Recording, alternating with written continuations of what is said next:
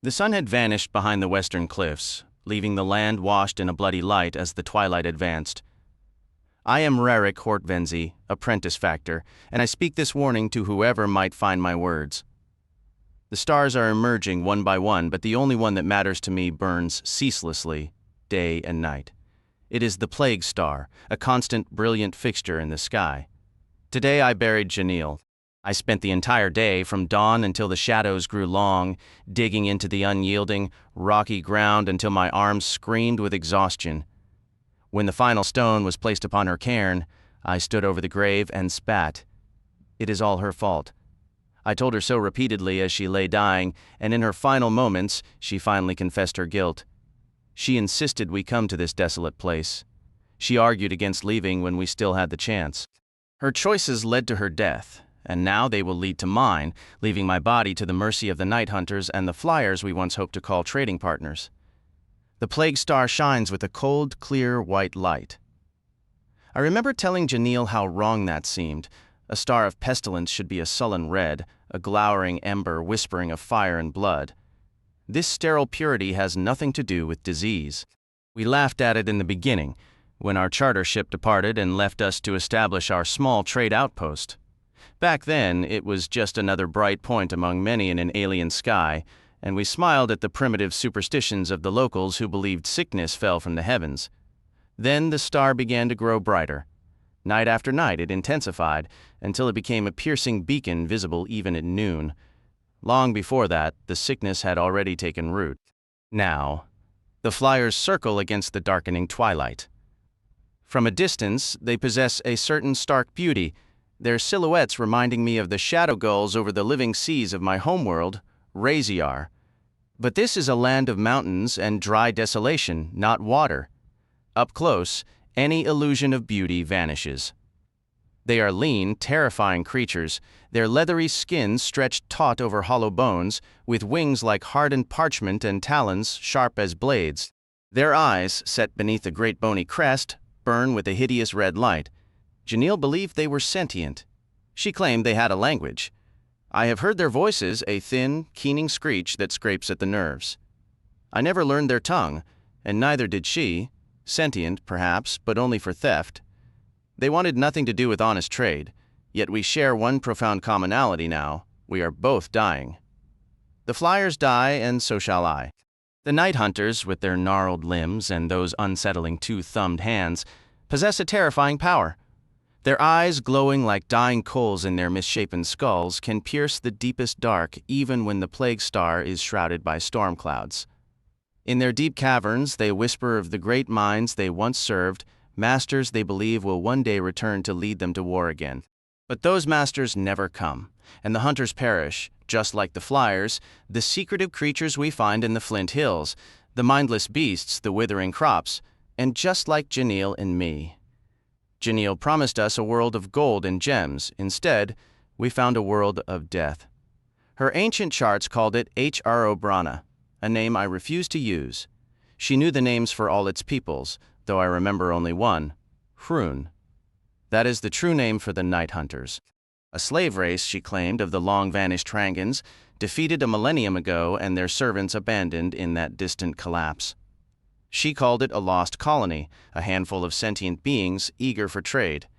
She knew so much, and I knew so little. Now I have buried her and spat upon her grave, and I know the truth. If they were slaves, they were poor ones indeed, for their masters left them on this hellscape under the plague star's cruel gaze. Our last supply ship arrived 6 months ago. We could have left. The plagues had already begun. I found flyers crawling on the mountain peaks, tumbling from the cliffs, their skin inflamed and weeping, great tears in the leather of their wings. Night hunters came to us covered in livid boils, buying up all our umbrellas in a desperate bid to shield themselves from the star's rays. When that ship landed, we had our chance. But Janil insisted we stay. She had names for the sicknesses killing the flyers and the hunters. She had names for the drugs that would cure them. To name a thing is to understand it, she believed. We could be healers, earn their brutal trust, and make our fortune. She bought every medicine on that ship, sent for more, and we began treating these plagues she had so confidently named. When the next sickness came, she named that one too. And the next, but the plagues were beyond counting. First, she ran out of drugs, and soon she ran out of names. This morning, I dug her grave. She had been slender and lively, but in death, she grew stiff, her limbs swelling to twice their size. I had to dig a wide pit to accommodate her bloated, rigid corpse. I've named what killed her, Janelle's plague. I have no talent for names. My own sickness is different, and it has no name. When I move, a living fire races through my bones, and my skin has turned ashen and brittle. Each dawn, I wake to find the bedclothes littered with flakes of my own flesh and stained with blood from the raw, wet places underneath. The plague star hangs huge and brilliant above me, and now I finally understand its whiteness. White is the color of purity, of course, and the plague star is here to purify this land. Isn't that a fine joke? Its touch doesn't cleanse, it corrupts and decays. We brought so many weapons and sold so few. The night hunters and the flyers have no weapon against this thing that kills them, putting more faith in umbrellas than in lasers from the very start. I've armed myself with a flamer from our storeroom and poured a glass of dark wine. I will sit here in the cool air, speak my thoughts to this crystal, drink my wine, and watch the few remaining flyers dance and soar against the night. From a distance, they look just like shadow gulls over the living sea of my youth. I will drink my wine and remember the sound of that sea back when I was just a Budakar boy dreaming of stars. And when the wine is gone, I will use the flamer. I can think of nothing left to say. Janelle knew so many words, so many names, but I buried her at dawn. If my voice is ever heard, if this is discovered after the plague star has faded, as the night hunters claim it will, do not be fooled. This is not a kind world, not a place for life. This is death and sickness beyond counting. The plague star will return. My wine is finished. Chapter 1, The Plague Star. Absolutely not, Kaj Nevis stated flatly to the group. That's off the table. It would be pure idiocy to bring any of the major transcorps into this. Oh, that's ridiculous, Celise Wan shot back, her voice sharp. We need to get there, which means we need a ship. I've chartered vessels from Starslip before, and they are perfectly suitable. The staff is courteous and the food is quite acceptable. Nevis fixed her with a look of pure contempt. His face was well suited for it, all harsh angles with hair pulled back severely and a nose like a curved blade, his small, dark eyes nearly lost under thick, black brows. And what, precisely, were the purposes of these previous charters? For research expeditions, naturally, Celise Wan answered. She selected another cream puff from the platter before her, lifting it carefully between her fingers before eating it. I have overseen numerous significant studies. The center always provided the funding. Let me spell it out for you, Nevis said, his voice dripping with sarcasm. This is not a research expedition. We are not here to study the social customs of backwater villagers.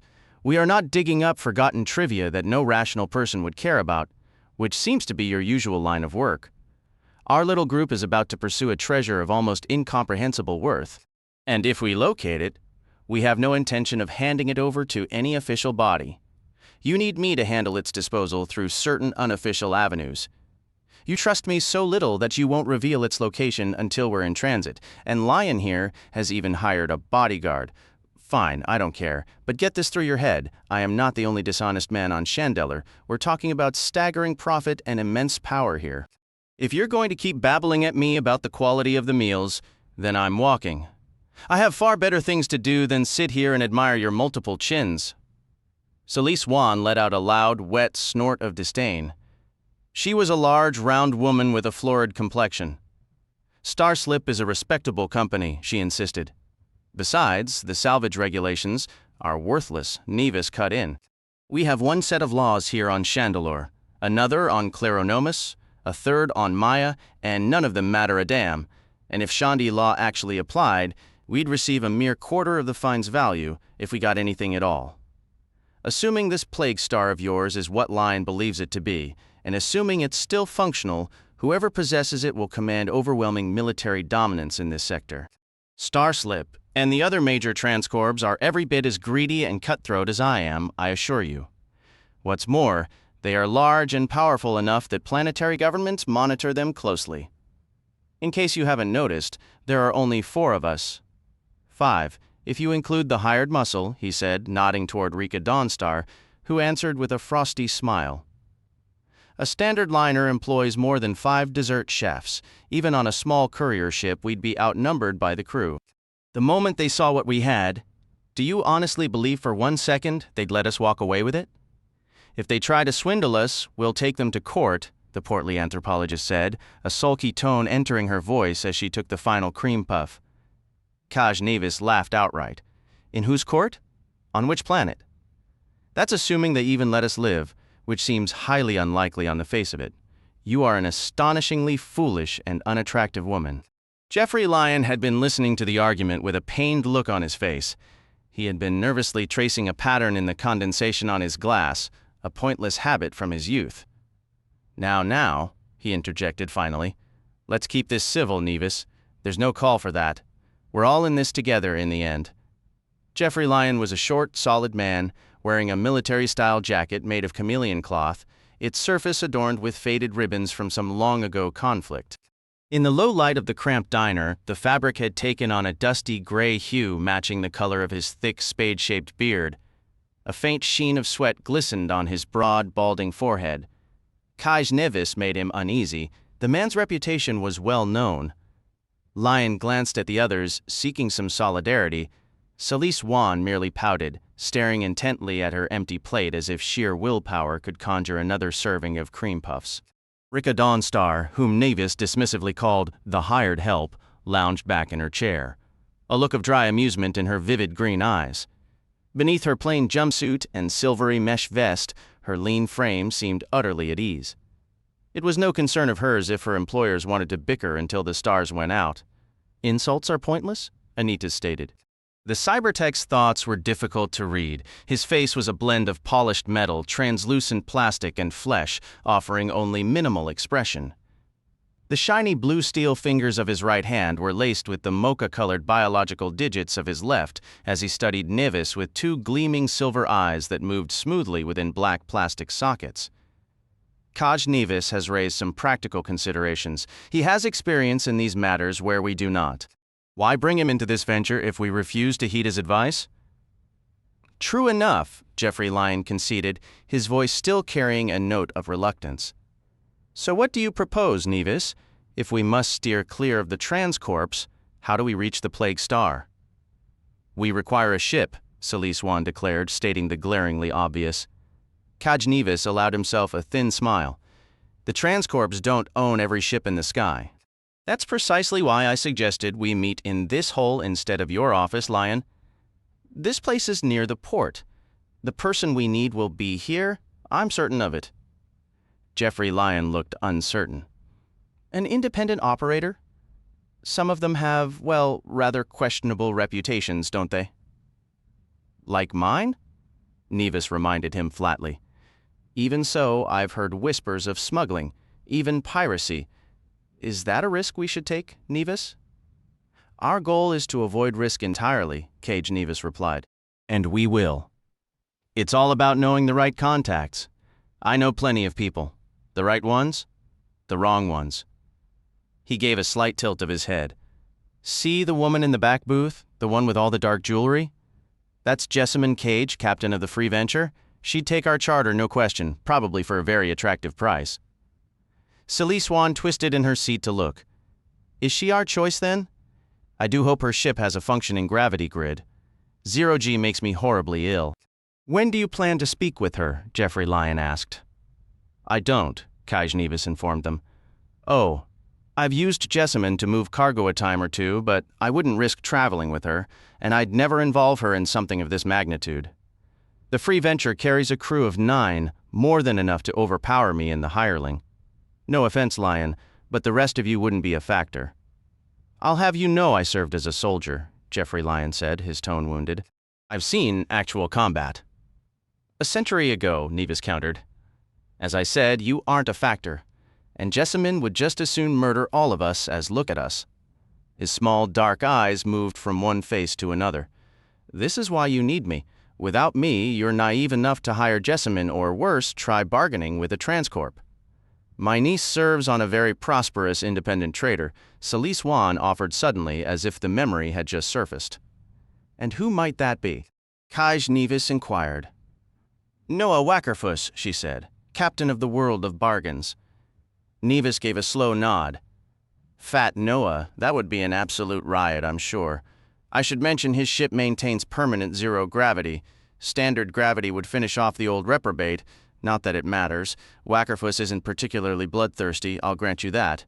We'd have a 50-50 chance he wouldn't have us spaced. He is, however, about as greedy and cunning as they come. At the very least, he'd secure a full share.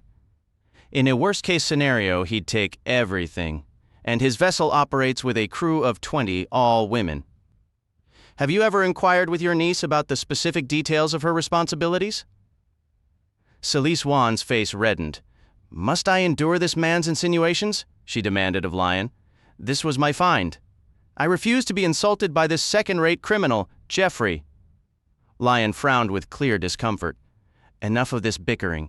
Nevis, there's no call to parade your knowledge. We brought you in for solid reasons, which I believe we all accept. You must have some notion of who we can hire to transport us to the Plague Star, correct? Naturally, Nevis concurred. Who? Pressed Anitas. The individual is an independent trader of a kind, not a particularly prosperous one.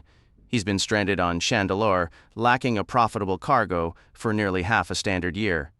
He must be growing desperate enough, I'd wager, to leap at this chance. He owns a small, worn-down ship with an overly long and rather silly name. It's far from luxurious, but it will get us there, which is the only thing that counts. There's no crew to concern ourselves with, just the man alone. And he's somewhat absurd himself. He'll pose no difficulty. He's large in stature, but soft, both in physique and spirit. I hear he keeps cats. Doesn't care much for people. Drinks considerable amounts of beer, overeats. I doubt he even carries a weapon. The reports suggest he barely makes ends meet, hopping from world to world peddling ridiculous trinkets and useless knickknacks from that dilapidated old craft of his. Wackerfuss considers the man a laughingstock. But even if that assessment is mistaken, what could one solitary man possibly accomplish? If he so much as hints at reporting us the hired hand, and I can deal with him and let his cats have the remains? Nevis, I won't tolerate that kind of talk, Jeffrey Lion protested. I will not permit any killing on this expedition. No, Nevis said. He gestured toward Rika Dawnstar. Then why did you hire her? His smile was ugly and knowing. Her answering grin was pure, taunting spite. Just as I thought, Nevis said. I knew this was the right spot. Here's our man now. None of them, save for Rika Dawnstar, were particularly skilled in the subtle arts of conspiracy. The other three all turned to gawk at the door, and the man who had just walked in. He stood exceptionally tall, nearly 2.5 meters, and his substantial, soft belly protruded above a narrow metal belt. He had large hands, a long, oddly vacant face, and a rigid, ungainly posture. His skin was uniformly pale as bleached bone, and he appeared completely hairless. He wore glossy blue trousers and a deep maroon shirt with balloon sleeves that were frayed at the cuffs. He must have sensed their scrutiny, for he turned his head and stared back, his pallid face devoid of expression. He continued staring. Celise Wan averted her eyes first, followed by Jeffrey Lion, and finally Anita's. Who is he? The cyborg demanded of Kaj Nevis. Wackerfuss refers to him as Tuffy, Nevis said. His actual name, I'm informed, is Haviland Tuf. Haviland Tuf lifted the last of the green star forts with a surprising delicacy for a man of his size, then straightened up to survey the gaming board with clear satisfaction. The entire cluster was now red: cruisers, dreadnoughts, star forts, and all the colonies red everywhere.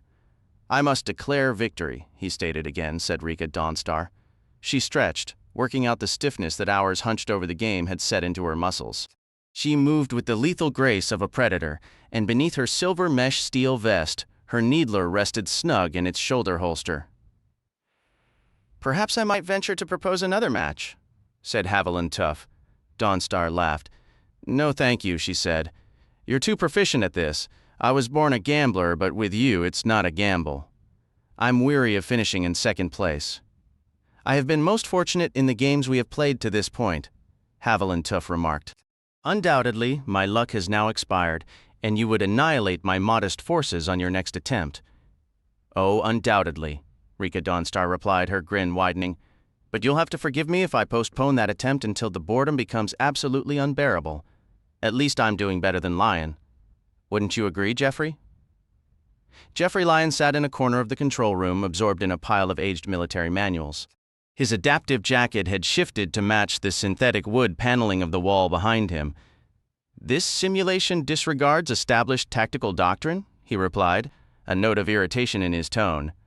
I executed the precise envelopment strategy Stephen Cobalt Northstar deployed when the 13th Human Fleet encircled Hrakian. Tuf's defensive response was, by any realistic measure, a flawed maneuver. Under correctly structured rules, his forces should have been annihilated. An astute observation, Haviland Tuf intoned. You possess a distinct advantage, sir. As a dedicated military scholar, you are steeped in the legendary conflicts of history, while I am but a simple merchant. My own knowledge is regrettably sparse. It is only through a combination of the game's inherent limitations and my own improbable luck that I have managed to compensate for such ignorance. Nevertheless, I remain eager to improve my understanding. Should you wish to engage in another match, I would observe your sophisticated maneuvers with great interest, hoping to adopt a more credible and historically sound method in my own feeble attempts. Jeffrey Lyon, whose Silver Armada had been the first destroyed in every session over the last 7 days, shifted in his seat and avoided direct eye contact. Well, you see, Tuf, it's more that his awkward explanation was mercifully cut short by a piercing yell and a torrent of curses from the next compartment. Tuf rose immediately, with Rika Dawnstar close on his heels. They stepped into the corridor just as Celise Wan lurched out of the living quarters, chasing a small, swift black and white shape that darted between them back toward the control room. "Grab it!" Celise shrieked, her face flushed, swollen, and contorted with rage. Tuf, a substantial figure, filled the narrow doorway. "To what end, might I ask?" he inquired, not moving. The anthropologist thrust out her left hand, revealing 3 short, deep scratches across her palm, beading with blood. "Look what that beast did to me." "Indeed," said Tuf. "And what, pray tell, did you do to provoke it?" Kaj Nevis appeared from the living quarters wearing a sharp, humorless smile. She decided to pick it up and fling it across the room. "It was on my bunk," Celise Wan snapped. "I wanted a brief rest, and that wretched creature was asleep right where I needed to lie down." She spun to face Nevis. "And you wiped that smug look off your face? It's intolerable enough that we're all crammed together in this cramped, run-down vessel. I absolutely refuse to share what little room we have with this impossible man's disgusting little beasts." "This is your fault, Nevis. You got us into this mess. Now do something about it. I insist you make Tuf dispose of these vicious nuisances immediately. Do you hear me? I demand it." "Pardon me, Rika," Dawnstar said from behind Tuf. He glanced back and shifted aside. "Is this one of the vicious nuisances you were referring to?" Dawnstar asked with a grin as she entered the passage. Cradled against her chest was a massive, long-haired gray tomcat with an air of regal disdain in its yellow eyes. It must have weighed 20 pounds, yet Rika held it as effortlessly as if it were a newborn kitten. "What exactly would you like Tuf to do with Mushroom here?" she asked, as the cat began a rumbling purr. "It was the other one that attacked me, the black and white one," Celise Wan said, "but that monster is just as terrible. Look at my face. See what they've done to me. I can barely breathe. I'm covered in rashes, and every time I try to sleep, I wake up with one of them perched on my chest. Just yesterday, I set down a plate of spice puffs for a moment, and when I returned, the black and white horror had tipped it over and was batting my snacks around the floor like they were toys. Nothing is sacred with these animals around. I've lost 2 light pens and my favorite pinky ring, and now this assault. Honestly, this is simply too much. I demand that these wretched creatures be confined to the cargo hold immediately." "Immediately, is that understood?" "My hearing is perfectly functional, I assure you," replied Haviland Tuf. "Should your misplaced items fail to appear by journey's end, I will gladly compensate you for their worth. Your demand concerning Mushroom and Havoc, however, I must unfortunately decline." "Do you see a ticket stub?" "I'm a passenger on this ridiculous starship," Celise Wan shrieked. Tuf responded, "Must you question my faculties as well as my ears?" "Your status as a passenger is evident, madam. stating it is redundant. Allow me to note, however, that this modest vessel you so freely disparage is both my residence and my source of income, such as it is. Moreover, while you are unquestionably a passenger here and thus entitled to specific privileges, Mushroom and Havoc must inherently possess considerably superior rights, as this is, in a manner of speaking, their permanent home. It is not my usual practice to accept passengers aboard my cornucopia of excellent goods at low prices. As you have astutely noted, the available space is barely sufficient for my own requirements. Admittedly, I have endured a series of professional misfortunes recently, and it cannot be denied that my standard reserves were dwindling perilously when Kaj Nevis proposed this arrangement. I have strained every resource to accommodate you on this craft you so malign, to the point of surrendering my ship's living quarters for your communal use and taking my own humble rest in the control room. Despite my clear necessity, I am beginning to profoundly rue the foolishly charitable impulse that compelled me to accept this charter, particularly as the payment received was scarcely enough to refuel, restock for this voyage, and cover the Shandi landing fee. I fear you have exploited my credulity most severely. Nevertheless, I am a man of my word and shall endeavor to deliver you to your enigmatic destination. For the remainder of the trip, however, I must insist you endure Mushroom and Havoc, just as I endure you." "Well, I have never," Celise Wan exclaimed. "I do not doubt it," said Haviland Tuf. "I refuse to endure this any longer," the anthropologist stated. "There's no cause for us all to be packed into one room like recruits in a bunkhouse. This ship did not appear nearly this cramped from the exterior." She gestured with a plump arm. "Where does that door lead?" she demanded. "To the hold and cargo bays," Haviland Tuf said calmly. "There are 16 of them. Even the most modest, I confess, offers twice the volume of my own sparse living area." "Aha," said Juan. "And are we transporting any cargo?" Bay 16 is filled with plastic replicas of Kugelish ceremonial masks, which I was regrettably unable to sell on Chandelure, a circumstance I attribute entirely to Noah Wackerfuss, who undercut my price and dashed my slim profit margin. In Bay 12, I keep various personal belongings, assorted gear, collectibles, and miscellaneous items. The remainder of the ship is quite vacant, madam. "Splendid," declared Celise Wan. "In that case, we shall convert the smaller bays into individual rooms for each person. Transferring our bedding should be a straightforward task." "Exceedingly straightforward," agreed Haviland Tuf. "Then make it happen," snapped Celise Wan. "As you wish," said Tuf. "Will you be requiring the rental of a pressure suit?" "What?" Rika Dawnstar smirked. "The cargo bays aren't linked to life support," she explained. "No atmosphere, no climate control, no pressure, not even artificial gravity. Ought to be just your style," Kaj Nevis added with a snort. "Precisely," said Haviland Tuf. "The concepts of day and night hold no meaning in the void between stars, yet the primal cycles of the human form still impose their requirements, and technology must acquiesce. The cornucopia, like most vessels aside from the massive triple-shift warships and corporate liners, observed a sleep cycle, a period of hushed darkness." Rika Dawnstar slid from her cot and checked her needler, a ritual born of long habit. Celise Wan's snores filled the air. Jeffrey Lyon twisted in his sheets, conquering phantom foes in his dreams. Kaj Nevis was adrift in visions of influence and riches. Even the cybertech, Anitis, slept a deeper, more mechanical slumber. To escape the monotony of the voyage, he had parked himself on a cot, interfaced with the ship's computer, and powered down his biological half.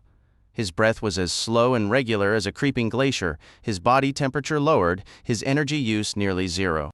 Yet the lidless silver sensors that were his eyes would occasionally shift minutely, as if tracking some unseen data stream. Rika moved from the room without a sound. In the control chamber, Haviland Tuf sat alone, a large gray tomcat sprawled in his lap. His pale, broad hands moved across the computer keys. Havoc, the smaller black and white cat, played around his feet, batting a stolen light pencil across the floor. Tuf gave no indication he heard Rika enter. No one ever heard Rika Dawnstar unless she permitted it. "You're still awake," she observed from the doorway, leaning casually against the frame. Tuf's chair swiveled smoothly. He regarded her with an impassive stare. "A truly astonishing observation," he intoned. Here I am, demonstrably active and occupied by the demands of my vessel.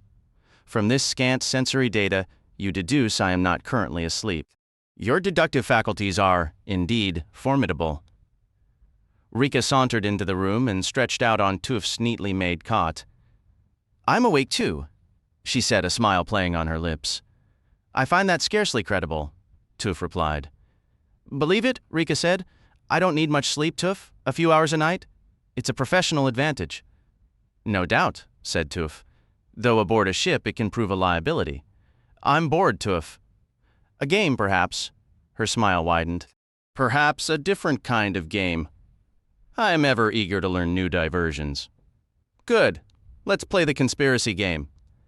I am unfamiliar with its parameters. Oh, the rules are simple enough. Indeed, perhaps you would be so kind as to elaborate. Tuf's long face remained a mask of neutrality. You never would have won our last game if Juan had sided with me when I asked, Rika said, her tone conversational. Alliances, Tuf, can benefit everyone involved. You and I are the outsiders here, the hired help. If Lion is right about this plague star, the others will divide a fortune so vast it's meaningless, and you and I will get our contracted fees. Doesn't strike me as particularly fair. Equity is frequently a nebulous concept, and even more frequently elusive in practice, Tuf stated. While one might wish for more generous compensation, doubtless many could voice a similar grievance. It remains, however, the fee I negotiated and accepted. Negotiations can be reopened, Rika suggested smoothly. They need us, both of us. It occurred to me that if we coordinated our efforts, we might be in a position to insist on improved terms. Full shares. A six-way division? What's your take? An intriguing proposition, with several points to recommend it, Tuf conceded. Some might argue it borders on the unethical, true, but the true sophisticate maintains a degree of moral flexibility. Rika studied his long, pale, unreadable face for a moment and grinned. You don't buy it, do you, Tuf? Deep down, you're a rule follower. Rules are the fundamental essence of games, their very core. They provide structure and meaning to our trivial contests. Sometimes it's more fun and more effective just to kick over the game board, Rika countered. Tuf steepled his fingers before his face. While I am not enamored with my admittedly modest fee, I am nonetheless bound to fulfill my contractual obligations to Kaj Nevis. I would not want him to speak ill of me or the cornucopia of excellent goods at low prices. Rika laughed. I don't think he'll speak poorly of you, Tuf. I doubt he'll speak of you at all once you've served your purpose and he's tossed you aside. She was gratified to see her words make Tuf blink in surprise. Truly, he said, aren't you the least bit interested in what's happening? In our hidden destination, or why Lion felt the need to hire a guard? Haviland Tuf continued to stroke Mushroom's gray fur, but his gaze remained fixed on Rika Dawnstar. Curiosity is my fatal flaw. You have peered into my soul, and now you aim to use that against me. Curiosity killed the cat, Rika stated. A grim notion, yet statistically improbable, Tuf remarked. But satisfaction brought it back, Rika finished. Lion understands this venture is monumental and monumentally risky. To succeed, they required Nevis or someone of his particular skills. They've arranged a neat four-way division, but Kaj has a reputation that makes you question if a quarter will satisfy him. My role is to ensure it does. She shrugged, her hand brushing the needler at her shoulder. Consider me insurance against any other unforeseen difficulties. Might, I observe that your presence itself introduces an additional variable into an already complex equation. She offered a frosty smile. Just don't make that observation to Lion, she said, rising and stretching. Think it over, Tuf. From my perspective, Nevis has misjudged you. Don't make the same mistake with him. Or with me. Underestimating me is an error you'll only make once. A time may arrive when you'd value an ally, and it could arrive far sooner than you'd prefer. 3 days before their arrival, Celise Wan was voicing her displeasure once more during the evening meal. Tuf had prepared a spiced vegetable medley in the Halegreen style, a flavorful dish, though this marked its 6th appearance on the journey. The anthropologist pushed the vegetables around her plate, scowled, and declared, "Can't we have proper food for a change?" Tuf paused, skillfully impaled a large mushroom with his fork and held it aloft. He studied it silently from one angle, then another, turned it slowly, and finally gave it a gentle poke with his finger. "I confess I do not comprehend your grievance, madam," he said finally. "To my admittedly limited perceptions, this mushroom appears quite authentic. Admittedly, it is merely a single component. Perhaps the remainder of the dish is a collective hallucination." "I suspect not. You know perfectly well what I meant," Celise Wan said, her voice rising. "I want meat." "Indeed," said Haviland Tuf. "I, for one, desire boundless riches. Such daydreams are simple to conjure, yet considerably more challenging to materialize." "I am sick to death of these insipid vegetables," Celise Wan shrieked. "Are you claiming there isn't a single scrap of meat on this entire miserable vessel?" Tuf templed his fingers. "It was not my intention to propagate such a falsehood, assuredly," he said. "While I personally abstain from consuming animal flesh, I must freely confess that a modest, inferior assortment of meat products does reside within the holds of the cornucopia of excellent goods at low prices." A look of vindictive triumph flashed across Celise Wan's face. She glanced at each of the others. Rika Dawnstar was fighting a smirk. Kaj Nevis wasn't bothering to hide his. Jeffrey Lyon appeared deeply uneasy. "You see," she told them, "I said he was hoarding the decent provisions for himself." With deliberate slowness, she picked up her plate and sent it skidding across the room. It clanged against a metal wall and deposited its cargo of spiced vegetables onto the rumpled blankets of Rika Dawnstar's bunk. Rika smiled with saccharine sweetness. "We just switched sleeping quarters, Wan." "I don't care," Celise Wan snapped. "I'm finally going to get a respectable meal. I assume the rest of you will suddenly want to partake now." Rika's smile widened. "Oh, no, dear.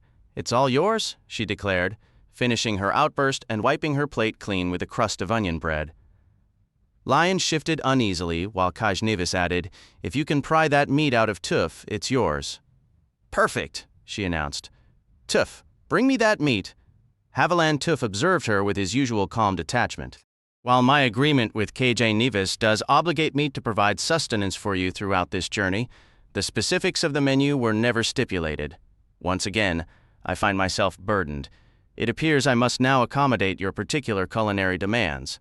Very well, such is my unfortunate fate. However, this situation has sparked a personal inclination of my own.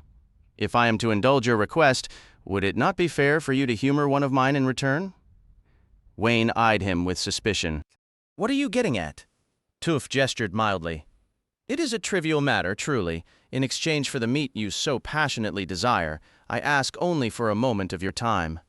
Lately my curiosity has been piqued, and I should like to see it satisfied. Rika Dawnstar has cautioned me that an unsatisfied curiosity is a danger, even to my cats." "I'm all for that," said the portly anthropologist. "Indeed," Tuf replied. "Nevertheless, I must insist. I propose a trade. The specific sustenance you have so theatrically requested for a simple, harmless piece of information that costs you nothing to relinquish.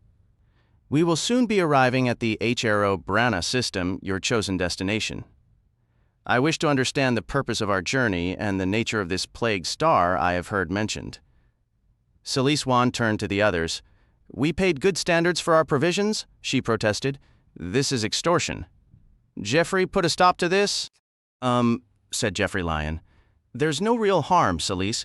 He'll find out anyway once we arrive." "Maybe it's time he knew?" "Nevis," she said, "aren't you going to do something about this?" "Why should I?" he retorted. "It doesn't make a damn bit of difference. Tell him and get your meat. Or don't." "I couldn't care less." Wan shot a glare at Kaj Nevis, then an even fiercer one at the cool, pale face of Haviland Tuf. She crossed her arms and conceded, "Fine, if that's how it has to be, I'll sing for my supper." "A normal-speaking voice will be perfectly adequate," Tuf noted. Celise Wan ignored him. "I'll keep this brief. The discovery of the plague star is the crowning achievement of my career, though none of you possess the intellect or the basic courtesy to appreciate the decades of work behind it. I am an anthropologist with the Chandler Center for the Advancement of Culture and Knowledge. My academic focus is the study of a specific type of primitive culture, those on colony worlds left in isolation, suffering technological decline in the aftermath of the Great War. While many human worlds fit this description and have been thoroughly examined, I specialized in a less explored field, the investigation of non-human cultures, particularly those on former Reich-Rangan slave worlds. One such world was Hrobbrana. Once a thriving colony, a breeding ground for Run and dactyloids and other lesser Rangan slave species, it is now a devastated place. The sentient beings who remain live brief, grim, and violent lives, though like most such fallen societies, they cling to legends of a lost golden age. But the most compelling aspect of Hrobbrana is a unique legend, the legend of the Plague Star. She paused, her tone shifting from defensive pride to a weary, almost sarcastic exasperation. Let me be perfectly clear. The devastation on Hrobbrana is catastrophic, and the population remains shockingly low despite a reasonably survivable environment. Why? Well, the degenerate descendants of both the Hrun and dactyloid colonists, whose cultures are otherwise completely alien and hostile to one another, share a single chilling explanation: the Plague Star. Every third generation, just as they begin to crawl out of the mire, as their numbers start to swell again, this star grows larger and brighter in their night sky. And when it becomes the most brilliant light in the heavens, the season of plagues begins anew. A series of devastating plagues swept across the planet Hrobbrana, each outbreak more horrific than the one before. The local healers were powerless to stop them. Fields turned barren. Livestock died off, and nearly 3/4 of the thinking population perished. Those who endured were plunged back into a primitive, brutal struggle for survival. Then, as the legend goes, the so-called Plague Star would fade from the sky, and the sickness would vanish from Hrobbrana for another 3 generations. That is the story they tell. Haviland Tuf's face remained utterly impassive as Celise Wan finished her account. A compelling narrative, he remarked. Yet I must conclude our current venture is not merely a scholarly pursuit to advance your academic standing by verifying this colorful local myth.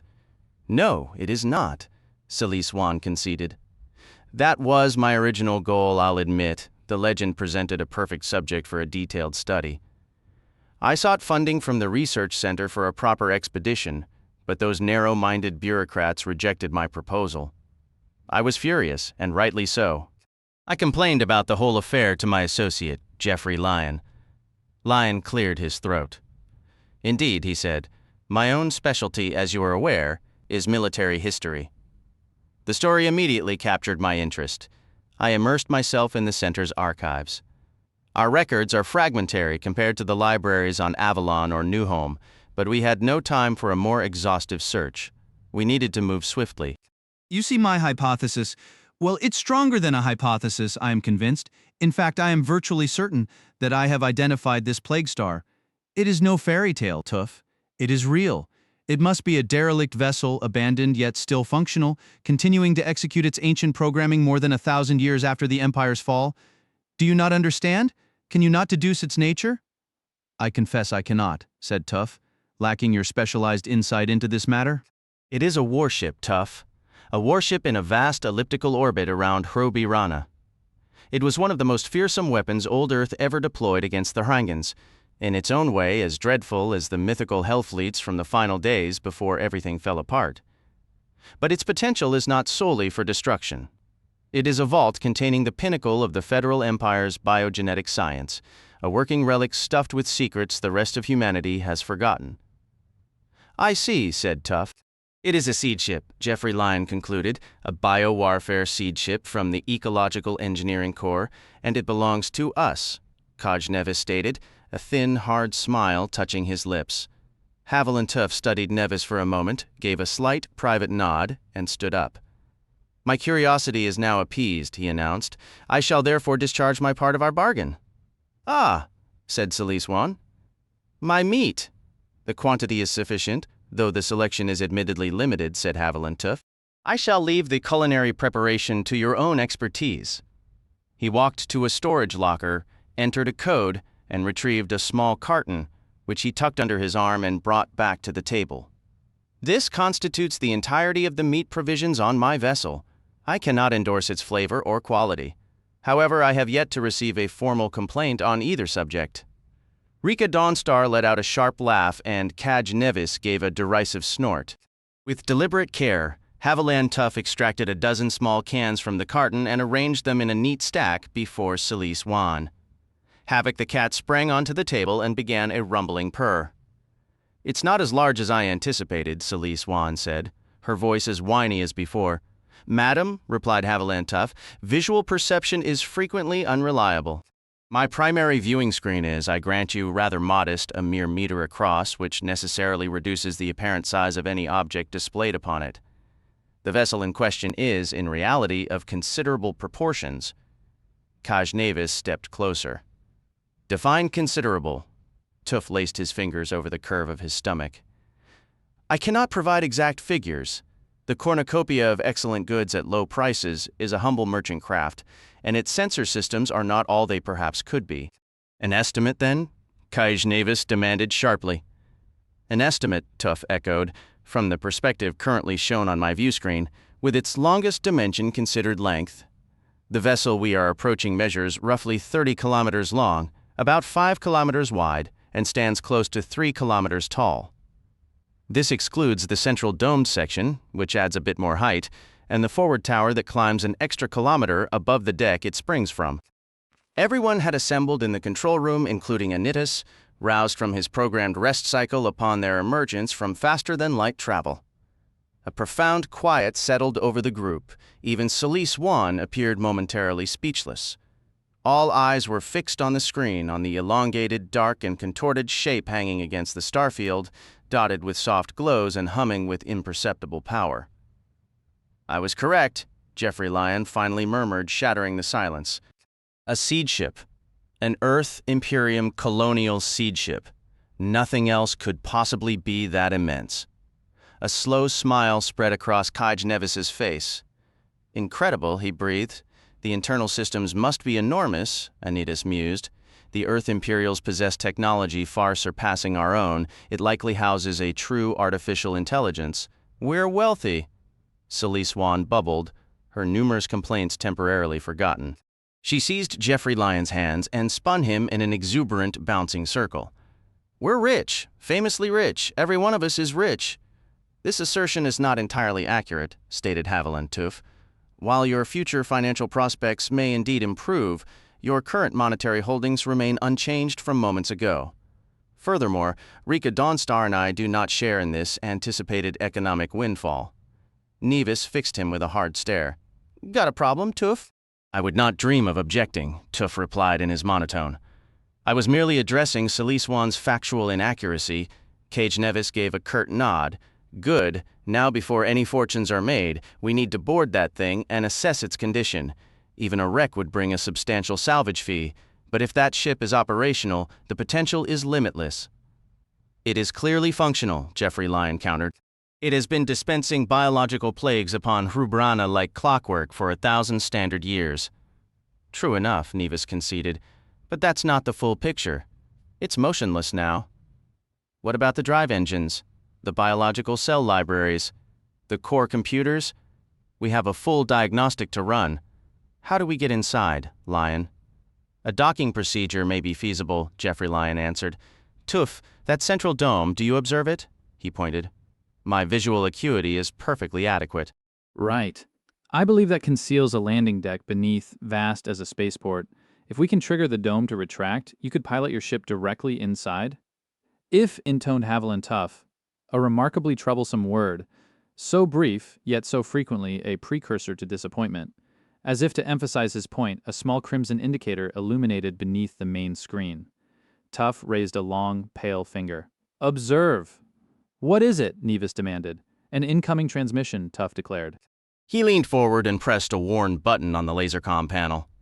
The image of the plague star vanished, replaced by the weary face of a middle-aged man in a historical-looking uniform, seated in a communications center. Deep lines etched his forehead and cheeks, contrasting with his full head of dark hair and tired blue-gray eyes. A green-billed cap bearing a golden theta symbol sat on his head. "This is the Ark," he announced, his voice strained. "You have penetrated our defensive perimeter.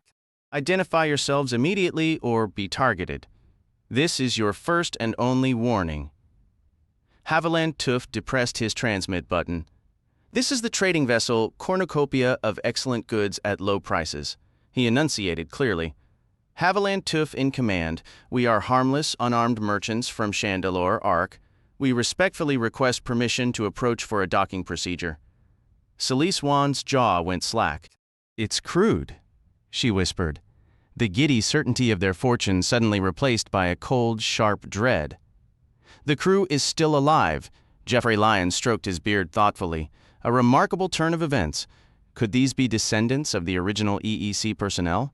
Or perhaps they utilized a chronowarp, a device to twist the very threads of time, to accelerate or halt its flow.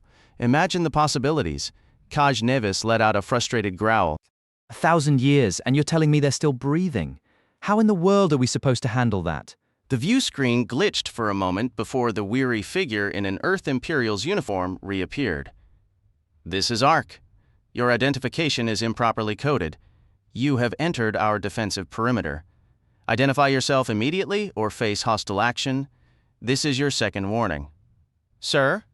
Haviland Tuf interjected, his tone measured. I must object. We are neither armed nor shielded.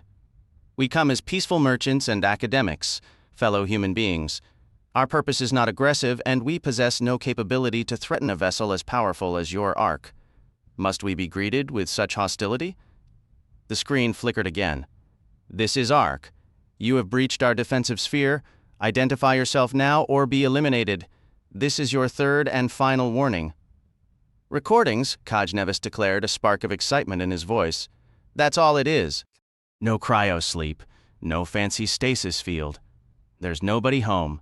Some automated system is just playing old messages at us. I regret to concur, said Haviland Tuf. This raises a pertinent question. If the computer is programmed to broadcast recorded warnings to approaching ships, what other functions might it be programmed to execute? Jeffrey Lyon interrupted. The codes.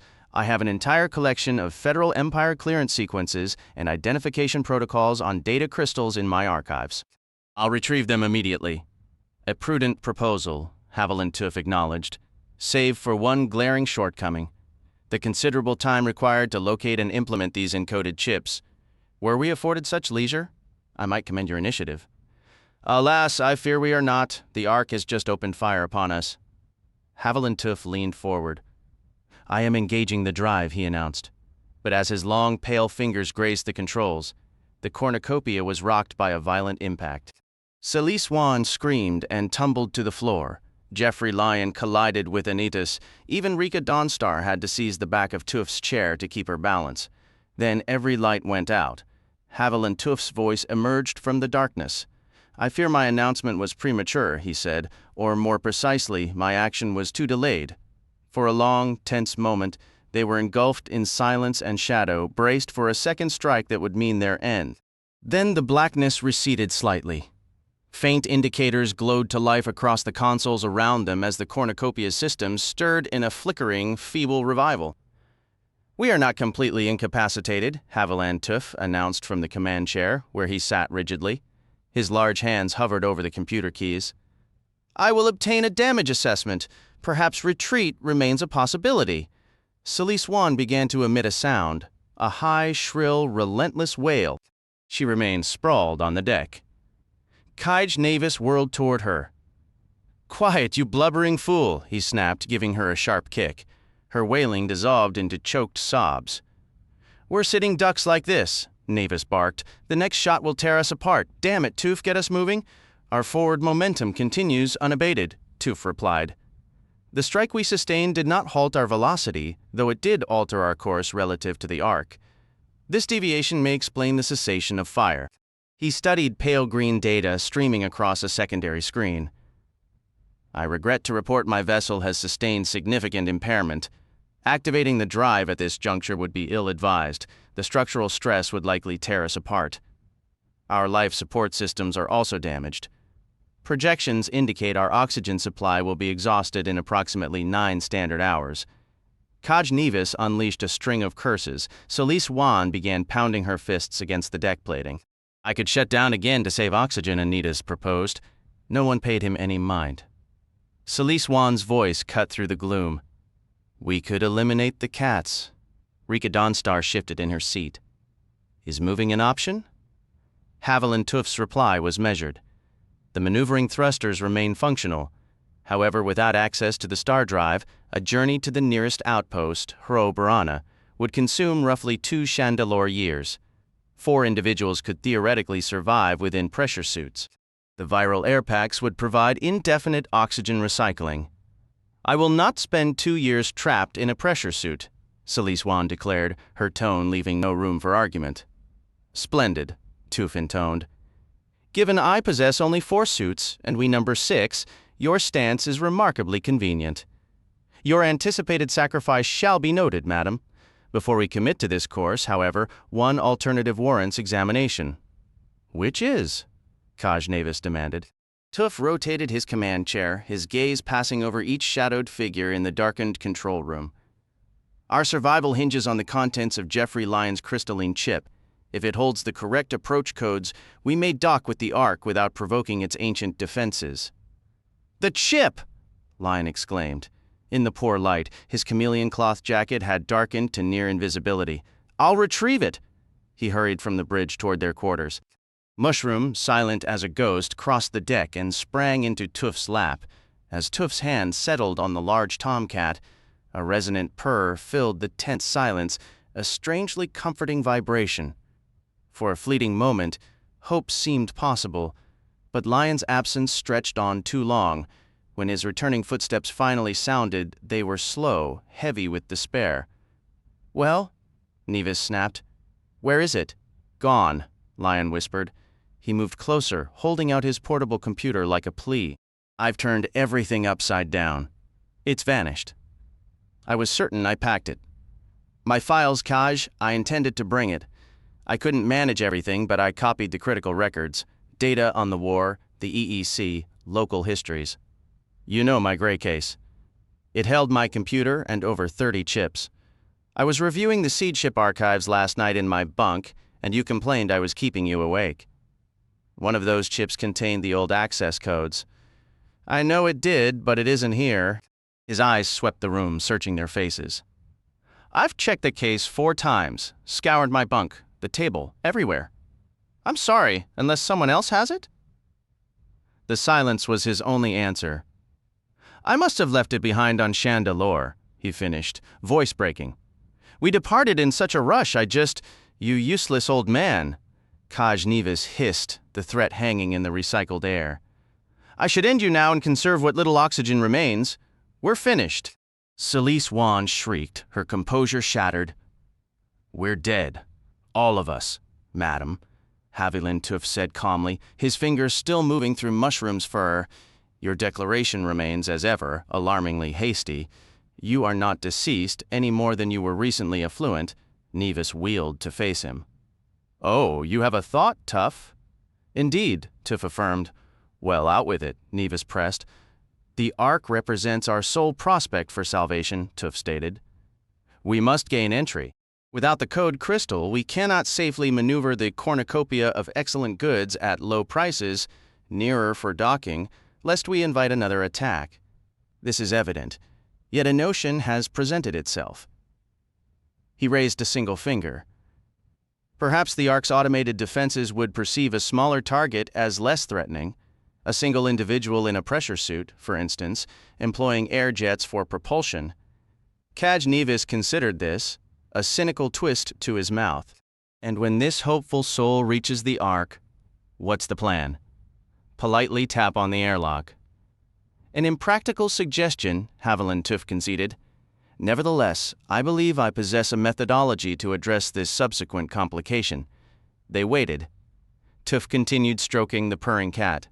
"Continue," Kaj Navis ordered, impatience sharpening his voice. Tuf blinked slowly. "Continue? Ah, I must crave your patience. My concentration is elsewhere at the moment. My poor vessel has suffered terrible damage. My simple livelihood is now shattered and in ruins, and who will cover the cost of repairs? Will Kaj Nevis, soon to be swimming in riches, suddenly become generous? I doubt it. Will Jeffrey Lyon or Oddities purchase a new ship from me? That seems improbable. Will the distinguished Celise Wan offer me extra compensation beyond my fee to make up for this massive loss? She has already threatened legal action against me, aiming to seize my ship and revoke my landing privileges. So how do I manage? Who will help me? Enough about that, Cage Nevis snapped. How do we get into the Ark? You claimed you had a method? Did I? Haviland Tuf replied.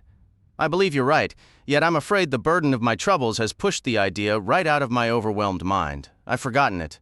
I can only dwell on my unfortunate financial situation. Rika Dawnstar chuckled and gave Tuf a hearty slap on his wide back. He glanced up at her. And now I am physically assaulted as well by the formidable Rika Dawnstar. Kindly refrain from touching me, madam. This is extortion, Siliswan shrieked. We'll see you locked up for this, and now my honesty is questioned and I am bombarded with threats.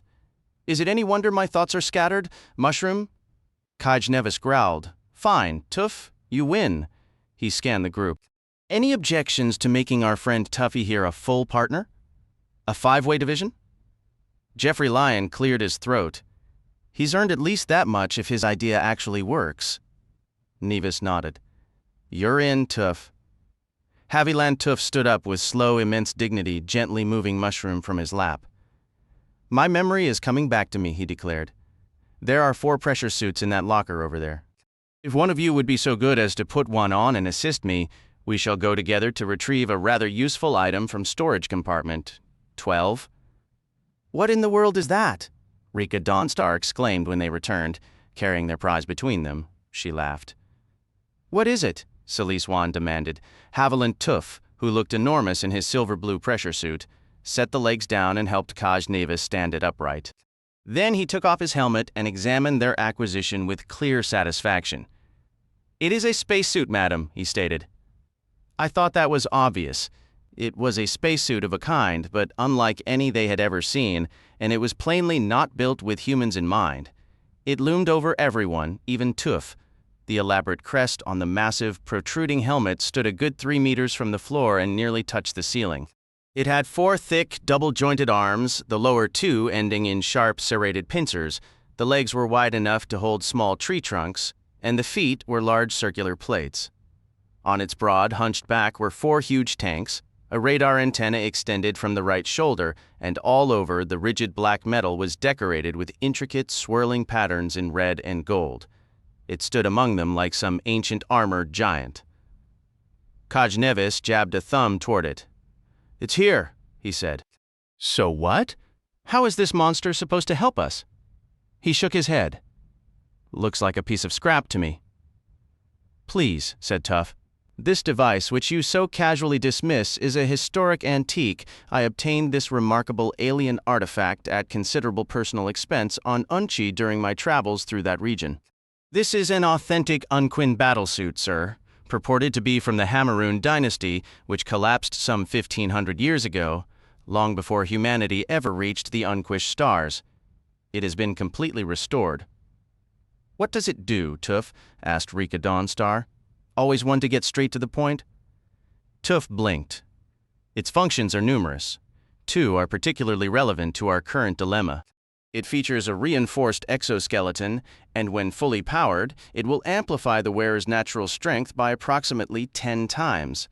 The ancient battlesuit also boasts a formidable cutting laser, capable of slicing through 1/2 meter of duralloy or even thicker steel plating at point-blank range. In short, this relic will be our key to boarding the derelict warship, which represents our sole chance for survival. Excellent! Jeffrey Lyon exclaimed, applauding the idea. Cage Nevis gave a thoughtful nod. It could work. What's the procedure? I must confess a shortage of proper maneuvering gear for open space, Tuf stated. We possess 4 standard pressure suits, yet only 2 functional jetpacks.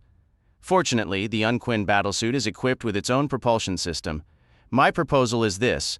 I shall enter the battlesuit and exit the cornucopia of excellent goods at low prices, accompanied by Rika Dawnstar and Oddities in suits with jetpacks. We will proceed directly to the Ark. Upon arrival, we will employ the suit's cutting tool to force an airlock. Given Oddities' reputed expertise with archaic cybernetics and obsolete computer systems, he should have little difficulty assuming control of the vessel and overriding its current hostile programming. Once that is accomplished, Kaj Nevis may pilot our damaged ship to dock, securing safety for everyone aboard. Celise Swan flushed a deep crimson.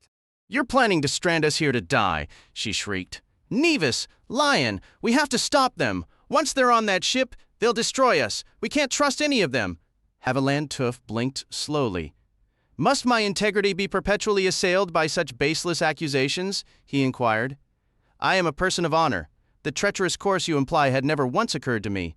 It's a solid plan," Kaj Nevis said. With a thin smile, he began unsealing his own suit. "Oddities, get suited up." "Are you just going to let them abandon us?" Celise demanded of Geoffrey Lyon. Lyon tugged at his beard, looking uneasy. "I'm certain they intend no harm. And even if they did, Celise, how precisely would you have me stop them?"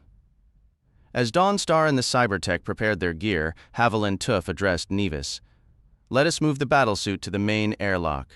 Nevis agreed, kicking free of his suit to help. Together, they maneuvered the massive armored suit through the corridors. Tuf removed his own pressure suit, unsealed the battlesuit's entry port, and fetched a step stool to begin the laborious process of climbing inside. "Hold on a second, Tuffy," Kaj Nevis said, his hand clamping down on Tuf's shoulder. "Sir," said Haviland Tuf, "I do not appreciate being handled. Unhand me." He turned and blinked in surprise. Kaj Nevis now held a vibroknife, its slender blade a humming, deadly blur mere centimeters from Tuf's face. "A good plan," Nevis repeated, his tone casual. "But let's make one small adjustment. I'll be the one wearing this fancy armor, and I'll go with Oddities and Rika. You get to stay here and die." "I cannot endorse this alteration," Haviland Tuf replied, his voice flat. "I am dismayed that you, too, would succumb to groundless suspicion of my motives. I assure you, as I assured Celise Swan, that the notion of betrayal is entirely foreign to me." "Funny," Nevis said, his grin widening. "The notion found its way into my head. Seemed like a pretty good one, too." Haviland Tuf adopted an expression of profound, wounded dignity. "Your crude scheme is foiled, sir," he announced. "Oddities and Rika Dawnstar are now positioned behind you. It is widely known that Rika Dawnstar was contracted precisely to prevent this sort of behavior from you. I advise your immediate surrender. It will be more convenient for you." Cage Nevis only grinned wider. Rika stood nearby, her helmet tucked under one arm. She observed the scene, gave a slight, almost regretful shake of her head, and sighed. "You should have accepted my offer, Tuf. I told you there'd come a time you'd regret not having a real ally." With that, she secured her helmet, sealed it, and scooped up a jetpack. "Let's go, Nevis," Rika Dawnstar said, her voice cutting through the tension. Understanding finally broke across Celise Swan's broad features. To her credit, she didn't scream. Instead, her eyes darted around the room, searching for anything she could use. Finding nothing suitable, she lunged for the nearest object, Mushroom, who was observing the chaos with detached feline interest. "You!" she shrieked, hurling the cat like a furry missile. Cage Nevis ducked just in time. Mushroom let out an indignant yowl, ricocheted off Oddities, and landed in a disgruntled heap. "I must insist you refrain from launching my cats," Haviland Tuf stated flatly. Nevis, recovering his balance, waved the humming vibroknife toward Tuf in a threatening arc, forcing the large man to retreat a few slow steps. Pausing, Nevis snatched up Tuf's discarded pressure suit from the deck. With a few precise motions, he sliced the tough material into a dozen shimmering silver-blue strips. Then, moving with deliberate care, he began to climb into the hulking Unquin battlesuit. Rika Dawnstar moved forward to seal the armor plates behind him. It took Nevis several minutes to decipher the alien control interfaces. After about 5, the battlesuit's bulbous faceplate lit up with a sinister, bloody crimson glow, and the heavy upper arms lifted with a low hydraulic whine. He experimentally clicked the lower, pincer-tipped arms together. Oddities, working the controls, opened the inner door of the airlock. With a series of heavy, clacking steps, Kaj Nevis lumbered inside, followed by the Cybertech. Rika Dawnstar entered last. As the massive door began to slide shut, she offered a casual shrug back at the remaining crew. "No hard feelings," she said. "It's just business. Simple math." "Indeed," Haviland Tuf replied, his voice a deep rumble in the sudden quiet. "A form of subtraction. Alone with the others, Tuf settled into his command chair, a silent monarch in the dim console light. Mushroom, his dignity wounded, had reclaimed his favorite spot in Tuf's lap and was permitting slow, soothing strokes. "The Ark is not firing upon our departed associates," Tuf informed Jeffrey Lyon and Celise Wan, his eyes on the sensor displays. "This is all my fault," Jeffrey Lyon muttered, running a hand through his hair. "No," Celise Wan snapped, her face flushed. She jabbed a thick finger toward Tuf. "It's his fault." "You are not a woman much given to gratitude," Haviland Tuf observed. "Gratitude? For what?" She shot back, her anger bubbling over. Tuf steepled his fingers before him. "We are not entirely without options. For one, Kaj Nevis has kindly left us a single functional pressure suit," he noted. "Which has no propulsion units," Celise Wan countered. "Our remaining air will last considerably longer now that our number has been reduced," Tuf said calmly. "But it will still run out," she snapped. A bitter, sarcastic edge crept into her tone. "And let's not forget the stunning generosity of our former friends. They could have just blown the cornucopia to dust on their way out.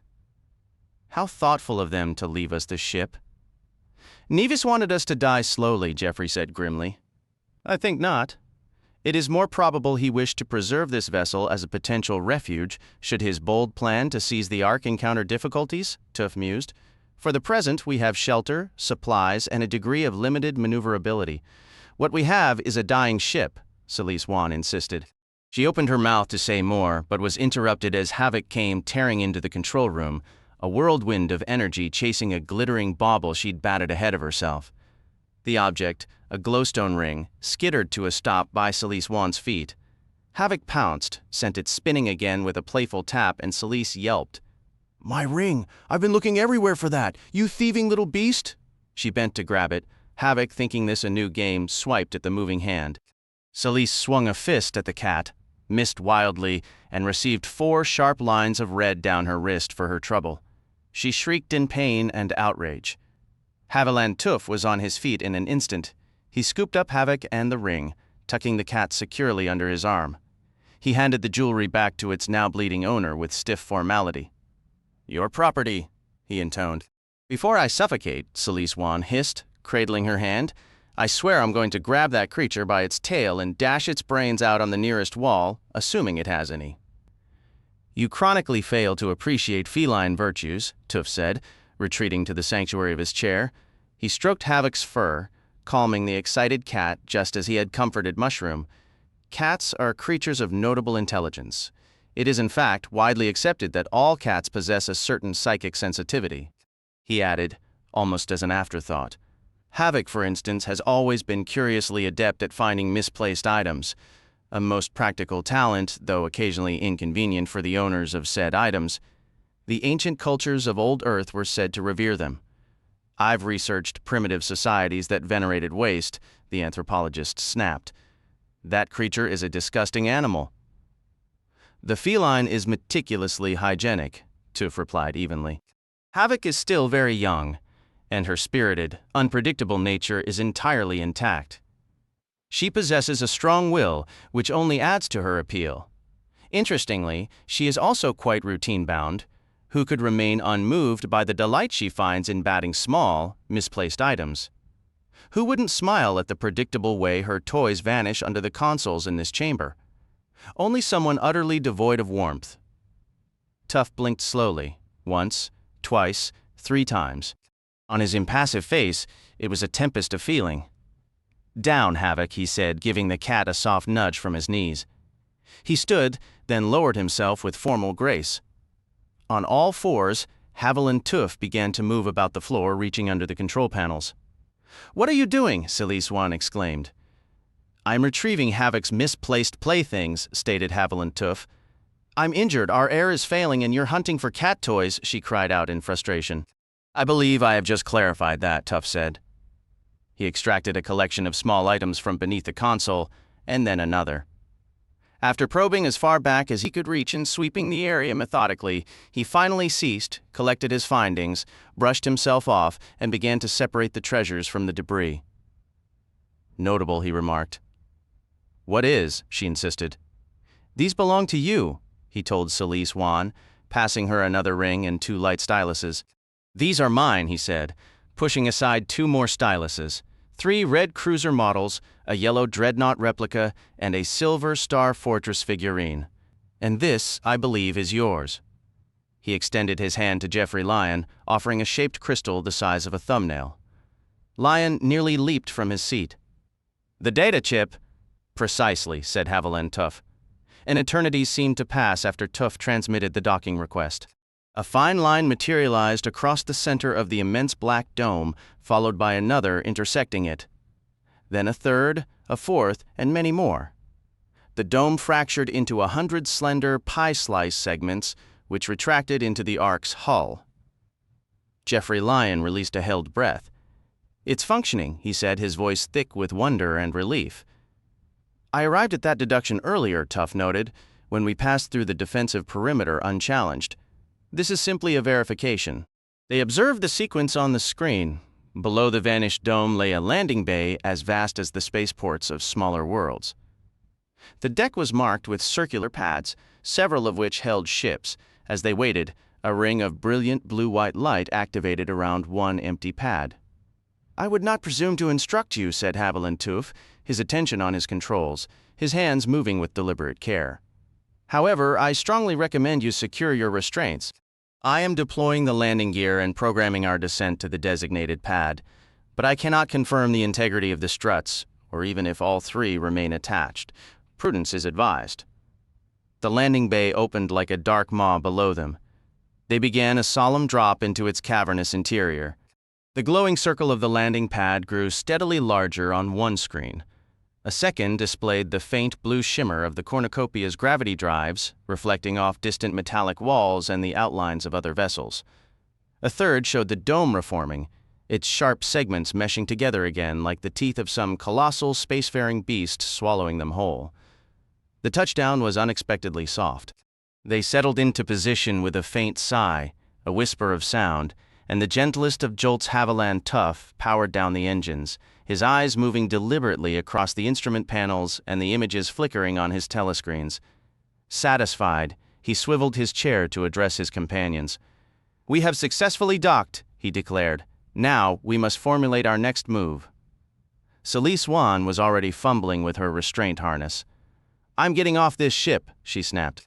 "I need to find Nevis and that treacherous Rika and tell them exactly what I think of their little stunt. Offering them a piece of your mind would be a generous gift indeed," Haviland Tuf observed dryly. "I must advise against such a direct approach. Our former associates are now our adversaries. Having left us for dead, their surprise at our survival will likely be matched only by their determination to correct the oversight." Tuf's got a point. Jeffrey Lyon interjected, his attention darting from one screen to the next with restless energy. The ancient seed ship had ignited a fire in him, burning away his earlier despair. "This is a conflict, Celise. They won't hesitate to finish the job. We need to be just as cold and twice as clever. This calls for strategy." "I defer to your apparent expertise in such matters," Tuf said, his tone flat. "What is your proposed strategy?" Jeffrey Lyon stroked his beard thoughtfully. "All right, let's assess. They have Oddities with them. The man's practically a walking computer terminal. If he manages to interface with the ship's core systems, he could not only diagnose what's still operational, but potentially take control of it. That's our biggest threat, and he might be attempting it right now. We don't know if they're aware we're here, which could give us the element of surprise. They, however, possess the distinct advantage of being fully armed," Haviland Tuf pointed out. "No issue," Lyon countered, rubbing his hands together with a newfound zeal. "This was a warship. Sure, the ecological engineering core focused on biological systems, but the crew would have had personal sidearms. There has to be an armory somewhere aboard. We find it, we even the odds." An intriguing supposition, Tuf conceded. Lyon was gaining momentum. "Our real advantage, and I don't mean to boast, is me. Oddities might pry secrets from the computers, but otherwise, they're wandering blind. I've made a life study of Federal Empire vessels. I know the standard layouts." He paused, his enthusiasm momentarily checked. "Well, the unclassified aspects of them, at any rate. I know enough. The armory should be our first objective. Protocol usually placed it near the landing bays for expeditionary teams. Once we're equipped, we need to locate. Yes, the cell library. That's the heart of it. These ships carried genetic samples from thousands of worlds in stasis. We have to know if those samples are still intact.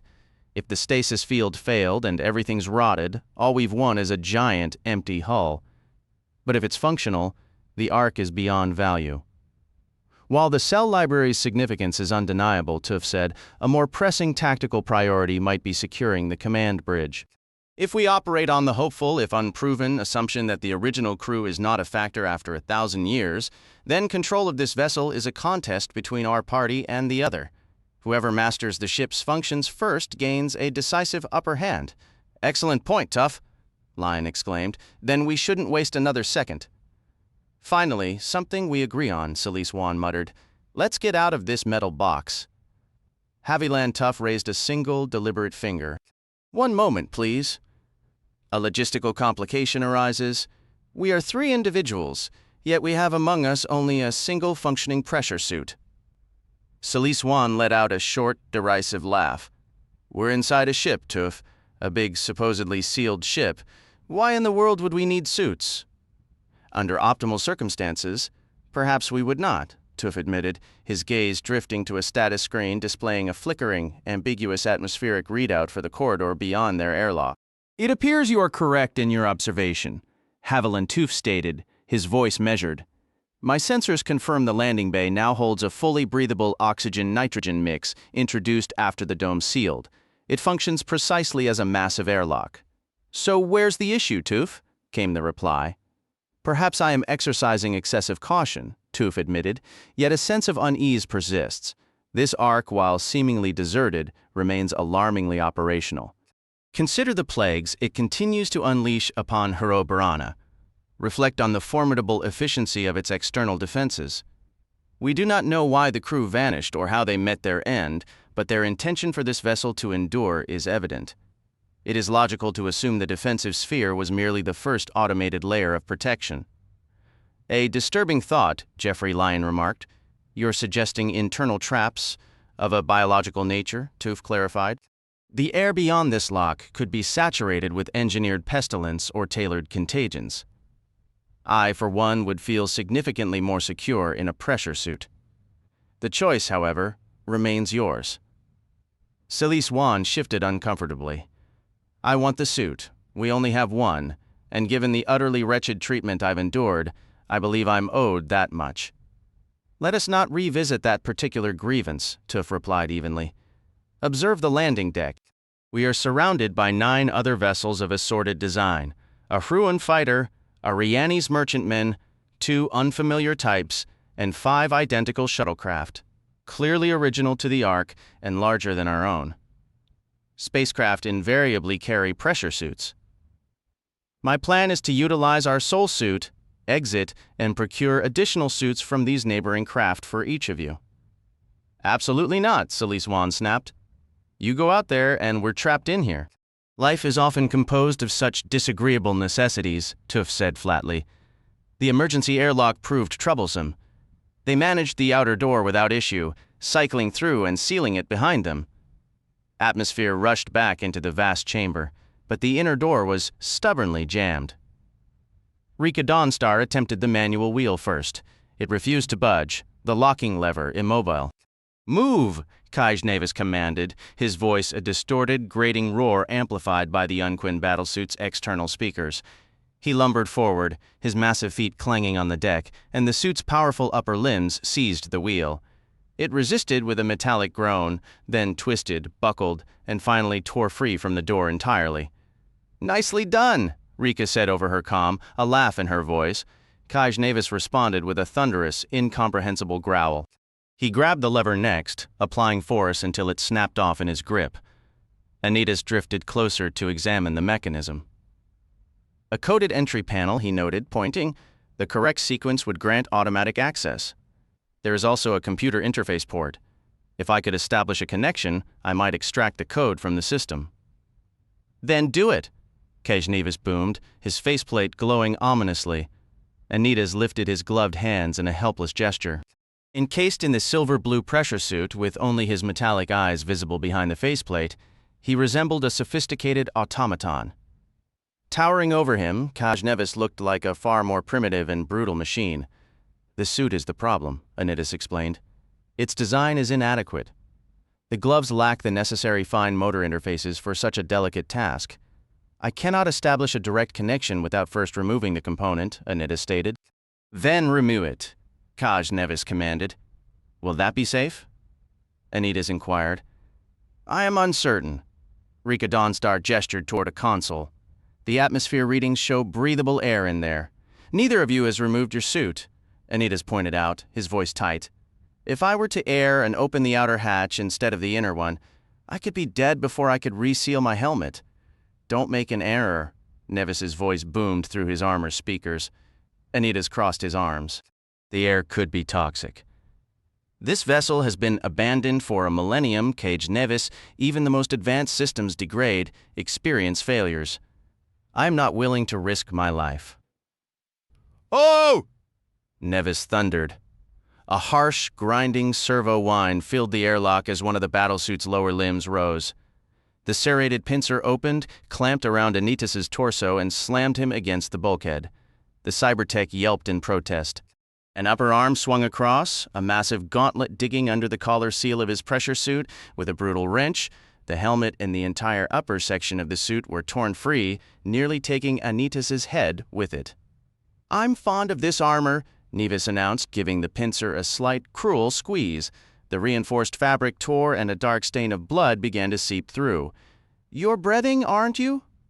Oddities was, in fact, gasping for air, on the verge of hyperventilation. He managed a frantic nod. The battlesuit flung him contemptuously to the deck plating. "Then get to work," Nevis ordered.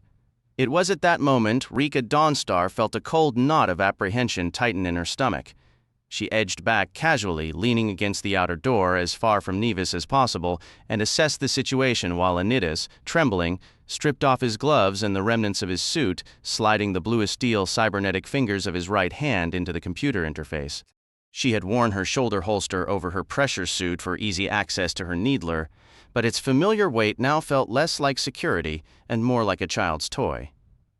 She studied the formidable thickness of the unquin alloy plating on Nevis's battlesuit and wondered, with a sudden sharp clarity, if aligning herself with him had been a spectacularly poor decision. A three-way split of the prize was undeniably better than Jeffrey Lyon's paltry fee. But what if Nevis decided a two-way split, or even a one-way split, suited him better? A sharp, percussive pop echoed in the chamber, and the inner door began to grind open, revealing a narrow corridor that descended into absolute darkness. Kaj Nevis moved to the threshold, his glowing red faceplate casting bloody reflections on the walls. He turned his immense form slowly.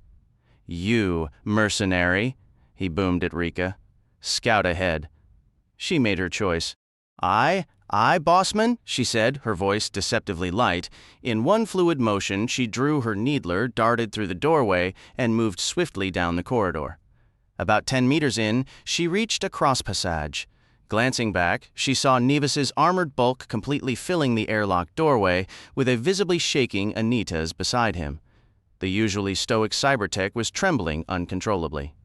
"Stay right there," Rika called back, her voice echoing. "It's not secure." Then she turned, picked a direction at random, and ran like hell.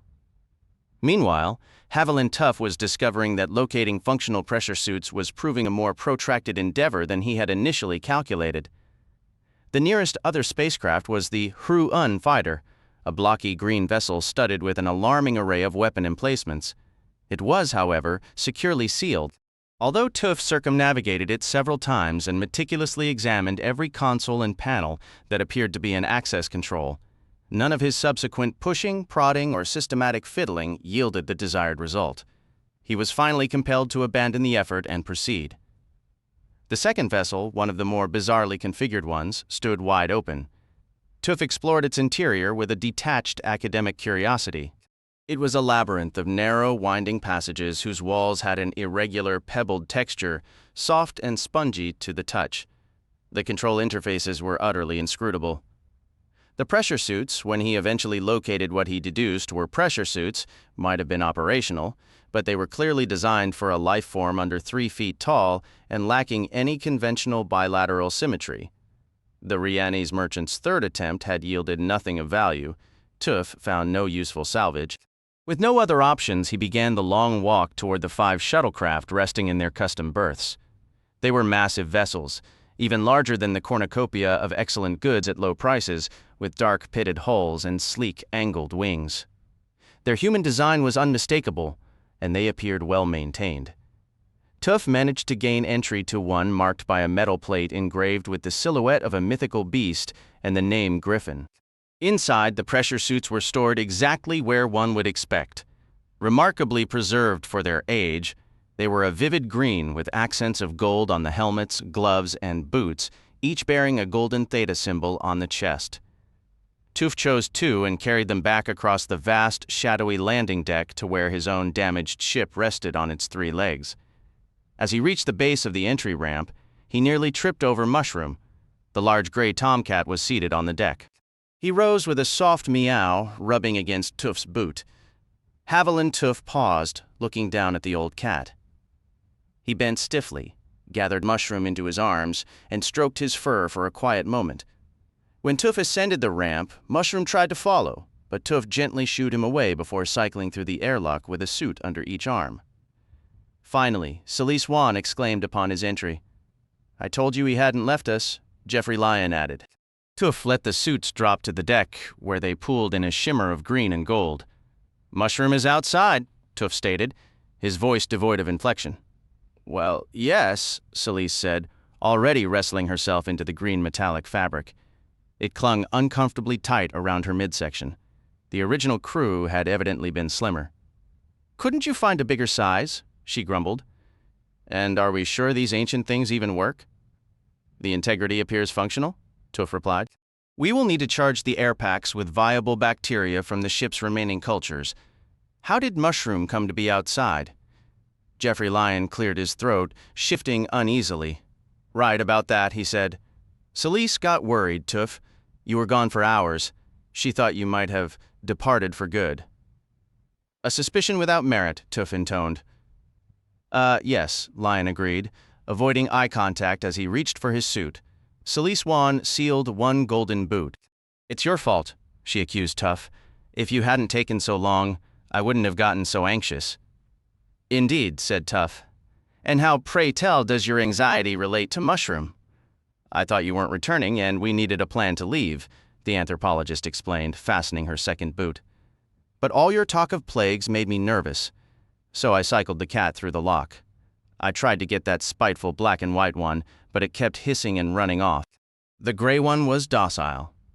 I put it outside, and we've been monitoring it on the screens. If it didn't get sick, I figured the environment was probably safe for us." "The underlying logic is clear," stated Haviland Tuf.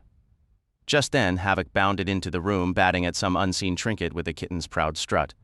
"Jeffrey Lyon," Tuf said, "please apprehend Havoc and secure her in the living quarters." "Of course," Lyon said, scooping up the passing kitten. "May I ask why?"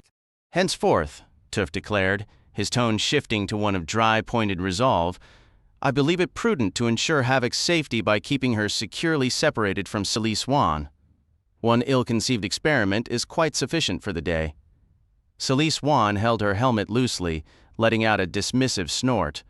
"Honestly, what a load of nonsense. The gray one is perfectly acceptable." Haviland Tuf's voice was measured and calm. "Allow me to introduce a term you may not have encountered, the incubation period.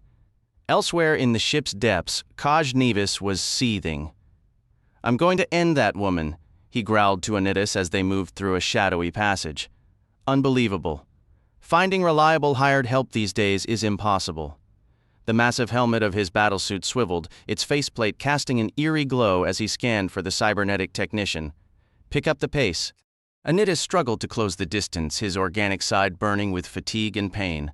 Though his mechanical half was swift and resilient, his flesh was weak, still bleeding from the wounds Nevis had inflicted.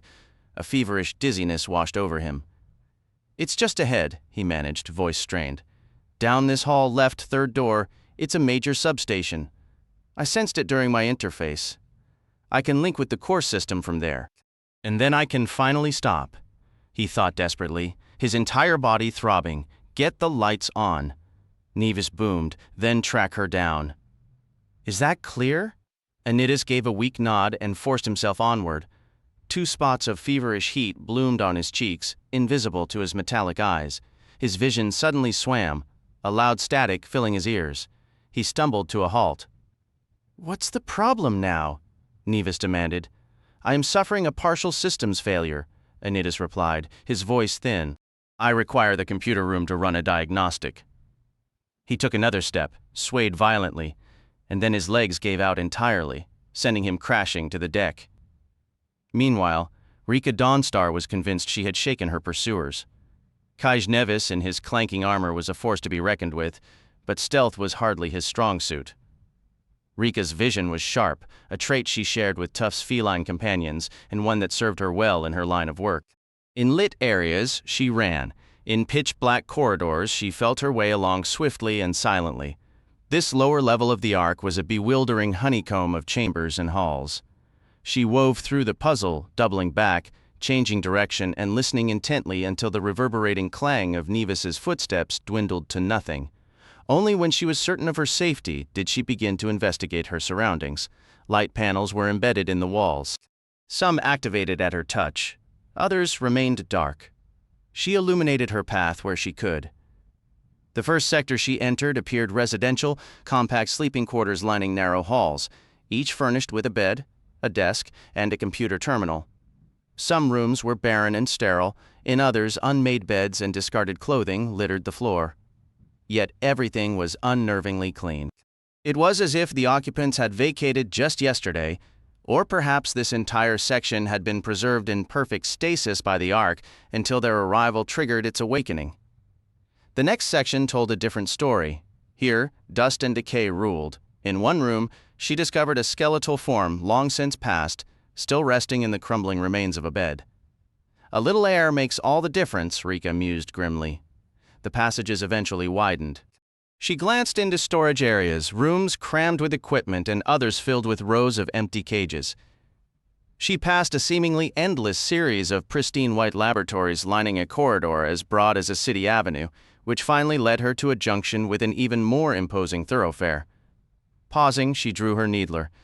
This feels like the way to the command center, she thought, or at least to something significant. Stepping out into the main corridor, she noticed vague, hunched shapes tucked into alcoves along the wall. Gripping her weapon, Rika moved toward them cautiously. As Rika drew nearer, a laugh escaped her, and she lowered her weapon. The looming shadows resolved into a line of small, 3-wheeled scooters, each featuring 2 seats and oversized, cushiony balloon tires. They were docked in charging ports along the wall. She tugged one free, slipped agilely into the seat, and powered it on. The dashboard glowed, showing a full battery. It even had a headlight that sliced through the gloom ahead with satisfying efficiency. With a grin, she set off down the wide passageway. She wasn't breaking any speed records, but who cared? She was finally making progress. Meanwhile, Jeffrey Lyon guided the group to an armory. It was in this very room that Haviland Tuf ended Mushroom's suffering. Lyon swept his handheld torch in frantic arcs, his voice rising with excitement as he cataloged the stash of laser rifles, projectile weapons, screech guns, and light grenades. Celise Wan was voicing her discomfort, insisting she had no experience with weapons and doubted she could take a life. She was a scientist, not a soldier, and she found the whole affair utterly barbaric. Haviland Tuf stood apart, the large tomcat mushroom cradled against his chest. The cat had purred vigorously when Tuf first retrieved him from the cornucopia, but that sound was gone. Now only a wretched, choked mewing came from the animal. When Tuf attempted to soothe him with a stroke, handfuls of long, soft gray fur came loose in his fingers. Mushroom let out a pained screech. Tuf saw a sinister growth inside the cat's mouth, a web of fine black threads spreading from a dark, fungal lump. Another agonized howl tore from Mushroom as he feebly struggled, his claws scraping uselessly against the metal of Tuf's suit. A milky film clouded his once bright yellow eyes. The others remained oblivious, their attention consumed by grander, more human concerns. Lion and Juan were locked in a heated argument about responsibility and defense. Tuf held the convulsing cat firmly. He offered one final gentle stroke and murmured words of comfort. Then, with a single, precise, and merciful motion, he ended it. "The Novitians have already attempted to kill us," Geoffrey Lion was saying, his voice tight with impatience. "Your personal qualms are irrelevant. You must contribute. You cannot expect Tuf and me to shoulder the entire burden of our defense." Behind the thick faceplate of his pressure suit, Lion frowned. "I wish I understood more about that battlesuit Nevis is wearing. Tuf, would laser fire penetrate that unquin armor, or would an explosive round be more effective? A laser, I should think. Tuf?" He turned, swinging the torch beam. Shadows leaped and cavorted across the chamber walls. "Tuf? Where did you go?" "Tuf!" But Haviland Tuf had already departed. Elsewhere, the door to the computer room resisted entry. Kaj Nevis drove his armored foot into it. The metal groaned, buckling inward at the center as the top of the door tore free from its frame. He kicked it again and again, each impact of his massive boot landing with terrifying force against the weaker barrier. Then he simply shoved the crumpled wreckage aside and entered, the limp form of Oddities held in his stiff lower arms. "I'm growing fond of this suit," he announced. Oddities groaned in response. The substation was alive with a thin, subsonic hum, a buzz of palpable anxiety. Countless tiny colored lights blinked on and off like a swarm of frantic fireflies. "The circuit," Oddities managed, his hand flailing weakly in a vague gesture. "Get me into the circuit," he repeated. The organic parts of him were in a dreadful state. His skin glistened with beads of black sweat, a shiny ebony fluid seeping from every pore.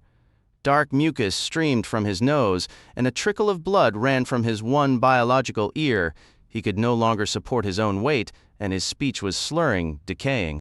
The dull red glow from Nevis's helmet bathed him in a crimson shroud, making his condition appear even more ghastly. "Hurry," he pleaded to Nevis. "The circuit, please. You must connect me. Be quiet or I leave you here," Nevis replied, his voice a grating distortion through the suit's speakers. Oddities flinched, the booming echo of Nevis's command feeling like a physical blow against his senses. Nevis's eyes swept the chamber, finally locking onto the interface terminal. He hauled the cybertech toward it, unceremoniously dumping him into a seamless white chair that appeared to grow from the console itself. A sharp cry tore from Oddities' throat. "Be quiet," Nevis roared back, the words vibrating in the enclosed space. He clumsily seized the tech's arm, nearly wrenching it from the shoulder joint. The powered suit made gauging his strength a constant challenge, and delicate work was nearly impossible, but he had no intention of removing it. He felt powerful, invincible within its shell. Another scream was met with cold indifference. Nevis forced the blue steel fingers apart and slammed the hand into the waiting interface port. "Now!" he barked, stepping back to observe. Oddities collapsed forward, his forehead striking the console with a sickening crack. His jaw went slack, a trickle of blood mixing with a viscous, ink-like fluid seeping from his lips. Nevis's face twisted in a scowl. Was he too late? Had the useless fool died on him? Then the room answered. Lights flickered to life in a cascading wave, a high-pitched electronic whine climbing in intensity, and a constellation of tiny indicator lights began a frantic, rhythmic dance. Oddities was in the system. Rika Dawnstar was cruising down the central passageway, a strange, defiant energy buoying her spirits, when the abyss before her erupted into a searing panorama of light. Above, long dormant ceiling panels awoke in sequence, a kilometers-long wave transforming the perpetual night into a harsh, artificial day that made her squint. Startled, she jerked her scooter to a stop, watching the luminous tide race into the distance. A glance over her shoulder confirmed the corridor behind her remained swallowed in darkness. In the new glare, she noticed what had been hidden. 6 slender, parallel guide strips set into the floor, each a different translucent hue: red, blue, yellow, green, silver, purple, roads to unknown destinations.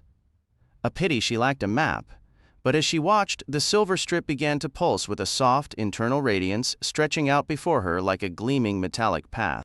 At the same moment, the light directly overhead winked out. Rika frowned, nudging her scooter forward a few yards, moving from shadow back into illumination. The moment she stopped, that light too died. Only the silver ribbon in the floor glowed with a persistent, urgent rhythm.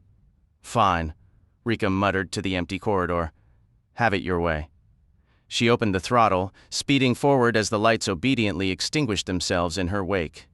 "He's here." Celise Wan shrieked as the corridor flooded with light, leaping what seemed a foot into the air.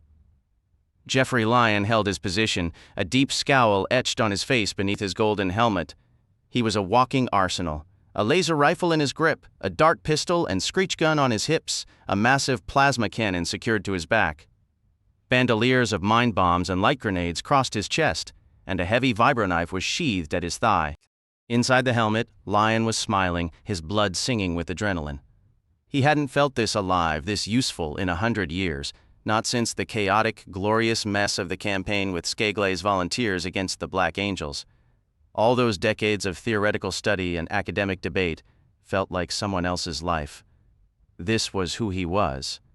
"Calm yourself, Celise," he said, his voice a study in controlled command. "We're alone, the power simply returned, that's all." Celise, armed but utterly inept, was dragging her laser rifle along the deck, complaining of its weight. Lyon dreaded to think what would happen if she fumbled with the pin on one of her grenades. "Look," she insisted, pointing a trembling finger. "What is that?" Jeffrey Lyon saw the two colored strips inlaid in the floor, one black, one a vibrant orange. Now the orange one ignited with light. "It's a guidance system," he declared with authority. "We follow it." "No," Celise whimpered, shrinking back. Jeffrey Lyon's scowl deepened. "I am in command here. We will follow the guide, and we are more than equipped to handle anything or anyone we encounter." The weight of the weapons felt like an old, familiar friend, and for the first time in a century, he was exactly where he belonged. Celise Wan planted her feet firmly, refusing to budge. "I'm not taking another step," she declared, her voice thick with exhaustion. "This is far enough. It's dangerous to go on, and I'm staying right here." Jeffrey Lyon's patience was wearing thin. "That wasn't a suggestion," he snapped. "It's a direct order." "Oh, spare me the authority," Celise retorted, a dismissive wave of her hand. "Your title of associate scholar doesn't impress me. I am a full wisdom, and I say we stop." "We're not at the center anymore," Lyon shot back, his irritation palpable. "The rules here are survival. Are you coming or not?" "No." With a stubborn finality, she lowered herself to sit directly on the corridor floor, crossing her arms in defiance. "Then good luck to you," Lyon said coldly, turning his back. He followed the pulsing orange guide light alone, feeling the weight of her sullen, immobile gaze on his retreating form. His so-called army was reduced to a single petulant spectator. Meanwhile, Haviland Tuf found himself in an alien landscape. He had moved through a maze of shadowy, confined passages for what felt like an eternity, the lifeless form of Mushroom cradled in his arms. His mind was a numb blank operating on instinct alone without direction or purpose. This aimless wandering finally ceased when one narrow corridor opened abruptly into a vast, swallowing space. The walls simply fell away into nothingness. He was engulfed by a profound darkness where his own footsteps created echoes that traveled for what seemed like miles before fading. The silence was not absolute. It was underpinned by a deep, almost subsonic hum and a louder, rhythmic sound like the breathing of a great sea, a steady ebb and flow of liquid in the immense dark. A grim reminder surfaced in his thoughts. He was not in some subterranean cavern. He was adrift inside the ancient Leviathan known as the Ark, surrounded by enemies, and the creature in his arms was dead by his own doing. He walked on, time losing all meaning. The floor was smooth and unending. His progress halted only when he collided solidly with an unseen obstacle in the blackness. The impact was soft, thanks to his slow pace, but it caused him to fumble and drop Mushroom's body. Groping forward through his gloves, he felt a large, curved surface, cool and seamless. Before he could comprehend it, a dull illumination washed over the chamber. There was no brilliant flare of light. Instead, a dim green-tinged glow descended from above, painting everything in murky, submarine hues and casting long, distorted shadows that seemed to creep and writhe. Tuf looked around, reassessing. It was less a cavern and more a gargantuan tunnel, stretching into gloom in both directions. He estimated he had traversed at least a kilometer to reach this point, yet the tunnel's length appeared infinite, likely running the spine of the entire starship. High overhead, the ceiling was lost in a fog of verdant darkness. The space was filled with machinery, computer banks set into the walls, unfamiliar instruments, workstations equipped with silent Waldos. But these were mere details, dwarfed into insignificance by the true occupants of the hall, the vats. They were everywhere. They lined the walls in an unbroken procession into the distance, and some even depended from the shadowy heights above. Their sizes varied wildly, from colossal translucent cylinders large enough to swallow a starship down to tiny cell-like units, no bigger than his palm, clustered together like a grotesque honeycomb. It was a cathedral of silent potential life. Now, Tuf identified the liquid sounds. Most vats stood empty and dark, but a scattered few held fluids of various opaque colors, deep blues, violent purples, sickly greens that bubbled or swirled, occasionally stirred by vague, half-glimpsed forms moving within. The sheer scale of it was humbling, a vista that rendered him infinitesimal. He observed it for a long, silent moment, a strange mix of scientific awe and profound dread settling in his gut. This wasn't just a room. It was an engine of Genesis, and it felt utterly, chillingly wrong. With a weary sigh, he pushed the feeling aside and turned to retrieve Mushroom. As he knelt, he finally saw the obstacle he had encountered, a medium-sized vat, its curved, transparent wall now visible. It was filled with a viscous, cloudy yellow fluid, streaked with lazy, drifting ribbons of crimson that coiled and uncoiled like blood in water. A soft gurgle reached his ears, and he felt a faint, persistent vibration through the floor, as if something large and restless was stirring just beyond the glass. He drew nearer, peering intently before tilting his head back.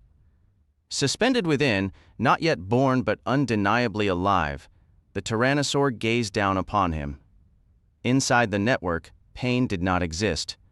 Inside the network, he had no physical form. There he was consciousness, pure, bright, and seamless, and he was part of something immense, potent, and infinitely beyond his own self, beyond any of them. Within that digital expanse, he transcended humanity, surpassed the fusion of man and machine, and rose above mere mechanism. In the circuit, he was akin to a deity. Time held no meaning. His speed was that of thought itself, as rapid as silicon gates flickering open and shut, as swift as signals coursing through superconducting pathways, as instantaneous as microlasers etching their unseen patterns into the central core. Here, he possessed 1,000 senses and 1,000 limbs to clench and strike with.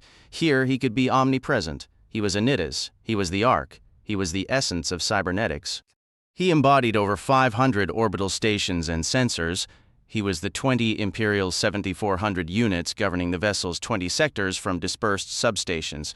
He was Battlemaster, Codebreaker, Astrogator, Drive Technician, Medical Hub, Ship's Record, Archivist, Biological Database, Microsurgeon, Clone Supervisor, Maintenance and Repair, Communications, and Defense. He was every piece of hardware, every line of software, every backup and redundant system. He was 12 centuries old and 30 kilometers in length, and at his core lay the central matrix, barely 2 meters square yet virtually boundless. His awareness brushed against countless points, then surged onward, racing along conduits, branching, dancing, riding beams of light. Information flooded through him like a raging river, carrying the cool, steady, brilliant force of a high-voltage line. He was the Ark. He was Anita's. And he was dying. Deep within the ship's bowels, down by Substation 17 near Airlock 9, Oddities fixed his silver metal eyes on Kaj Nevis. He smiled, a twisted, disturbing expression on his partly human face, his chrome steel teeth gleaming. "You utter fool," he said to Nevis. The battlesuit took a menacing step forward, one pincer lifting with a harsh, grinding noise, opening and closing. "Watch your twun. Fool is what I said, and fool you are," Oddities replied. His laugh was a dreadful sound, laced with agony and metallic reverberations. His lips bled freely, leaving slick red streaks on those shining teeth. "You've killed me, Nevis, and for nothing, for sheer impatience. I could have handed it all to you. It's hollow, Nevis. The ship is empty, they're all gone. And the system is vacant, too. I'm alone in here, no other mind in the network. It's an idiot, Kaj Nevis. The Ark is a mindless giant. Those Earth Imperials were terrified.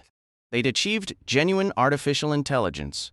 Oh, they had their grand AI warships, their robotic fleets, but the AIs developed wills of their own, and there were incidents.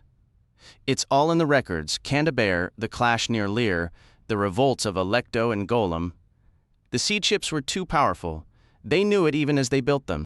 The Ark was designed for a crew of 200 strategists, scientists, eco-engineers, officers, and it could carry over 1,000 soldiers besides, sustain them all, operate at full capacity, and lay waste to entire worlds.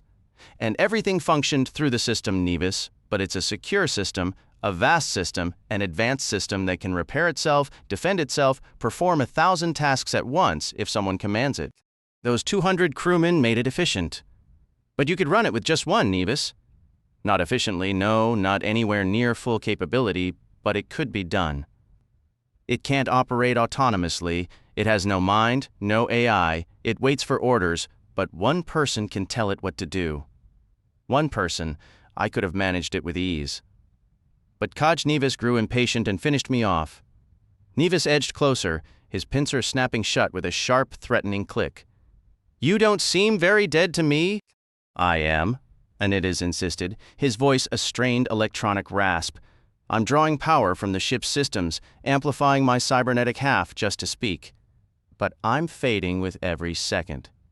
The plagues, Nevis, when the Hurun attacked, there were only 32 of us left to defend the Ark. They cracked our codes, breached the dome, and swarmed the corridors, more than 100 of them. We fought for every inch.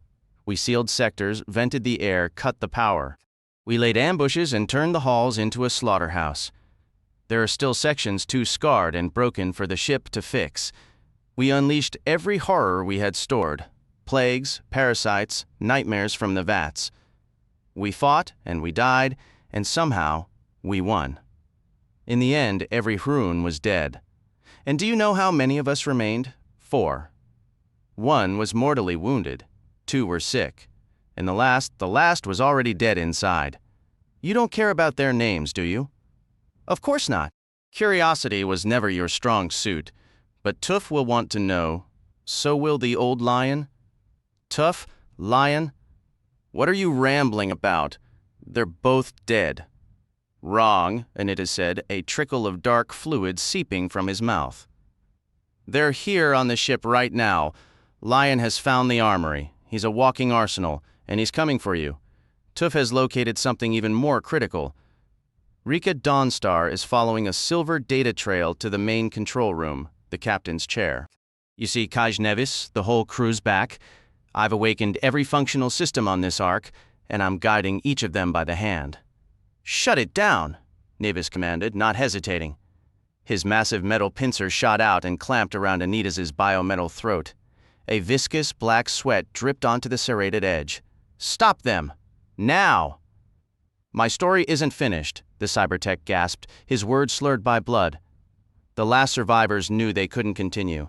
They shut the ship down, surrendered it to the vacuum and the silence. They let it go derelict. But not completely. They feared another attack from the Hurun or perhaps from some future enemy, so they ordered the Ark to defend itself. They activated the plasma cannons and the external lasers, kept the defense sphere online as we unfortunately discovered, and they programmed the ship to take a vicious, repeating vengeance. To return again and again to Herobrana, the Hurun homeworld, and deliver its gifts of plague and death. To prevent the Hurun from developing immunity, they bathed the plague tanks in constant radiation, forcing endless mutations. They even established an automated program for genetic manipulation to craft newer, deadlier viruses forever. I don't care, Kaj Nevis boomed. Have you stopped them? Can you kill them? Do it now, or you're finished. I was finished the moment I stepped aboard, Oddities replied, his tone shifting from desperate to eerily calm, almost sarcastic. I told you, the plagues, they left a secondary defense. If the ship was ever breached again, The Ark was programmed to wake itself, to fill the corridors with air, oh yes, but air poisoned by a dozen different diseases. Those plague tanks have been simmering and mutating for 1,000 standard years. Nevis, what's eating me alive doesn't even have a name. Some kind of spore, I think. There are antidotes, vaccines. The Ark has been manufacturing those too, but for me it's far too late. I breathed it in, and it's devouring my organic half. My cyber half is indigestible. I could have given you this ship, Kaj Nevis. Together we might have wielded the power of a god. Instead, we die. You'll die, Nevis corrected, and the ship is mine. I disagree. I've given the sleeping giant a solid kick, Kaj Nevis, and it's wide awake again. Still a fool, absolutely, but awake and ready to follow orders you lack the understanding or ability to give. I am guiding Jeffrey Lyon directly here, and Rika Dawnstar is climbing toward central control even as we speak. And there's more. No more, Nevis said sharply. The pincer crunched through metal and bone, severing the cybertech's head with one clean, swift motion. The head struck Anitas's chest, tumbled to the floor, and rolled. Blood sprayed from the neck stump, and a thick, protruding cable issued a final, useless hiss, spitting a blue-white spark before the body slumped against the computer console. Kaj Nevis pulled back his arm and swung, battering the console again and again until it was shattered wreckage, hundreds of plastic and metal fragments littering the floor. A high, thin, whirring sound filled the air. Kaj Nevis turned, his faceplate glowing a vivid, bloody red, scanning for the source. On the floor, the head was watching him. Those shiny silver eyes tracked and focused. The mouth split into a wet, ghastly grin. And more, Kaj Nevis, the head said to him. I have activated the final defensive protocol left by the last Imperials. The stasis field is deactivated. The nightmares are stirring now. The Guardians are about to emerge and obliterate you. Damn you, Nevis roared. He planted a massive, flat foot atop the cybertech's head and brought his full weight down. Steel and bone alike crunched under the impact, and Nevis worked his foot back and forth, grinding relentlessly until nothing remained beneath his heel but a red-gray paste dotted with flakes of white and silver, and then finally, he had silence. For a considerable distance, over a mile, the 6 glowing traces in the floor ran side by side, though only the silver one pulsed with life. The red trace was the first to break away, veering sharply to the right at an intersection. The purple one ended another half-mile farther on, at a broad door that opened into a pristine, automated kitchen and mess hall complex. Rika Dawnstar felt a brief temptation to stop and investigate, but the silver guideway throbbed urgently, and the overhead lights began extinguishing one by one, pushing her onward down the main passage. Finally, she reached her destination. The wide corridor she followed curved gently left and met another just as imposing. Their meeting point was a vast, circular hub, from which several smaller hallways branched out like spokes. The ceiling soared high above. Glancing up, Rika could see at least 3 additional levels, connected by a network of catwalks, bridges, and sweeping, circular balconies. At the very center of the hub was a single large shaft rising from floor to ceiling, clearly an elevator. The blue trace followed one spoke, the yellow another, the green a third. The shimmering silver path led straight to the elevator doors. The doors slid open as she approached. Rika guided her scooter right to the base of the shaft, stopped, dismounted, and paused. The elevator beckoned, but it looked terribly confining in there. She hesitated a moment too long. Every light went out. Only the silver trace remained, a single thin line like a pointing finger, aimed straight ahead, and the elevator itself, its interior lights, still blazing brightly. Rika Dawnstar frowned, drew her needler, and stepped inside. Up, please, she announced. The doors closed, and the elevator began to rise. Jeffrey Lyon walked with a confident stride, the weight of his weapons feeling almost negligible. He felt even better since leaving Celise Wan behind. That woman was nothing but a persistent irritant, and he seriously doubted she'd be any help in a real fight. He had considered a stealthy approach, then dismissed the idea. He wasn't afraid of Kaj Nevis or his battlesuit. In fact, a strange, grim amusement settled over him as he walked. After all the grand threats and posturing, it would all come down to something as brutally simple as who shot first. The alien vessel was undoubtedly well protected, but Jeffrey Lyon remained confident. Its armor was of unknown origin, while he commanded the pinnacle of Earth Imperial weaponry, technology from the Federal Empire's golden age, long before the collapse. Who were the Unquish, anyway? Some forgotten Rangan servant species, most likely. He'd handle Kaj Nevis quickly if he found him, and that deceitful Rika Dawnstar, along with her pitiful Needler. Let her try facing a plasma cannon. Yes, he'd enjoy that sight. Lion pondered what illegal schemes Nevis and his allies were brewing for the Ark. Nothing good, certainly, but it didn't matter. He, Jeffrey Lion, associate scholar in military history at the Chandeler Center and former second tactical analyst for Skegle's volunteers, would seize this siege ship. Haviland Tuff's assistance might speed things along, but Lion would succeed regardless. He wouldn't barter this prize for mere profit.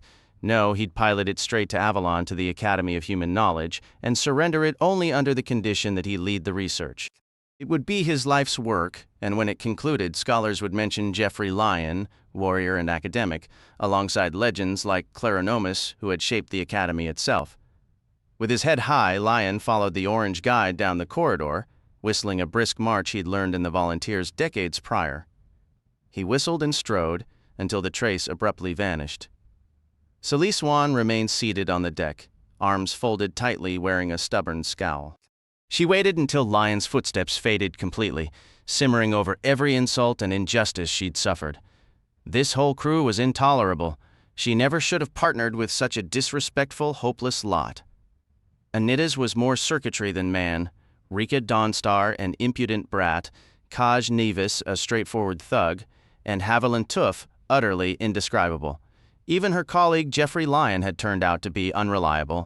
The Plague Star was her discovery. She had included them, and what had it earned her? Discomfort, rudeness, and now abandonment. Well, Celie Swan was done. She decided she wouldn't share the ship with any of them. It was her find, and she would return to Shandicity to claim it legally under Chandelure salvage rights. If any of her wretched companions objected, they could sue her. For now, she refused to speak to any of them ever again. Her backside ached, her legs were numb, and hunger gnawed at her. She'd been sitting too long. Perhaps this derelict had a functioning mess hall. The computers and lights worked. Maybe the galley did, too. She rose to investigate. Haviland Tuff observed the changes attentively. The ambient noise in the vast shaft was gradually increasing, a low hum grew distinct, and the gurgling sounds became more pronounced. In the Tyrannosaur vat, the suspension fluid appeared to be clarifying, its crimson swirls dissipating as the yellow liquid turned more transparent by the moment. Tuf watched as a mechanical Waldo extended from the vat side. The lighting was dim, making it hard to see clearly, but it looked as if the machine was administering some kind of injection to the reptile. Haviland Tuff opted for a tactical withdrawal. He moved back from the enormous cloning vat and started making his way along the corridor. Before he had gone far, he encountered one of the computer terminals and workstations he had noted earlier. Tuff stopped. Understanding the function of this chamber hadn't been difficult. As Jeffrey Lion had explained, the Ark's core contained an immense biological library, tissue samples from millions of plant, animal, and viral species gathered from countless worlds. These samples were cloned according to the strategic needs of the ship's eco-engineers, enabling the Ark and its lost sister vessels to deploy plagues, crop-devouring insects, swarms of small animals to disrupt ecologies, or even fearsome alien predators to instill terror. Every process began with cloning, and Tuf had evidently found that very room. The workstations were equipped for intricate microsurgery, and the vats were clearly where specimens were cultured and grown. Lion had also mentioned the chronowarp, that lost Imperial Earth technology, a field that could distort time itself within a limited area at an enormous energy cost. It allowed clones to reach maturity in hours or remain in suspended animation for millennia. Tuf studied the workstation, the computer terminal, and the small, still form of mushroom he carried. Cloning started with a single cell. The necessary techniques were undoubtedly stored in the computer, possibly even with a guided tutorial. A logical course of action, Tuf murmured to himself. He was no cybernetics expert, but he was a capable and intelligent man who had operated various computer systems throughout his life. Stepping up to the console, he carefully placed Mushroom beneath the hood of the microviewer and activated the system. The command interface was initially confusing, but he persevered. Within minutes, he was deeply engrossed in his work, so focused that he failed to hear the loud, wet, draining sound behind him as the pale fluid began to empty from the dinosaur vat. Meanwhile, Kaj Nevis burst out of the system's substation in a fury, his anger seeking a target. He was furious with himself for his own reckless impatience. Keeping Oddities alive might have been useful, Nevis simply hadn't considered the risk of airborne pathogens on the ship. Of course, the cybertech would have needed eliminating eventually. That part would have been easy. Now, however, everything was unraveling. Encased in the battlesuit, Nevis felt protected but deeply unsettled. The knowledge that Tuf and the others had boarded the ship bothered him. Tuf understood this antique armor better than he did and might know its vulnerabilities. Nevis had already identified one major flaw: his air supply was dwindling. A modern pressure suit, like Tuf's, used a biofilter system to recycle air indefinitely. This ancient battlesuit, however, relied on 4 bulky tanks on its back, holding a finite reserve. According to his helmet display, 1 tank was nearly empty. 3 remained, which should be more than enough time to hunt down the others if he could find them. Still, the ticking clock made Nevis increasingly uneasy. Kaj Nevis stood encased in his suit, the air around him perfectly breathable, yet he had no intention of opening his helmet after witnessing what became of the cybertech. Oddities' organic remains had decomposed at a shocking rate, and the viscous black substance that consumed the internal machinery was among the most repulsive things Kaj had ever seen, and he'd seen plenty. He'd rather choke, he decided. But that wouldn't happen. If this cursed ark could be infected, it could also be purified. He'd locate the command center and learn how to do it. Just 1 sanitized section would suffice. Oddities had mentioned Rika Dawnstar was already at the control room, but that didn't bother him. In fact, he was almost eager for the encounter. Picking a direction at random, he began to walk, his heavy footsteps echoing through the corridor. Let them hear him coming, he didn't care. This armor suited him just fine. Meanwhile, Rika Dawnstar lounged in the captain's chair, studying the data stream she'd called up on the main view screen. The seat was generously cushioned, broad, and upholstered in worn, comfortable synthetic material. It felt like a throne and offered a decent spot to relax. The catch was, you couldn't actually do much from it. The bridge was clearly laid out, so the captain issued orders from this central position while the other crew handled the real work at their consoles. 9 stations on the upper level, 12 more in the sunken control pit below. Since she hadn't had the foresight to bring a team of lackeys along, Rika was forced to trek from one station to another, trying to reactivate the Ark's systems. It was slow, tedious labor. Entering commands from the wrong console yielded no results. But gradually, she was piecing it together. At least she felt she was getting somewhere. Security had been her first priority. She'd locked down the elevator to prevent any unwelcome surprises. As long as she remained up here and everyone else stayed below, she held the advantage. Each sector of the vessel had its own control substation, and every major function, from defensive systems to cloning to data storage, operated through dedicated command nexuses. From the bridge, she could theoretically monitor and override any command entered elsewhere, if she noticed it, and if she could decipher the correct countermand procedure. That was the real issue. She could only operate one station at a time, and progress depended on stumbling upon the right command sequences through trial and error. It was a clumsy, time-consuming process. Leaning back in her padded throne, she watched the readouts with a sense of accomplishment.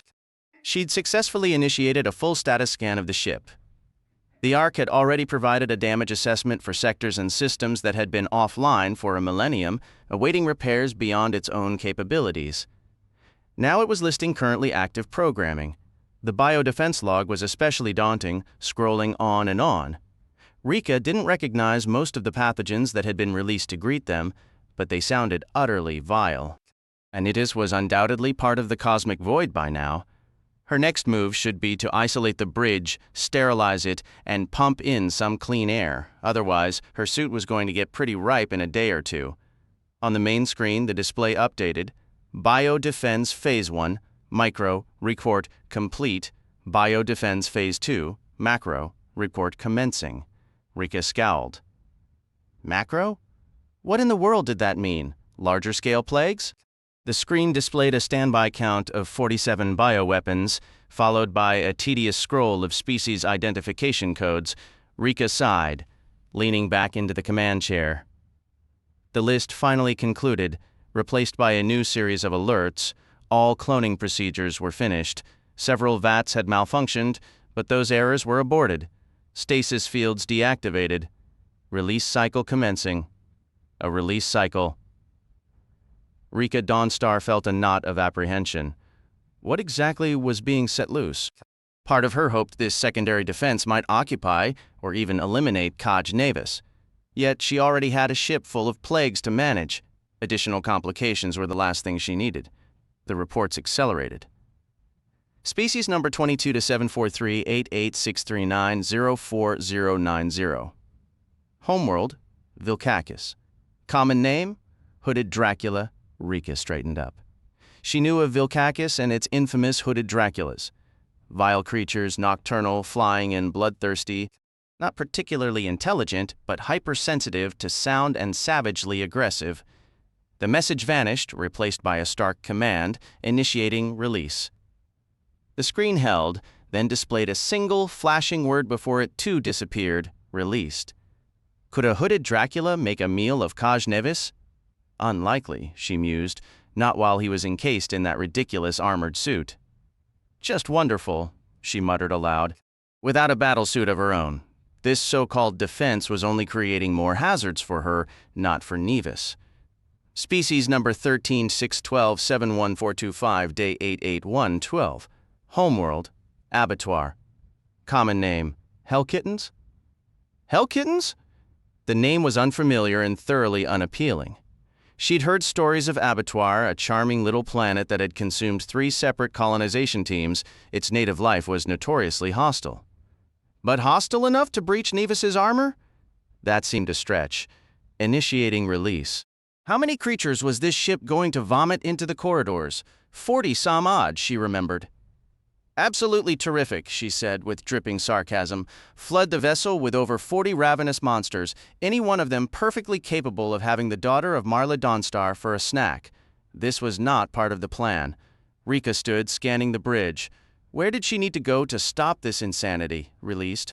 She launched herself over the captain's chair, hurrying back to the console she'd identified as the Defense Command Station, and entered a command to abort the current program.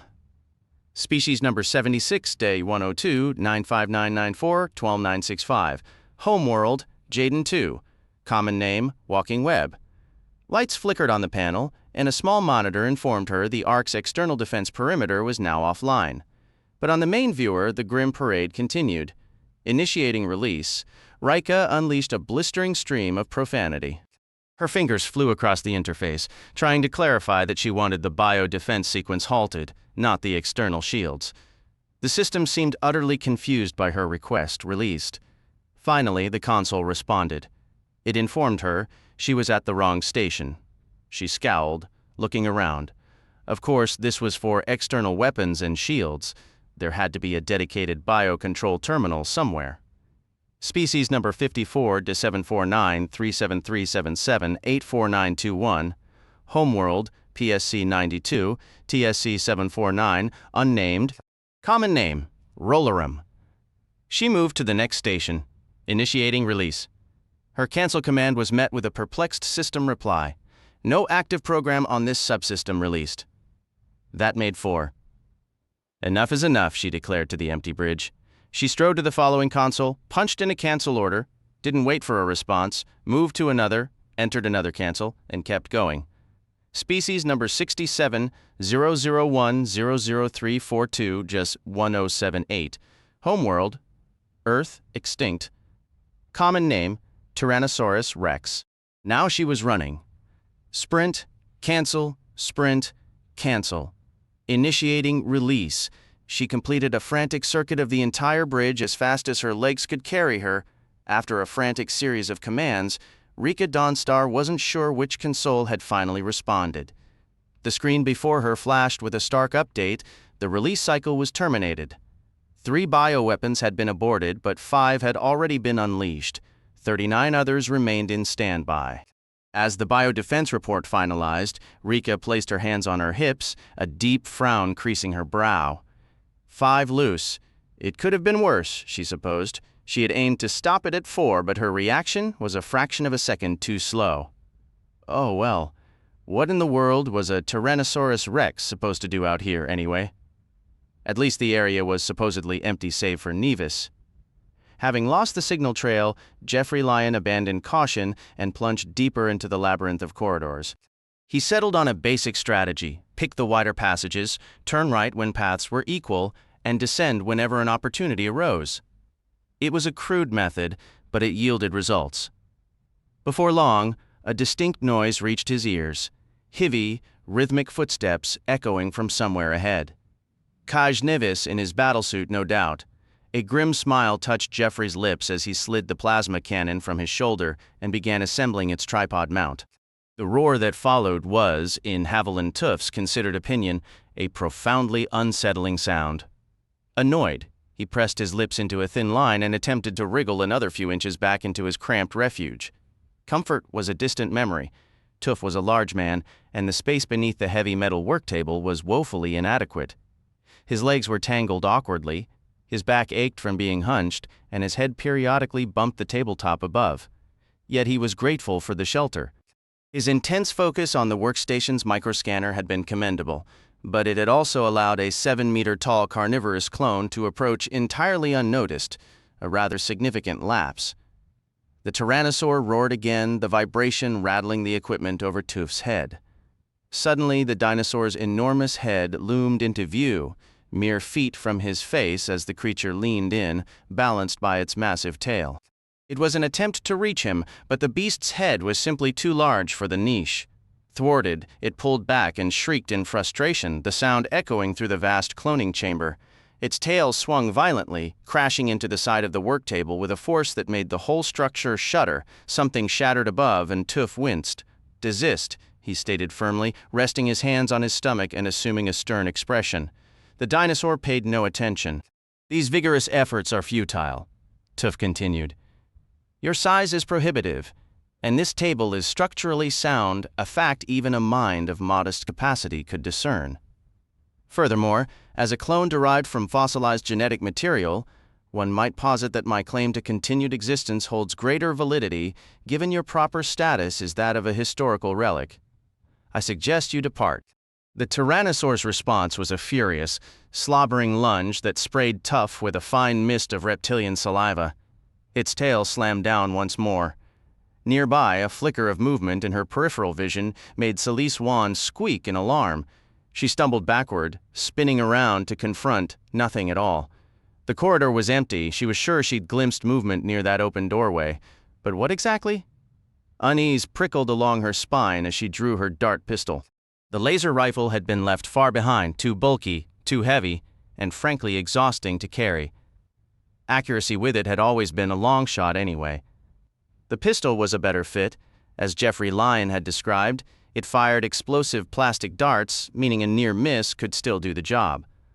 Cautiously, she approached the door, pressed herself against the wall beside it, raised her weapon, clicked off the safety, and took a swift glance inside. Nothing. The room was a storage area, stacked high with plasti-sealed gear on floating skids. A flicker of doubt crossed her mind. Had it just been her imagination? No. Just as she started to turn away, she caught it again. A small, darting shape at the edge of her sight, gone before she could focus.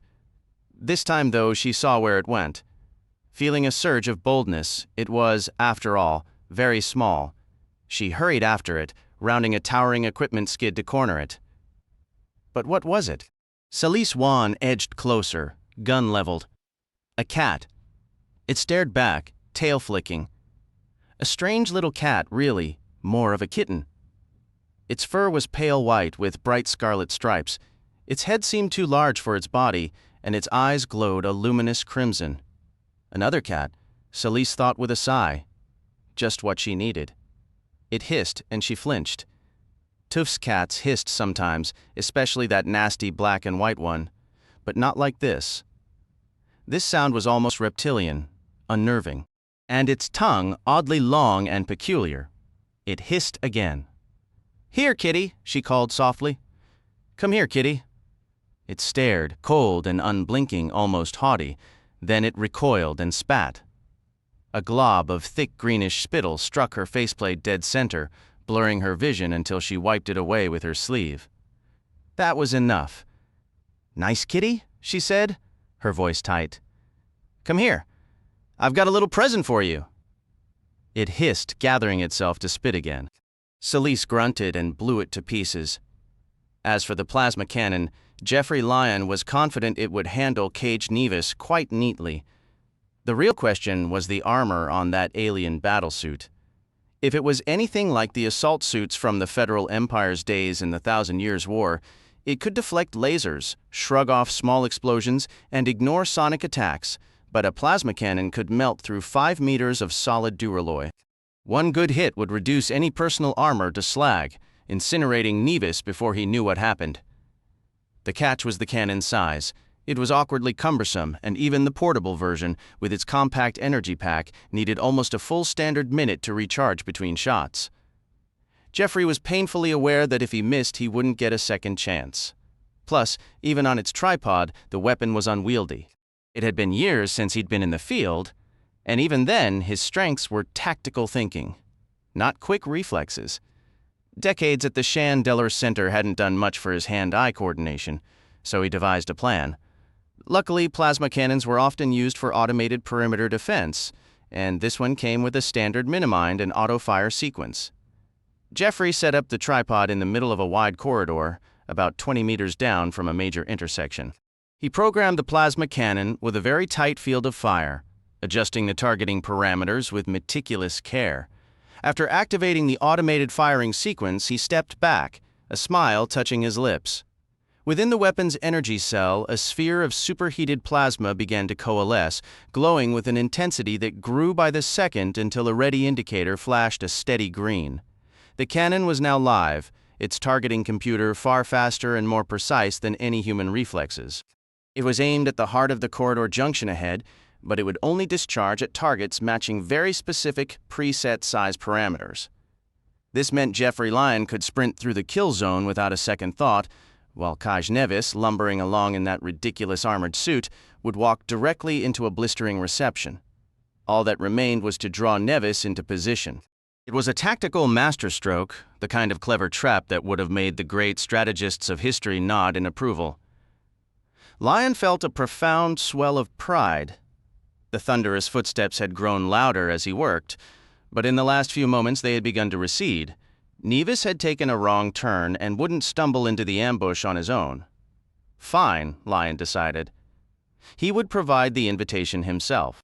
With absolute faith in his plan, he strode to the exact center of the designated fire zone, paused for a theatrical moment with a confident smirk, and then dashed down the intersecting passageway to catch the attention of his oblivious quarry.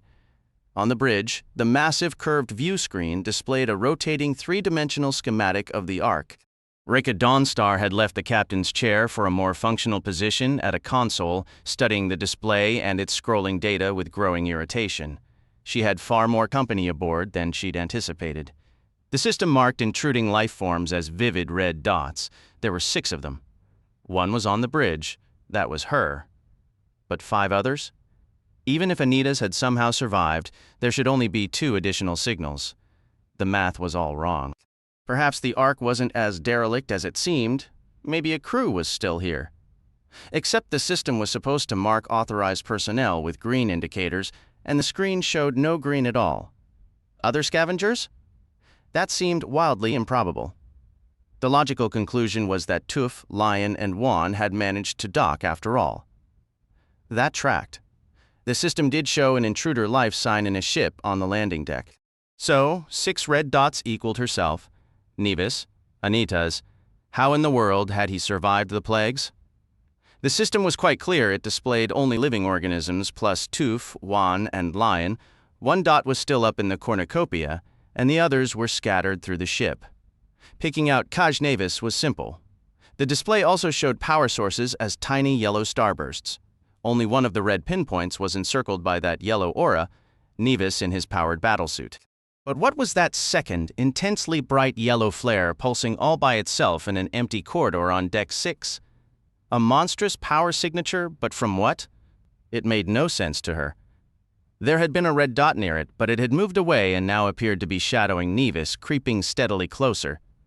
Then there were the black dots, the Ark's biological weapons.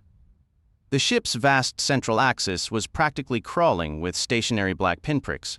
Other, moving black dots had to be the released creatures, only there weren't just 5 of them. One concentrated mass, a shapeless blotch of 30 or more individual organisms, drifted through the corridors, shedding smaller dots like spores. One of those strays had drifted near a red light and had abruptly vanished from the display. She also noted with a chill that there was a solitary red dot down in that central core area as well. Rika requested a detailed view of the sector, and the screen zoomed in to provide a much closer cross-section. A red signal pulsed alarmingly near a moving black dot below. Some kind of encounter was underway. She examined the data streaming beneath the graphic. That specific black dot was identified as species number 67-001-00342.1078, a Tyrannosaurus rex. It was undeniably enormous. With a flicker of curiosity, she observed that both a red signal and one of the roaming black dots were converging on Kaj Nevis's position. That promised to be entertaining. It seemed the real action was happening down there, and she was missing it. Absolute chaos was unfolding. Yet here she was, safe, secure, and in command. A faint smile touched Rika Dawnstar's lips. Kaj Nevis was stomping down a corridor, his fury mounting with each step when a sudden violent impact struck him squarely at the base of his skull. Inside his helmet, the noise was deafening. The force hurled him forward, sending him crashing face first onto the deck, too sluggish to catch himself with his arms. Fortunately, the battlesuit absorbed the brunt of the shock, and Nevis emerged unscathed. Lying prone, he swiftly checked his status displays and grinned fiercely. The suit remained intact, fully sealed. He rolled over and heaved himself upright.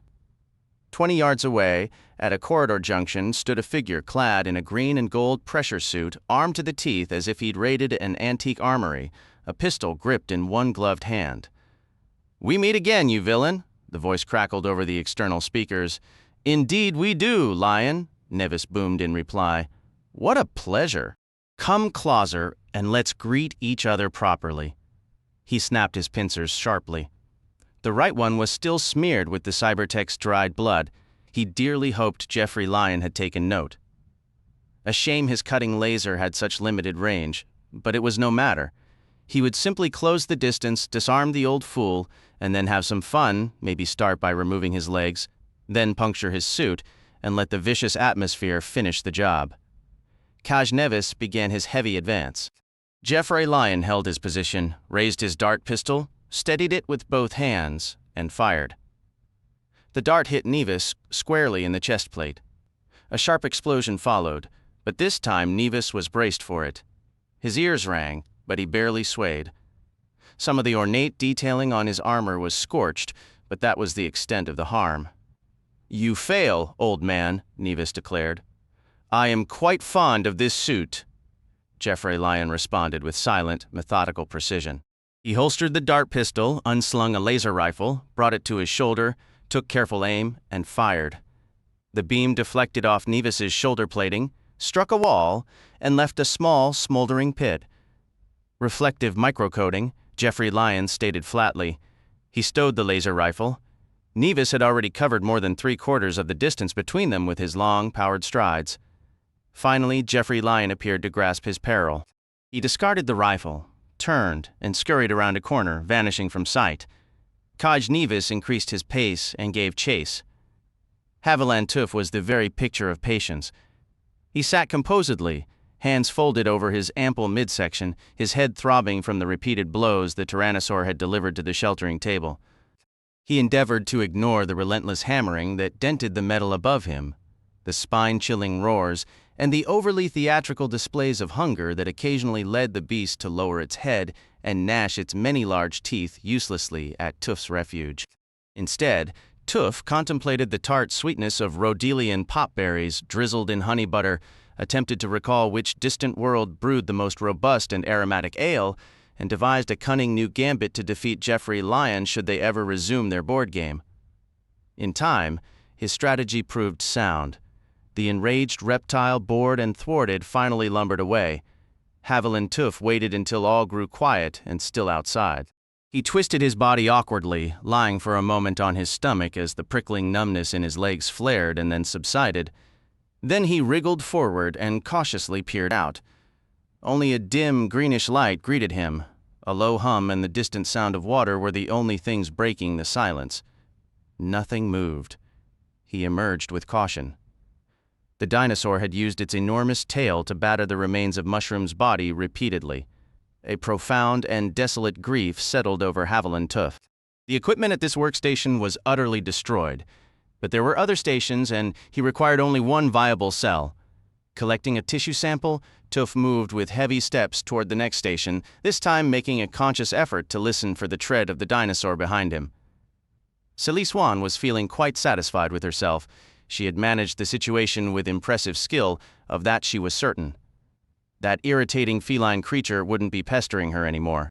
Her faceplate bore a smear where the creature's spit had landed, but otherwise, she had emerged from the confrontation entirely unscathed.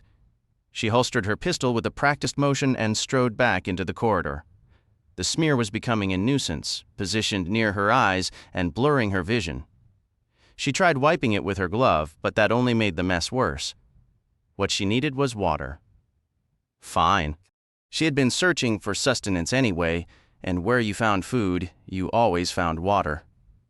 Moving with purpose down the hall, she turned a corner and froze.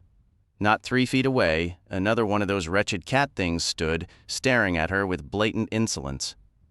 This time, Celie Swan didn't hesitate. She went for her gun.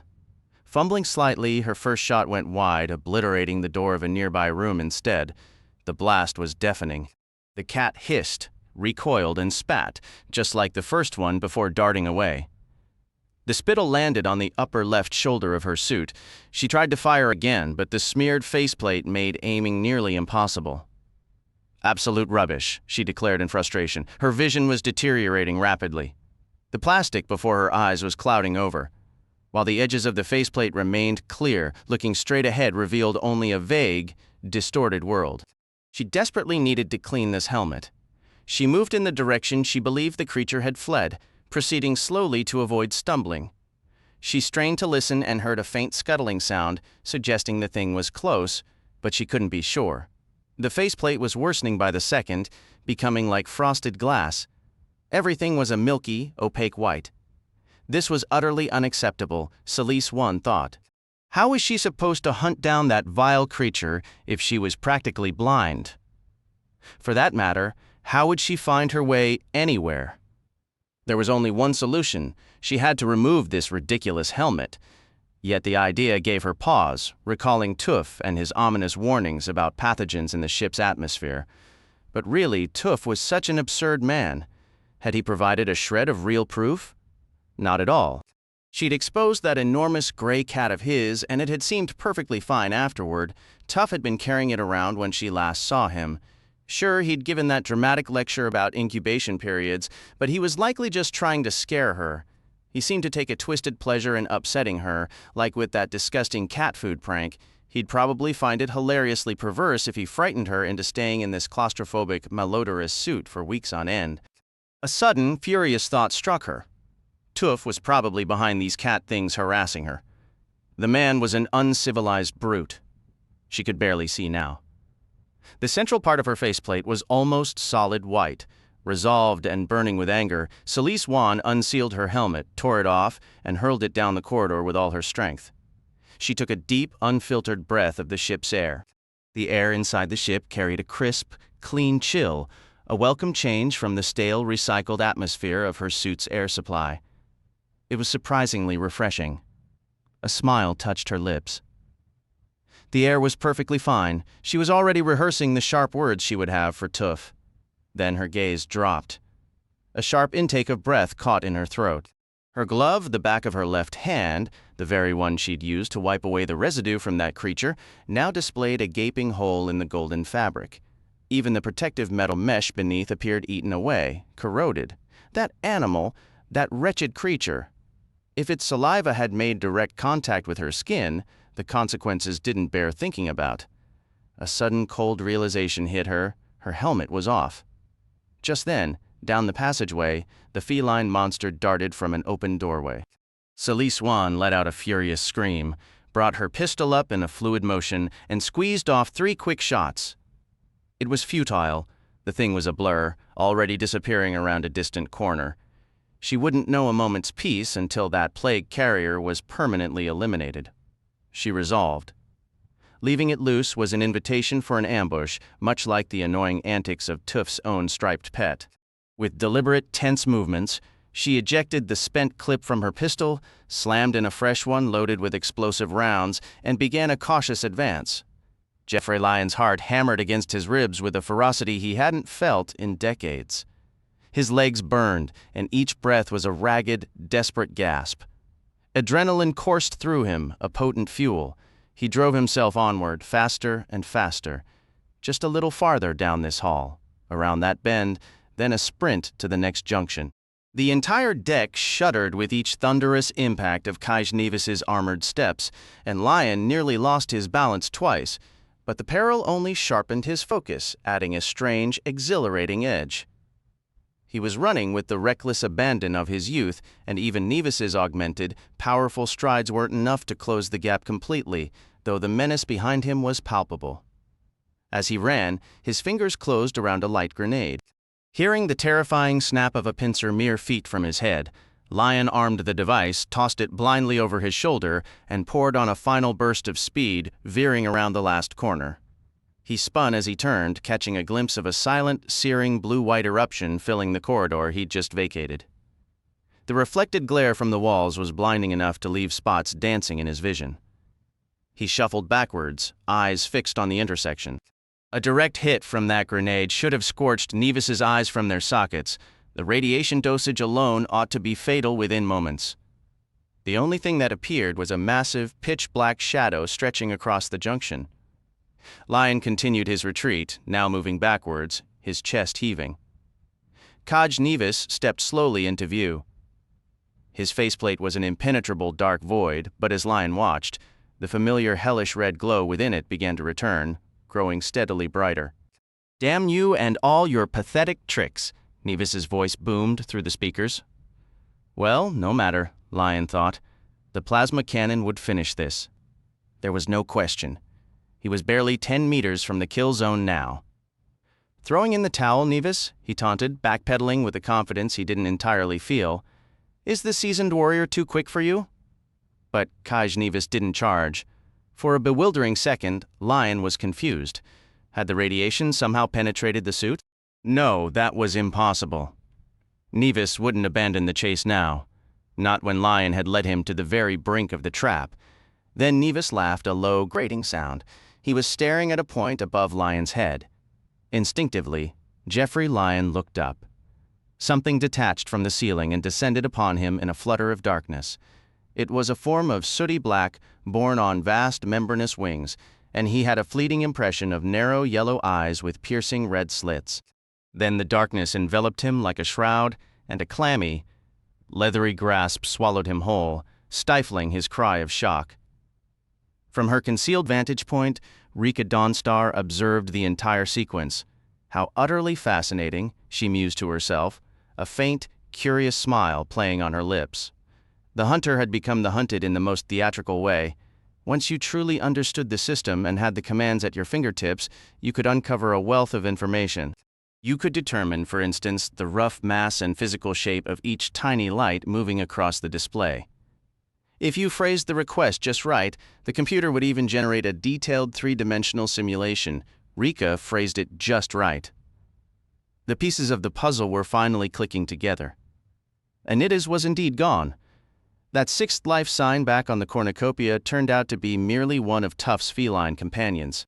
Down in the ship's labyrinth, Kaj Nevis in his powered armor was hunting Jeffrey Lyon, but the situation had shifted. One of the dark dots, representing the hooded Dracula, had just seized Lyon. The red marker for Celie Swan had ceased its motion, though it hadn't vanished entirely. A creeping shadow of black dots was advancing toward her position. Meanwhile, Haviland Tuf was isolated in the central axis, depositing something into a cloning vat and attempting to command the system to initiate the chronowarp. Rika allowed that command to proceed.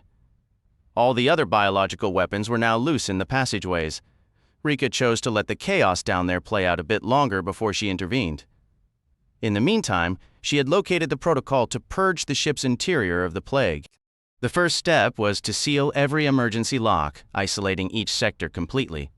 Only then could the cleansing cycle begin, a thorough evacuation of the atmosphere, followed by filtration and irradiation with multiple redundant safety measures. When the fresh atmosphere was pumped back in, it would be saturated with the correct antigens.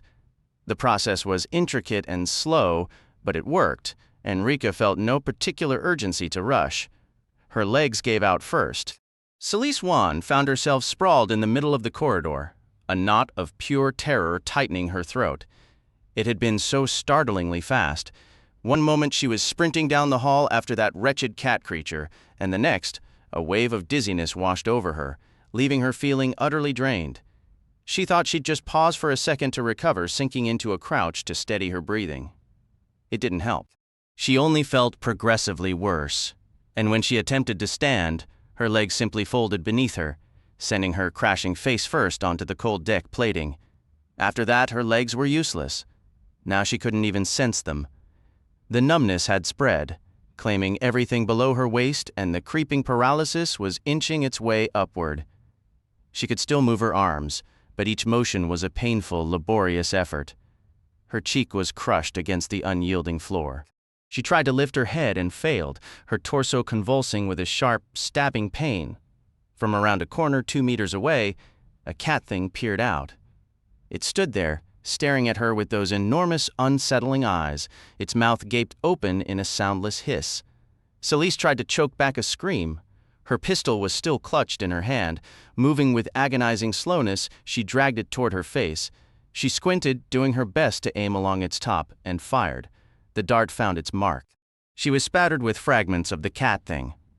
A wet, raw piece landed on her bare cheek with a sickening slap. For a fleeting second, she felt a grim satisfaction. At least she'd destroyed the thing that had been hounding her. At least she was safe from that one, but the relief was a cruel joke. She was still desperately ill and completely vulnerable.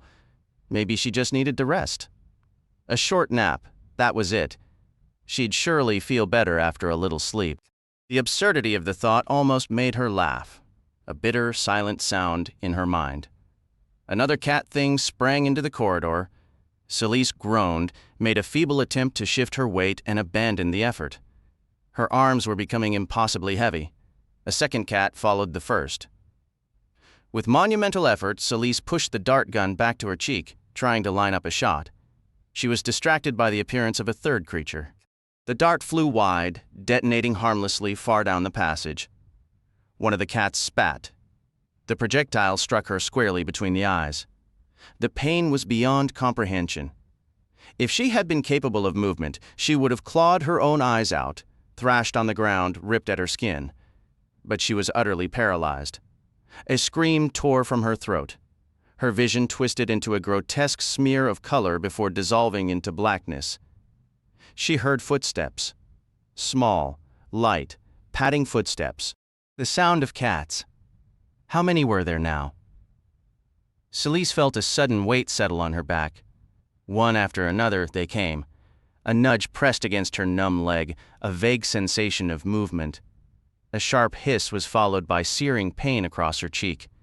They swarmed over her, their coarse fur scraping her skin. Teeth sank into her neck.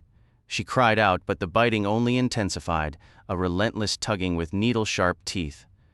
Another creature latched onto her finger. Strangely, the agony ignited a final surge of defiance. She thrashed, yanking her hand free. Her movement provoked a chorus of angry hisses from the cat-like beasts now covering her. She felt bites on her face, her throat, near her eyes.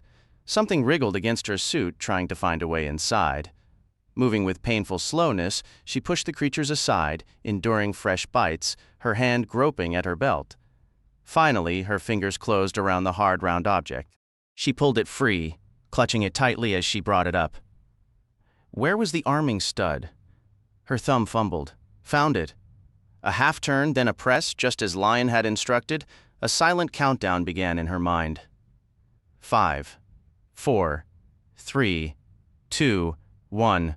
In her final instant, Celise Wan was engulfed by a brilliant, all-consuming light.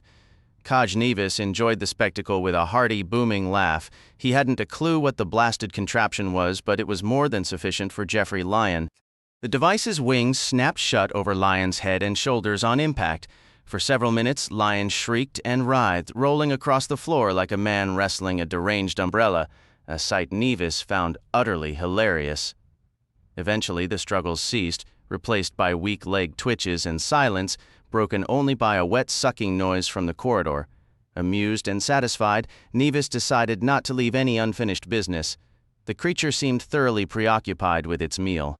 He approached as stealthily as his bulk allowed, which wasn't very, and seized it. It came free from what remained of Jeffrey Lion with a sickening liquid pop. Damn, Nevis thought with a smirk. It did one hell of a job. The entire front of Lion's helmet was crushed inward. The thing possessed a bony, sucker-like beak that had punched straight through the faceplate and essentially liquefied most of his face. It was a gruesome sight, with bone visible beneath the ruined flesh. The monster flapped wildly in his grip, emitting a piercing shriek whine. Nevis held it away from his body, letting it struggle while he examined it. It struck repeatedly at his armored forearm to no avail. He admired its eyes, truly vicious, frightening eyes. This thing could be useful, he mused. He imagined releasing a few hundred of these into the underlevels of Shandicity one night. The city bosses would meet his price then. They'd hand over anything he demanded. Credits, luxury, authority, the whole rotten planet if he asked. Owning this ship was going to be a pleasure. For now, however, this specific specimen was a potential liability. Kaj Nevis gripped a wing in each hand and tore the creature clean in two. Then, smiling broadly, he retraced his steps. Haviland Tuf rechecked the instrument readings and made a minor adjustment to the fluid flow. Content. He folded his large hands over his stomach and resumed his vigil by the vat. Inside, a murky red-black broth swirled and churned. Watching it induced a slight dizziness in Tuf, a known side effect of the chronowarp field. Within that small tank, almost small enough to cradle in his hands, immense primordial forces were at work, and time itself accelerated at his command. It filled him with a profound and solemn awe. The nutrient solution was gradually clarifying, becoming nearly transparent. Tuf fancied he could discern a dark form taking shape within, visibly expanding, its entire ontogeny unfolding before his eyes. 4 paws, yes, he could see them now. And a tail. That was most definitely a tail, Tuf concluded. He turned and moved back to the console to monitor the progress. It would not do for his creation to be susceptible to the very plagues that had claimed Mushroom. He remembered the inoculation the Tyrannosaur had been given just prior to its regrettably premature release. There had to be a method to introduce the necessary antigens and preventative treatments before finalizing the birthing sequence. Haviland Tuf set about doing precisely that. The Ark was nearing a state of purity. Rika had sealed off bulkheads across most of the vessel, and the sterilization protocols advanced with their own relentless automated precision. The landing bay, engineering, the drive chamber, control tower, bridge, and 9 additional sectors now glowed a serene pale blue on the telescreen status display. Only the vast central axis and the primary corridors and laboratory zones adjacent to it remained tainted by that aggressive reddish tint, indicating an atmosphere saturated with disease and demise in all its countless variations. That was exactly how Rika Dawnstar preferred it. In those linked central sections, a different sort of process was unfolding with an equally merciless logic, and the ultimate result, she was certain, would leave her as the sole and absolute master of the seed ship and all its knowledge, power, and riches. Now that her surroundings were sanitized and secure, Rika had thankfully taken off her helmet. She had also summoned a meal, a dense, pale slab of protein from an entity called a meat beast, which the Ark had preserved in a state of perfect succulence for 1,000 years.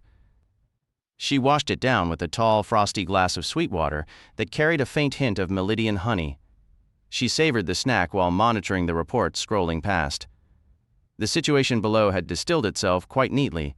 Jeffrey Lyon was gone. A shame, in a sense. He'd been relatively harmless, if astonishingly gullible. Celise Wan was also out of the picture, and, to her surprise, she'd managed to eliminate the Hell Kittens on her way out.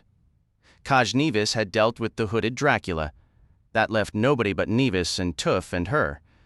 Rika allowed herself a grin. Tuf posed no real threat. He was preoccupied with constructing a feline. He could be handled easily, one way or another. No. The only genuine hurdle now standing between Rika and the ultimate prize was Kaj Nevis and his formidable Unquin battlesuit. Kaj was likely feeling quite self-assured by this stage. Excellent. Let him, she mused. Rika Dawnstar finished her meal and delicately licked her fingertips. It was time, she decided, for a little zoology review. She called up the files on the 3 biological weapons still at large aboard the ship. If none of those would suffice, well, what the heck? She still had 39 more in stasis, just itching for deployment. She could afford to be selective in choosing her executioner. A battlesuit? What she commanded was superior to 100 battlesuits. After reviewing the biological profiles, Rika Dawnstar was smiling widely. The reserves wouldn't even be necessary. The only real challenge was orchestrating the proper introductions. She studied the ship's layout on the telescreen, pondering just how cunning old Kaj Nevis's mind truly was, not nearly cunning enough, Rika suspected. The cursed passageways seemed to stretch into infinity, leading nowhere but to yet more identical corridors. His suit's gauges indicated he was already drawing from his 3rd air tank. Kaj Nevis knew he needed to locate the others swiftly, remove them from the board, and then focus on the daunting task of deciphering how this infernal ship operated. He was marching down one particularly lengthy, broad hallway when abruptly a sort of plastic strip embedded in the deck plating illuminated beneath his boots. Nevis halted, his brow furrowed. The glowing trail shone invitingly. It led directly forward and made a right turn at the next junction. Nevis took a single step forward. The section of the trail behind him instantly darkened. He was being given directions. Oddities had mumbled something about guiding people through the ship just before his unfortunate grooming session. So, this was his method. Could the cybertech possibly still be alive in some form haunting the Ark's computer systems? Nevis found that hard to believe. Kaj Nevis was certain Oddities had been dead. He'd seen enough death to know it, and he'd delivered plenty himself. So, who was this, if not a ghost? It had to be Dawnstar. The cybertech had mentioned she was guided to the control room. Now, where was she trying to guide him? Nevis considered it for a heartbeat. Encased in his battlesuit, he felt nearly unstoppable. Yet, why risk it? Dawnstar had proven herself a deceitful little snake. She could easily lead him in endless circles until his oxygen ran dry. With a firm decision, he turned and marched away, deliberately choosing the path opposite the alluring silver trail. At the following junction, a green line ignited, pointing left. Nevis went right. The corridor terminated at a pair of spiral escalators. As he hesitated, one began to whir upward. He scowled and took the stationary one down, descending 3 levels. Below, the passage was tight and shadowy, splitting 2 ways. Before he could decide, a harsh grinding sound echoed, and a wall panel slid shut, blocking the right-hand path. She's still playing games, he thought, anger simmering. He peered left. The corridor appeared to widen slightly but grew darker, littered with the silent, bulky shapes of derelict machinery. Nevis didn't like the look of it. If Dawnstar believed she could steer him into an ambush by shutting a few doors, she was sorely mistaken. He turned back to the sealed passage, drew back his leg, and kicked. The impact was thunderous. He kicked again and again, then began hammering with his armored fists, unleashing the full augmented force of his exoskeleton. With a grim smile, he stepped over the shattered remnants of the panel into the dim, confined passage Dawnstar had tried to deny him. The floor was bare metal. The walls were so close they scraped his shoulders. Some kind of service access, he guessed, but it had to lead somewhere important. Why else would she work so hard to bar his way? His broad feet clanged on the floor plates as he pressed forward into the deepening gloom, his resolve unshaken. The passage took a sharp right turn, so tight he had to contort himself within the suit, arms drawn in and knees bent, to squeeze through. Around the bend, a small square of light glowed in the distance. He moved toward it, then halted abruptly. Something was there. A dark, fist-sized mass hung in the air ahead. Nevis approached with caution, maintaining a meter's distance to study it. It was another creature, as hideous as the one that had feasted on Geoffrey Lyon, but stranger. It was a brown, lumpy thing with a hide that resembled rough, pitted stone. For a moment it looked so inert it could have been a rock, but the wet, black opening in its surface was a mouth. Inside, the cavity was a moist, green, undulating pit where he could discern teeth, or what passed for teeth, that gleamed with a metallic sheen. He thought he saw 3 sets of them, partially veiled by pulsing, rubbery green tissue. The eeriest part was its absolute stillness. At first he assumed it was hovering, but drawing nearer, he realized his error. It was suspended at the heart of an impossibly fine web, the strands so delicate they were nearly invisible. He could only see the thicker filaments near the central nexus where the creature pulsed. The threads seemed to fade into nothingness, with no visible anchor to wall, floor, or ceiling, no matter how intently he stared. A spider, then, a bizarre one. Its stony appearance suggested some form of silicon-based life. He'd heard rumors of such things. They were incredibly damned rare, so he had a silicon spider here. Big deal.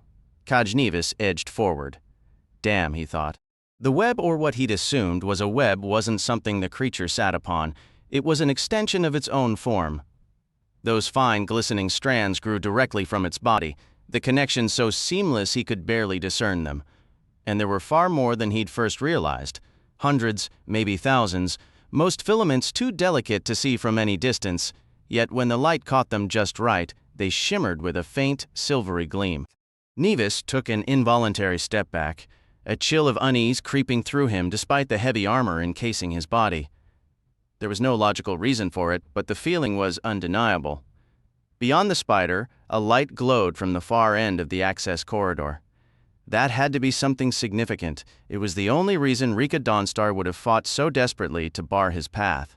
A grim satisfaction settled over him. The control room was probably back there, with Rika hiding inside, and this unsettling creature was her pathetic final guard. It gave him the creeps, sure, but what real threat could it pose? With a dismissive shift, Kaj Nevis activated his suit's pincer arms and brought the right one forward to sever the nearest strand. The gleaming, blood-stained, serrated blades closed smoothly. Instead of the strand snapping, a shower of metallic shards, the shattered pieces of his own pincer, clattered to the floor plates. The entire web began to hum with vibration. Nevis stared, dumbfounded, at the stump of his lower right arm. A sour taste flooded his mouth. He retreated 1 step, 2, 3, putting frantic distance between himself and the thing. Then the web moved. 1,000 threads, finer than silk, became 1,000 legs. They pierced the metal walls with a sound like tearing paper and scored the floor with their merest touch. Nevis ran. He kept his lead until he reached the narrow turn in the passage. He was still trying to angle the suit's bulky arms and squeeze through when the walking web caught him. It advanced in a bobbing motion, suspended on countless invisible limbs, its central maw pulsing rhythmically. Nevis made a choked, guttural sound of terror. 1,000 monomolecular silicon filaments enveloped him. He swung a massive, powered hand in a desperate attempt to crush the creature's core, but the arms were everywhere, closing around him with a languid, inevitable grace. He pushed against them, and they sliced through armor, flesh, and bone as if they were air. Blood jetted from the stump of his wrist. His scream was cut short as the walking web tightened its embrace. Elsewhere, a hairline crack appeared in the plastic of an empty vat. A kitten pawed at it curiously. The crack widened. Haviland Tuf reached in and gathered the tiny creature into his large hand, lifting it to his face for inspection. It was small and still somewhat weak. Perhaps he had initiated the birthing sequence prematurely. The persistent threat of wandering tyrannosaurs and the general insecurity of his position had, he admitted, led to a certain unseemly haste. Nevertheless, he deemed the trial a success. The kitten mewed softly. Tuf concluded that hand-feeding with a milk dropper would be necessary, a task for which he had full confidence in his own capabilities. Its eyes were only just opening and its long gray fur was still damp from the natal fluids. For a moment he wondered, had Mushroom ever truly been this infinitesimal?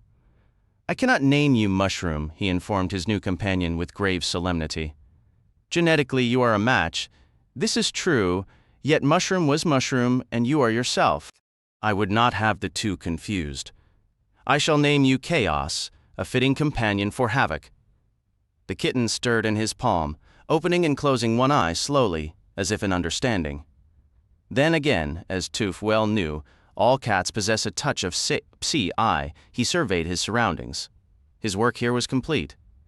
Perhaps it was now time to seek out his erstwhile and rather unreliable companions and see if some manner of mutually beneficial arrangement could be negotiated. Cradling Chaos against his chest, Haviland Tuf began his search. On the bridge, Rika Dawnstar watched Nevis's signal blink out. With that, the real contest was over. It was just her and Tuf now, which meant, for all intents and purposes, she was in command of the Ark. The sheer scale of the power she now held gave her a momentary thrill, followed by a cold, practical chill. What in the world was she supposed to do with a planet-killing starship? Selling it to the highest bidder was the obvious move, but the idea of handing that kind of weapon to anyone, corporate, syndicate, or desperate government, made her skin crawl. Absolute power corrupts absolutely, or so the old saying went. Maybe she should keep it. Run it herself. She was already plenty corrupt, perhaps she'd built up an immunity. The thought of rattling around this gargantuan metal tomb alone, however, was profoundly depressing. She could hire a crew, fill the halls with sycophants and companions. But trust them? Not a chance. Rika pushed the long-term dilemma aside. She had a more pressing issue. Tuf had left the cloning chamber and was now adrift in the maze of corridors. On her screens, the bioweapons were poorly positioned. The walking web was dormant. The 4-ton rollerum was on deck 6, behaving like a deranged, hungry wrecking ball. The Tyrannosaur was on the right level, but her readouts indicated it was currently eating. A grim smile touched her lips. It had to be finishing off Lion and the Dracula. Satisfying but unhelpful. The beast was moving, but away from Tuf. She could try to orchestrate another encounter, but Tuf was no fool. He'd evaded the reptile once and possessed a frustrating chess master's mind. Leading him into a trap would be far harder than it had been with the impulsive Nevis. Releasing more creatures from the vaults was an option, but it felt messy, indirect. No, she decided with a sudden, fierce clarity. Enough with the puppeteering. It was time for a hands-on approach. Hooked on the arm of the command throne was a slender, shimmering metal coronet she'd retrieved earlier. She picked it up, gave it a quick scan to confirm its neural circuitry was active, and settled it onto her brow at a confident tilt. Sealing her environment suit and checking the charge on her needler, she headed for the door. Time to finish this personally. Meanwhile, navigating the endless passages of the Ark, Haviland Tuf had discovered a mode of transport, a small open-air tri-wheeled cart. After extensive periods of standing and hiding, the chance to sit was a profound relief. He settled into the cushioned seat, Chaos, a warm weight in his lap, and set off at a sedate, deliberate pace. For kilometers, he drove with meticulous care. At every junction, he brought the cart to a full stop, peered down each branching corridor with slow, deliberate blinks, and made a considered choice before proceeding. His route was guided by a blend of cold logic and idle curiosity, though he generally favored the widest avenues. Once, he paused to investigate a promising set of doors, finding only empty silence. The journey was uneventful, punctuated only by the occasional stirring of the black kitten. Then ahead of him in the vast intersection of 4 major corridors, a figure appeared. Tuf brought his cart to a halt precisely in the center of the open space. He looked to the right, his pale face impassive. He looked to the left.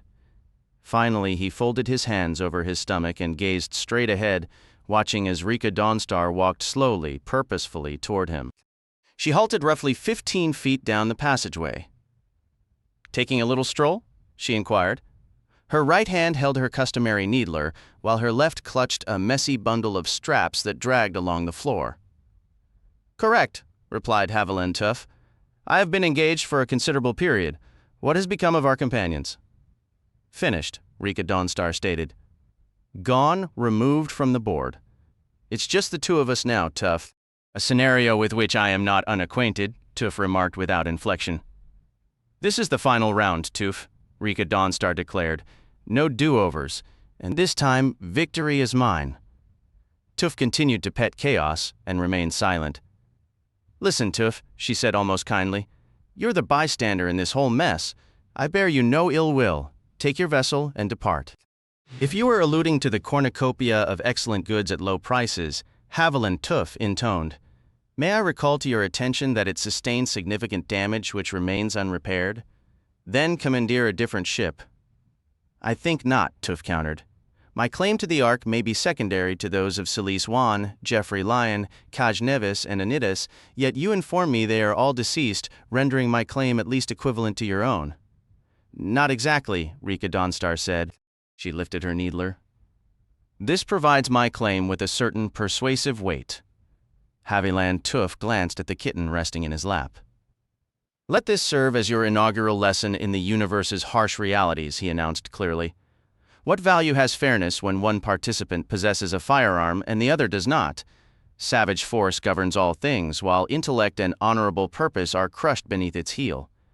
He fixed his gaze back on Rika Dawnstar. Madam, he said, I concede your tactical superiority. However, I must lodge an objection. The departed members of our party granted me a full partnership in this endeavor prior to our boarding the Ark. To my knowledge, you were never formally included. Thus, I possess a legal standing superior to yours. He raised a single finger. Moreover, I would propose that ownership is ultimately conferred by utilization and the capacity to utilize. The Ark should ideally be commanded by the individual who has demonstrated the requisite skill, intellect, and determination to most effectively employ its vast capabilities. I submit that I am that individual. Rika Dawnstar let out a short laugh. Is that so? Indubitably, said Haviland Tuf. He cradled Chaos in his palm, lifting the kitten for her to see. Observe my evidence. I have investigated this vessel and deciphered the cloning mysteries of the Lost Earth Imperials. It was a profoundly awe-inspiring experience, one I am eager to repeat. In fact, I have resolved to abandon the vulgar trade of the merchant for the more noble vocation of ecological engineer. I would hope you would not seek to obstruct me. You have my assurance. I will arrange transport for you back to Chandelure and personally ensure you receive every last credit of the fee promised by Jeffrey Lyon and his associates. Rika Dawnstar shook her head, a smirk playing on her lips. You're unbelievable, Tuffy, she said. She took a step forward, twirling the needler around her finger. So you believe you deserve the ship because you can use it, and I supposedly can't? You have succinctly captured the core of my argument, Tuf said with approval. Rika laughed again, a harder sound this time. Here, I don't even need this, she said lightly, and tossed the needler toward him. Tuf's hand shot up and caught it deftly. It would appear my position has been unexpectedly and decisively fortified. I may now threaten to shoot you, but you won't, Rika stated. Rules, Tuf, you're a slave to the rules. I'm the one who prefers to flip the table. She hefted the tangled mass of straps she had been dragging over her shoulder. You want to know what I've been doing while you were busy cloning yourself a pet? The answer is plainly beyond my current knowledge, said Haviland Tuf. Plainly, Rika echoed, her tone dripping with sarcasm. I've been on the command bridge, Tuf, interfacing with the computer and learning nearly everything required about the EEC and its Ark. Tuf blinked once. Indeed, there's a fantastic telescreen up there, she said. Think of it like a giant game board, Tuf. I've been watching every single move. The red pieces, that was you and the others, myself included, and then there were the black pieces. The system labels them bioweapons, but I prefer the term monsters. It's punchier, less clinical. Though laden with rather dramatic associations, Tuf interjected. Absolutely, but it gets right to the heart of it. We breached the defensive perimeter. We survived the plague countermeasures, but Anitas met his end and decided to settle the score by unleashing the monster protocol. From my vantage point above, I watched the red and the black clash. Yet something felt incomplete, Tuf. Can you guess what it was? I surmise the question is rhetorical, Tuf stated. Precisely, Rika Dawnstar replied, a laugh in her voice. The green markers were absent, Tuf. The system was designed to paint intruders red, its own biological defenses in black, and authorized ARC personnel in green. There was no green on that screen, of course. But that omission started me thinking. The monster defense was clearly a final, desperate measure. But was it only meant for a derelict ship, abandoned by its crew? Tuf steepled his fingers. I think not. The very presence of a tactical display implies an observer was intended to watch it. Furthermore, if the system was programmed to differentiate between crew, intruders, and monstrous defenders using color codes, then the scenario of all three parties being present and active simultaneously must have been anticipated. Exactly, said Rika Dawnstar. Now here is the crucial question. In the passageway behind her, Haviland Tuf detected movement. If I may, he started. Rika gestured for him to be silent. If they were prepared to release these caged terrors to repel boarders in a crisis, how did they ensure their own people wouldn't be torn apart in the process? A most intriguing paradox, Tuf conceded. I await the solution with keen interest. However, I regret that I may have to postpone that revelation. He cleared his throat. It is far from my intention to disrupt such a compelling analysis, yet I feel compelled to mention the deck plating vibrated. Yes, Rika said, her grin widening. I feel compelled to mention, Tuf repeated, that a rather substantial carnivorous dinosaur has materialized in the corridor behind you and is currently endeavoring, with a notable lack of subtlety, to approach us undetected. A tyrannosaur bellowed. Rika Dawnstar remained unperturbed. Honestly, she said, chuckling, you can't seriously expect me to fall for the classic look-behind-you routine. I had higher hopes for your creativity, Tuf. I assure you, my concern is genuine. Tuf powered up the motor of his cart.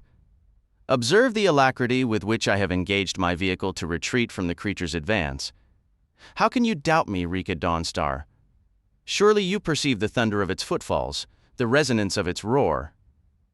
What roar would that be? Rika asked. No, listen, Tuf. I was getting to the point. We overlooked one minor detail in the puzzle. Indeed, said Tuf. The Tyrannosaur was closing the distance at a disconcerting speed.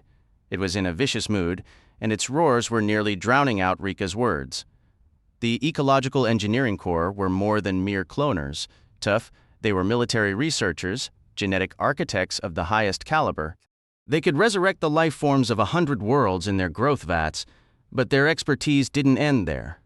They could also manipulate the genetic code itself, reshape those life forms, redesign them to fulfill specific functions. Naturally, Tuf said, you must excuse me, but the present circumstances strongly suggest a strategic withdrawal from the dinosaur. The Tyrannosaur was now scarcely 10 meters behind Rika. It halted momentarily, its thrashing tail smacking the bulkhead and causing Tuf's cart to shudder. Drool hung in strands from its dagger-like teeth, and its diminutive forelimbs raked the air with unsettling anticipation. That would be terribly impolite, Rika said. You see, Tuf? That's the answer.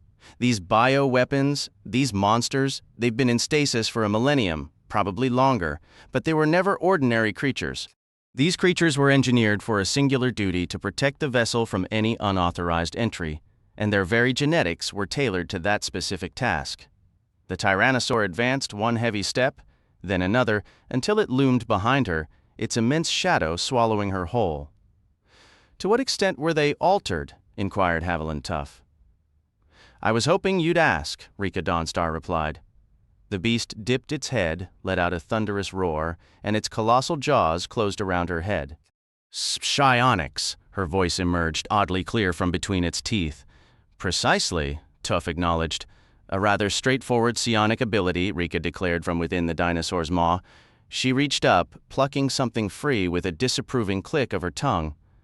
The simpler beasts are nearly mindless, driven by base instinct. They received a fundamental psionic aversion. The more intelligent creatures were rendered psionically compliant. The control devices were psi-amplifiers. Delicate little things resembling crowns. I'm wearing one now. It doesn't grant psychic powers or anything so flashy. It simply makes some monsters steer clear of me, and others follow my commands. She slipped out from between the jaws and gave the creature's jaw a firm pat. Easy now, she said. The tyrannosaur roared again but lowered its head. Rika worked to free her harness and saddle, beginning to secure it in place. "I've been directing him this entire conversation," she mentioned casually. "I summoned him here. He's famished. He consumed Lion, but Lion was small and already deceased, and he hasn't had a proper meal in 1,000 years." Haviland Tuf glanced at the needler in his grasp. It felt utterly inadequate. He was never a marksman anyway. "I would be more than happy to clone him a Stegosaurus." "No, thank you," Rika said, cinching a strap tight. "You can't back out now. You chose to play this game, Tuffy, and I'm afraid you lose on all counts. You should have left when I gave you the opportunity. Let's examine your claim, shall we? Lion and Nevis and the rest offered you a full share, correct? But a share of what? I'm afraid you now get a full share. Whether you desire it or not, a share of exactly what they received. So much for your legal reasoning. As for your moral argument of superior usefulness," she slapped at the dinosaur once more, a fierce grin spreading across her face. "I believe I've just demonstrated I can utilize the arc far more effectively than you. Lower a bit more." The creature bent further, and Rika Dawnstar swung herself up into the saddle on its neck. "Up," she commanded. It rose. "Thus we set aside legality and morality and return once more to brute force," Tuf stated. "Afraid so," Rika called down from her perch atop the tyrant lizard. It began to move forward slowly, as if testing its footing. "Don't accuse me of not playing fair, Tuf. I have the dinosaur, but you have my needler. Perhaps you'll get a lucky shot. So we're both armed." She laughed, the sound sharp and bright. "Only I'm armed to the teeth." Haviland Tuf stood and threw her needler back to her in a smooth, overhand arc. It was a perfect toss. Rika leaned sideways and caught it deftly. "What's this?" she said. "Surrendering?" "Your peculiar dedication to fairness has moved me," said Tuf. "I would not take an unfair advantage. You have a claim. I have a claim. You possess an animal." He stroked the kitten in his arms. "I too have an animal. Now you have a firearm." He powered up his cart and reversed swiftly from the intersection, rolling backward down the corridor as fast as the vehicle would go in reverse. "Have it your way," Rika Dawnstar said. The amusement was gone from her voice, replaced by a tinge of melancholy. Tuf was already turning his cart around to flee forward. The tyrannosaur gaped its mouth wide, ropes of saliva dripping from teeth 1/2 meter long. It unleashed a scream that was pure, ancient, ravenous hunger, a sound from the deep past, and charged. It thundered down the corridor and into the intersection.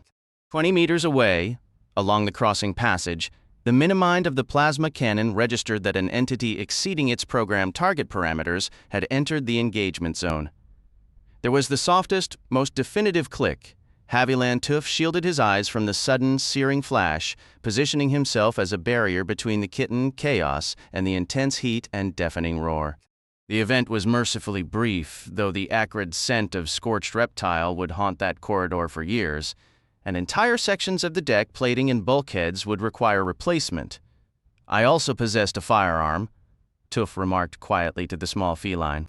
Much later, after the ark had been scrubbed clean, the bodies discreetly dealt with and temporary repairs effected, including finding a way to quiet the astonishingly loud creature residing on Deck 6, Tuf settled into the captain's quarters with havoc and chaos. Only then did he begin a systematic exploration of the vast vessel. On the second day, he discovered a storage locker filled with uniforms, but the former crew of the Ecological Engineering Corps had been both shorter and slimmer than his own imposing frame, rendering the clothing useless. Among the items, however, was a green duck-billed cap that fit perfectly on his pale, bald head. Embroidered in gold thread on the front was the Corps' theta symbol. Haviland Tuf studied his reflection. Ecological engineer, he stated. The title, he decided, had a definite appeal. Chapter 2. Loaves and Fishes. Her given name was Tolly Moon, but she answered to many others. Newcomers to her territory typically used her official title with a measure of respect. She had served as portmaster for over 4 decades, and as deputy before that, becoming a permanent, vibrant part of the massive orbital community officially designated the Port of Suthlam. To the planetary bureaucracy below, her position was just another box on an organizational chart. Up here, however, the portmaster was everything. Chief executive, magistrate, mechanic, and law enforcement rolled into one. Most just called her the PM. The port had begun as a modest operation centuries ago, expanding relentlessly as Suthlum's exploding population transformed the world into a critical market and a central hub for interstellar commerce in the sector. At its heart lay Spiderholm, the nickname for the central station, a hollowed-out asteroid roughly 16 kilometers wide, containing parks, shops, living quarters, and laboratories. Clustered around it like metallic growths were 6 obsolete predecessor stations, the oldest from 3 centuries past, being no larger than a decent-sized starship. From Spiderholm radiated a complex, silvery web across the darkness of space, 16 major spurs.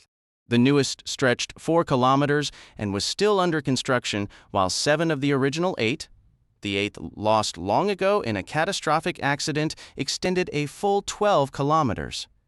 Within these colossal tubes lay the port's industrial heart: warehouses, factories, shipyards, customs checkpoints, and embarkation halls, alongside docking and repair facilities for every class of vessel known locally. High-speed tuber trains shot through the spur's cores, ferrying cargo and passengers between the gates and the chaotic, vibrant nexus of Spiderholm, which connected to the planetary elevator. A constantly growing maze of smaller tubes and passages branched off from these main arteries, weaving an ever more intricate lattice that bound the entire sprawling facility together. Between the strands of the great web, the flies moved in a constant, bustling stream. Shuttles ferried cargo too large or too delicate for the space elevator, while mining vessels returned from the asteroid fragments with loads of ore and ice. Food freighters arrived from the terraformed farming rocks known as the larder, and the lanes were thick with interstellar traffic. Sleek corporate liners, traders from nearby Van Dien and distant worlds like Kesa and Newholm, merchant convoys from Kimdis, and warships from Bastion and Citadel. Even alien craft were a common sight. Free Rune vessels, Rahimai ships, Gethoid designs, and others from stranger species still. They all came to the port of Suthlum and found a welcome. The people who lived and worked in Spiderholm, who ran the bars and mess halls, moved the cargo, and kept the ships flying, wore the name Spingerets with pride. To them, and to the regular flies who visited often, Tali Mooney was Ma Spider, a sharp-tongued, brutally competent, seemingly omnipresent force of nature. Those who had crossed her, however, knew her by another name, the Steel Widow. She was a tall, broad-shouldered woman standing almost 2 meters, with a gaunt, muscular frame that made her something of an oddity on the planet below. Her face was a network of comfortable creases, like well-worn leather. At 43 local years, nearly 90 standard, she looked no older than 60, a fact she credited to a life spent mostly in zero gravity. "It's gravity that wears you down," she'd often say. Except for a few luxury establishments and the big liners with their artificial gravity, the entire port operated in a state of endless freefall, and that was Tali Mune's natural element. Her hair was a mix of silver and iron, usually pulled tight while she worked, but when off-duty it streamed behind her like a comet's tail, mirroring her every fluid motion, and she was always in motion. That big, raw-boned body moved with a startling grace. She swam through the web's spokes in the corridors of Spiderholm as effortlessly as a fish through water, using her long arms and strong legs to push and glide. She never wore shoes, her feet were nearly as dexterous as her hands. Even in open space, where experienced spinnerets relied on bulky suits and safety tethers, Tali preferred form-fitting skinthins. They offered scant protection against the harsh radiation of Sol Star, but she took a stubborn pride in the deep blue-black tan they gave her, swallowing anti-carcinoma pills by the handful each morning rather than sacrifice her mobility for clumsy safety. Out in the hard vacuum between the web strands, she was undisputed master. With air jets at her wrists and ankles, she darted from ship to ship, inspecting, supervising, hiring, firing, and solving problems. Here, in her web, Portmaster Tali Mune was everything she wanted to be, utterly capable and completely content. Then, during a night cycle, a buzz from her deputy jarred her from a sound sleep. She glared at his image on the vid screen. "This had better be damned important. You need to access control," he said. "Why?" "A fly is coming in," he replied. "A big one." Tolly scowled. You didn't wake me for nothing. Spit it out. I mean, a real big fly, he stressed. You have to see this. It's the largest thing I've ever seen. Ma, I'm not joking. This vessel is 30 kilometers long. Pooling hell, she swore. It was the last simple moment of her life just before she would meet Haviland Tuf. The sheer scale of the incoming ship hinted at complications far beyond the routine chaos of her port, a silent promise that her well-ordered domain was about to be thoroughly upended. Tolly Moon tossed back a cluster of vivid blue anti-cancer pills, chasing them with a long pull from her beer bulb. She turned her attention to the holographic figure shimmering in her office. That's quite a vessel you're piloting, she remarked, her tone deliberately casual. Mind telling me what it actually is? It is the Ark, a biowarfare seed ship belonging to the Ecological Engineering Corps, stated Haviland Tuf. The EEC? She echoed. You don't say? Must I repeat the information, Portmaster Mune? Let me get this straight, she pressed, leaning forward slightly in her zero-gravity chair. You're talking about the old Federal Empire's Ecological Engineering Corps? The ones based on Prometheus? The specialists in cloning and biological warfare, famous for engineering entire ecological disasters to order. As she spoke, she studied his face. His hologram dominated the cramped, cluttered space of her spider home office, a massive, pale figure amidst the drifting debris of her neglect. A crumpled food wrapper passed through his chest, undisturbed. Tuf was enormous. Tolly had encountered plenty of officials who inflated their holo projections to seem more imposing, but something about this man told her this was his genuine size. He would stand a solid 2.5 meters tall, towering over even the tallest native Suthlamese she'd ever met. And that individual had been a genetic outlier, much like herself. Her people were generally small, a combination of dietary history and genetics. Tuf's face was an unreadable mask. He placidly laced his long fingers over the pronounced curve of his stomach. The very same organization, he confirmed. Your grasp of history is commendable. Why, thank you, she said, her voice dripping with a false, amiable warmth. Do correct me, though, since I'm so historically erudite.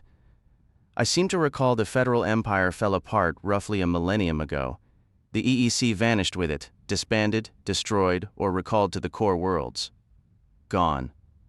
Poof. Now, the Prometheans are said to have held on to some of that old biotech, but they're notoriously stingy with it. We don't see many of them out here on the rim, so I can't swear to it. So let's see if I follow your incredible story. You just stumbled upon a fully functional 1,000-year-old EEC seed ship. You're the sole occupant, and it's all yours? Correct, said Haviland Tuf. She let out a short, sharp laugh. And I'm the Queen of the Orion Arm. Tuf's expression did not flicker. I fear I have been connected to the incorrect individual. My business is with the Portmaster of Suthlam. She took another aggressive sip of beer. I am the damned Portmaster, she snapped, her patience evaporating.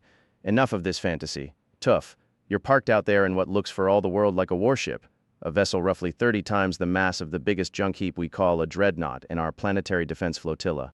You're making everyone from the street sweepers to the cabinet ministers profoundly uneasy. Half the tourists in the orbital hotels are convinced you're an alien here to siphon our atmosphere and snack on our kids, while the other half thinks you're a fancy light show we put on for their entertainment. Hundreds of them are lining up for vacuum suits and sleds right now, and soon they'll be swarming your hull like space-going gnats. My own staff is completely baffled, so cut the act. What do you want? I am disheartened, Tuf replied, his voice a monotone of wounded propriety. I have journeyed here at considerable personal inconvenience to engage the renowned spinnerets and cybertechs of Port Suthlam, whose expertise is legendary and whose reputation for ethical commerce is unparalleled. I did not anticipate encountering such baseless hostility and groundless alarm. My needs are simple, certain modifications and repairs, nothing more. Tolly Mune was barely listening anymore. Her gaze had dropped, fixed on the base of the hologram where a small, shaggy, black and white creature had silently materialized.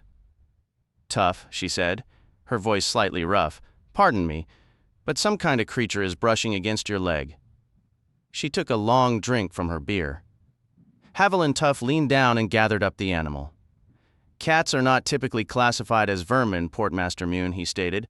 In fact, the feline is a dedicated adversary to numerous pests, which is merely one of the many remarkable and useful qualities of this exceptional species. Did you know there was a time when humans revered cats as deities? This one is named Havoc.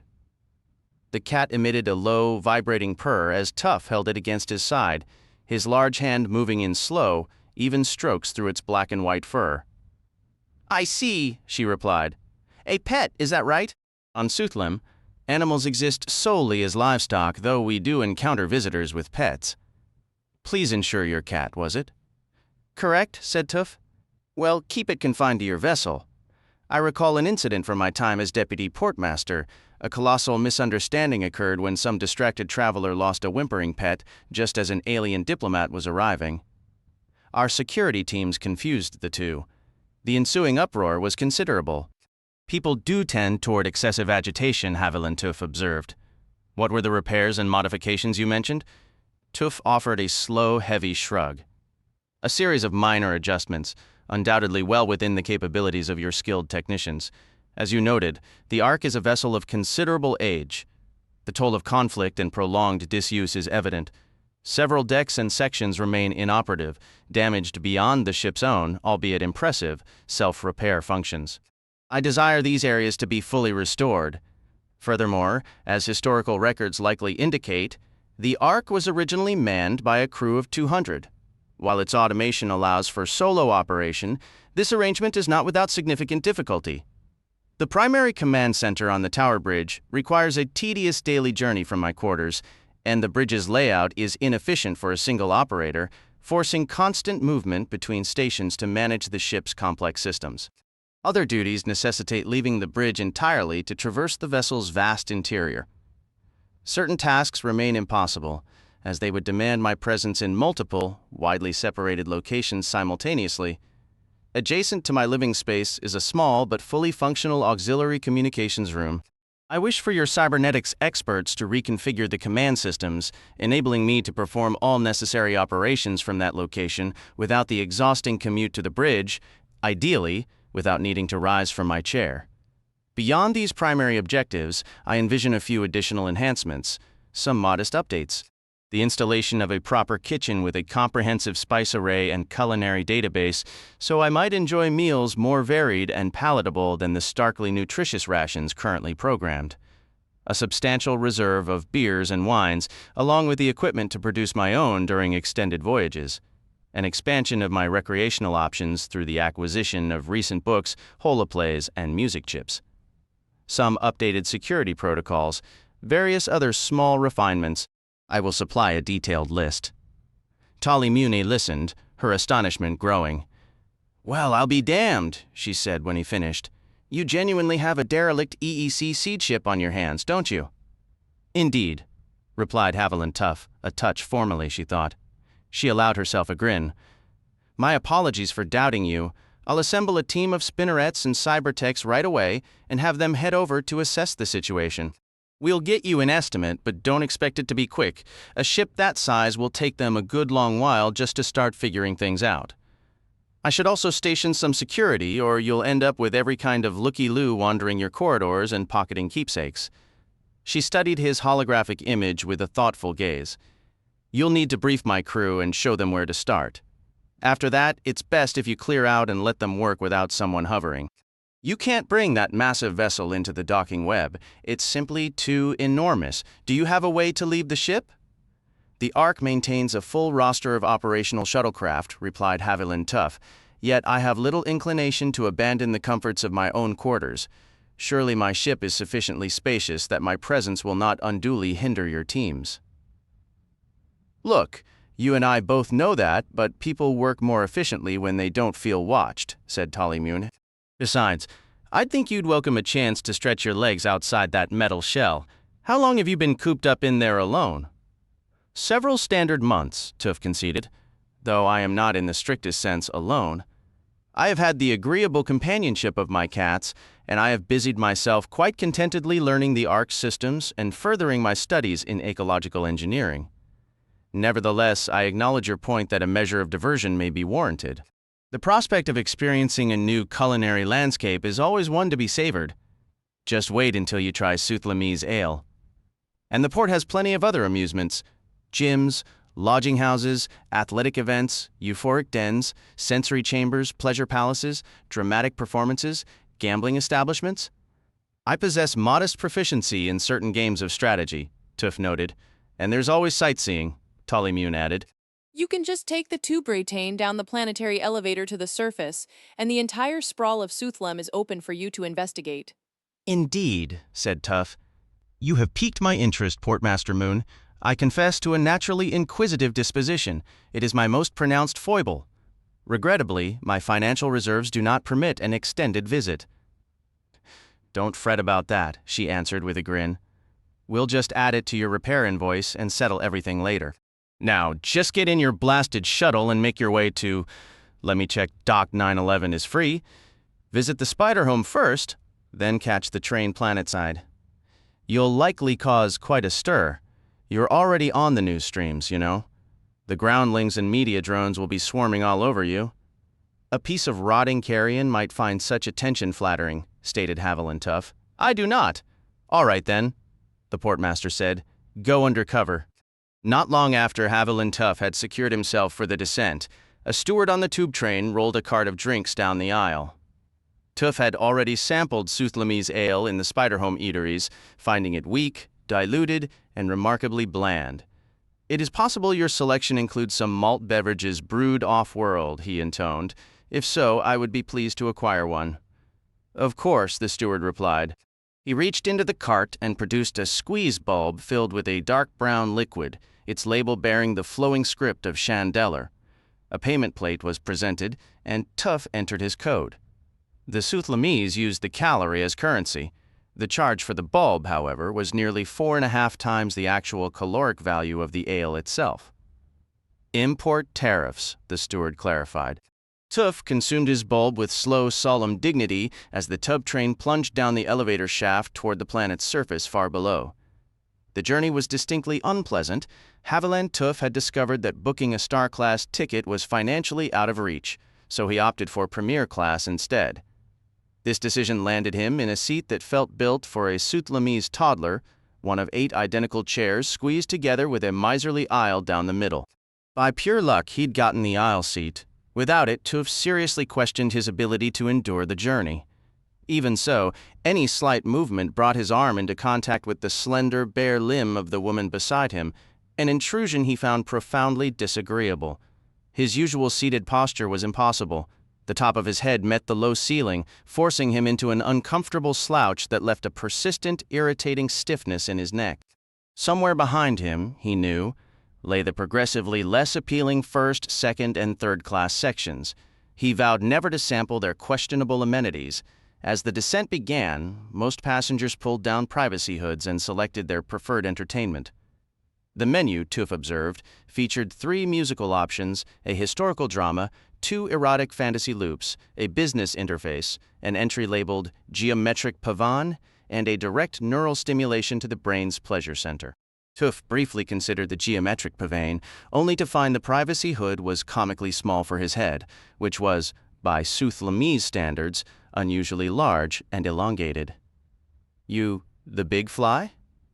A voice inquired from across the aisle. Tuf turned. The Suthlamese passengers sat in silent seclusion, their heads swallowed by dark, featureless helmets. Aside from the stewards gathered at the rear, the only other person not immersed in virtuality was the man in the aisle seat 1 row back and across. His long braided hair, coppery skin, and full rounded cheeks marked him as clearly off-world as Tuf himself. The big fly, right? I am Haviland Tuf, an ecological engineer. Knew you were a fly, the man said with a grin. Me too. Rach Norin from Van Dien, he extended a hand. Haviland Tuf regarded it. I am acquainted with the archaic custom of handshaking. I note you carry no visible weapons. My understanding is the ritual originated to confirm this very fact. I, too, am unarmed. You may retract your hand now, if you wish. Rachnorn chuckled and withdrew his arm. You're a funny duck. Sir, said Haviland Tuf, I am neither an amusing waterfowl nor an oversized insect. I should think this would be evident to anyone of standard human intellect. Perhaps benchmarks differ on Van Dien. Norrin reached up and gave his own plump, red-powdered cheek a firm pinch. Tuf pondered whether this was a peculiar nervous habit or some Van Dien gesture whose meaning eluded him. "The fly thing?" Norrin explained. "That's just spinneret talk and idiom. They call all us off-worlders flies." "Indeed," said Tuf. "You're the one who came in on that giant warship, aren't you? The one all over the news feeds?" Norrin didn't wait for confirmation. "Why are you wearing the wig?" "I am traveling incognito," Haviland Tuf replied, "though it seems you have seen through my subterfuge, sir." Norrin pinched his cheek again. "Call me Ratch." His eyes traveled over Tuf's form. "Pretty feeble disguise, though. Wig or no wig, you're still a massive, pale giant who looks like you've been living in a cellar." "In future, I shall incorporate cosmetics," Tuf said dryly. "Fortunately, the native Suthlamese have not demonstrated your keen perception. They're just too polite to say anything. That's how it is here. There are so many of them, you know. Most can't afford real privacy, so they settle for pretending they have it." "They won't pay you any mind in public unless you're looking for attention," Ratch Norrin said. Haviland Tuf observed, "The citizens of Port Suthlam I met did not strike me as particularly reserved nor overly concerned with formal manners." "Things are different up in the Spinneret districts," Norrin replied with a casual wave. "It's more relaxed there. Listen, let me offer you a friendly tip. Don't sell that vessel of yours here, Tuf. Take it to Van Dien.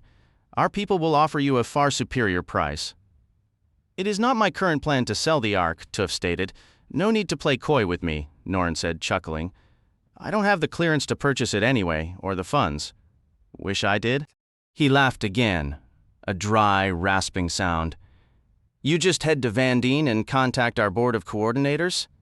You won't be sorry." He glanced around, as if verifying the stewards were distant and the other passengers still lost in their private entertainment, then lowered his voice to a hushed, confidential tone.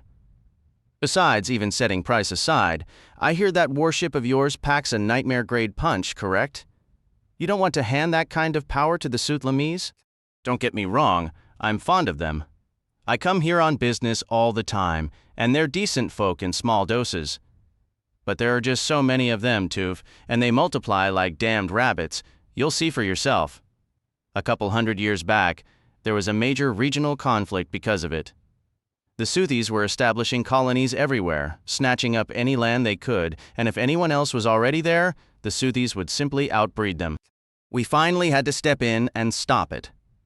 "We?" inquired Haviland Tuf. "Van Dien, Skrymir, Henry's World, and Jasbo officially, though we had support from plenty of neutral parties," Norrin confirmed. "The peace treaty confined the Suthlamese to their own star system. But you hand them that demon ship of yours, Tuf, and they might just break those chains again. My understanding was that the Suthlamese are a notably principled and moral people." Ratch Norrin pinched his own cheek thoughtfully. "Principled, moral, absolutely. Fantastic to do business with, and the swirls, let's just say they know some impressively inventive techniques. I'm telling you, I have 100 Suthi acquaintances, and I like everyone, but between them, my 100 friends probably have 1,000 kids. These people reproduce. That's the core issue, Tuf. You listen to Ratch? They're all liferoos, right?" "Indeed," said Haviland Tuf. "And what, pray tell, is a liferoo?" "Liferoos," Norrin repeated, his impatience showing. "Anti-entropists, kitty cultists, helix obsessives, gene pool paddlers, religious zealots, Tuf, absolute fanatics." He might have continued, but the steward was guiding the refreshment cart back down the aisle. Norrin settled back into his seat. Haviland Tuf lifted a long, pale finger to halt the steward. "I will have another bulb, if you would be so kind," he said. He spent the rest of the journey hunched in silence, sipping his beer with a pensive expression. Meanwhile, Tolly Mune drifted in her cluttered living space, a drink in hand, her thoughts churning. One entire wall was a massive vidscreen, 6 meters long and 3 high. Usually, Tolly set it to display sweeping vistas. She enjoyed the illusion of a window looking out over Skrymir's frosty peaks, or Van Dien's deep canyons carved by rushing whitewater rivers, or the endless glittering city lights of Suthlam itself sprawling into the night. the shining silver pillar of the space elevator's base climbing up and up into the dark, moonless sky, towering even over star-class residences 4 kilometers high. But tonight, a starfield was stretched across the wall, and silhouetted against it was the grim, metallic grandeur of the colossal starship named Ark. Even a screen as large as hers, a privilege of her position as portmaster, could not truly communicate the vessel's overwhelming scale, and the concepts it symbolized, the hope, the danger, were infinitely larger than the Ark itself. Tolly Mune understood all too well. A sudden unbidden memory surfaced, her first posting as a junior traffic controller, watching a much smaller ship drift silently into dock, its hull scarred from a meteor storm, a reminder that space held terrors beyond mere population pressures. The soft buzz of her comm unit pulled her attention from the viewport. The system wouldn't interrupt her unless it was the one call she was anticipating. "Put it through," she stated. The starfield and the distant shape of the Ark shimmered and melted away, the screen flooding with swirling color before solidifying into the stern features of First Counselor Josen Rael, leader of the Planetary High Council's majority. "Portmaster Mune," he began. At this unforgiving resolution, she could trace every line of strain in his corded neck, the pinched set of his narrow mouth, the sharp, anxious light in his dark eyes. His high, balding forehead bore a dusting of powder, yet a faint sheen of perspiration was already breaking through. "Counselor Rael," she answered. "I appreciate the call. You've reviewed the data?" "Thoroughly. Is this line secure?" "Absolutely," she assured him. "We can speak plainly." He released a weary breath. Josen Rael had been a central figure in planetary governance for 10 years, first gaining notice as the Counselor for Military Affairs, then rising through agriculture, and for the last 4 standard years leading the Council's dominant technocrat bloc. He was effectively the most powerful individual on Suthlam. The burden had aged him, carving hardness and exhaustion into his face, but Tolly Mune had never seen him look quite this haggard. "The findings are confirmed?" Your teams are certain? This is too monumental for any oversight. This is genuinely an EEC seed ship. "Without a doubt," Tolly Mune replied. "It's seen better days, granted, but the core systems are operational and, critically, the biological archive is complete and verified. We've run every check." Rael dragged his thick fingers through his sparse white hair. "I suppose I should be celebrating. Once this is public, I'll have to muster some appropriate enthusiasm for the cameras. Right now, all I can focus on are the risks." We convened a closed session of the Council. Until this is resolved, we must control the narrative. You'd be amazed, technocrats, expansionists, zero-growthers, the church delegation, even the fringe groups. They were all in agreement. A short, humorless laugh escaped him. "I've never witnessed such consensus in my entire career. Portmaster, we require that vessel." Tolly Mune had expected nothing less. She hadn't held her position this long without understanding the desperate calculus of the world below. Suthlam had been mired in perpetual crisis for as long as she could remember. "I'll attempt to negotiate a purchase," she said. This Haviland Tuf operated as an independent merchant before he came across the Ark. "My crews found his original ship on the deck. It's practically a wreck. Traders are, by nature, avaricious. We can use that." "Offer him anything," Rael insisted, his voice low and intense. "Do you comprehend the authority you have?" "The budget is unlimited." "Understood," Tolly Mune said. But the necessary darker question remained, and if he refuses to sell? Josen Rael paused, the silence stretching. "A problematic scenario," he murmured. "He must agree. A denial would be catastrophic, not for him personally, but for all of us. I need to know the options, Josen." Tolly Mune pressed. "What if he won't sell?" "We must have the ship," Rael stated, his tone final. "If this Tuf proves intractable, he leaves us no alternative. The High Council will invoke its right of eminent domain and commandeer the asset. The owner would, naturally, receive compensation." "Damn it all. You're talking about taking it by force." "Not force," Rael corrected, though the distinction felt paper-thin.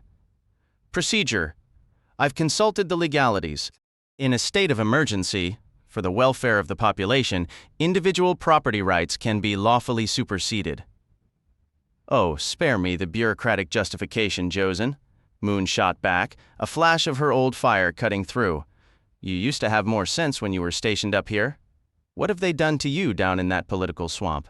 For a fleeting moment, his expression softened, recalling the younger man who had served as her third assistant in trade administration back when she was deputy portmaster. Then he shook his head slightly, and the weary statesman was back in place. This sits poorly with me, Ma, he admitted, using the old familiar shorthand. But what other path is there? I've seen the projections. The numbers don't lie, and they paint a very grim picture. Mass famine is projected within 27 years unless a major breakthrough occurs, and currently, no such breakthrough is on the horizon. Before that point is reached, the expansionist factions could easily regain influence, potentially sparking another devastating conflict. Regardless of the path, the death toll will be catastrophic, millions, possibly even billions.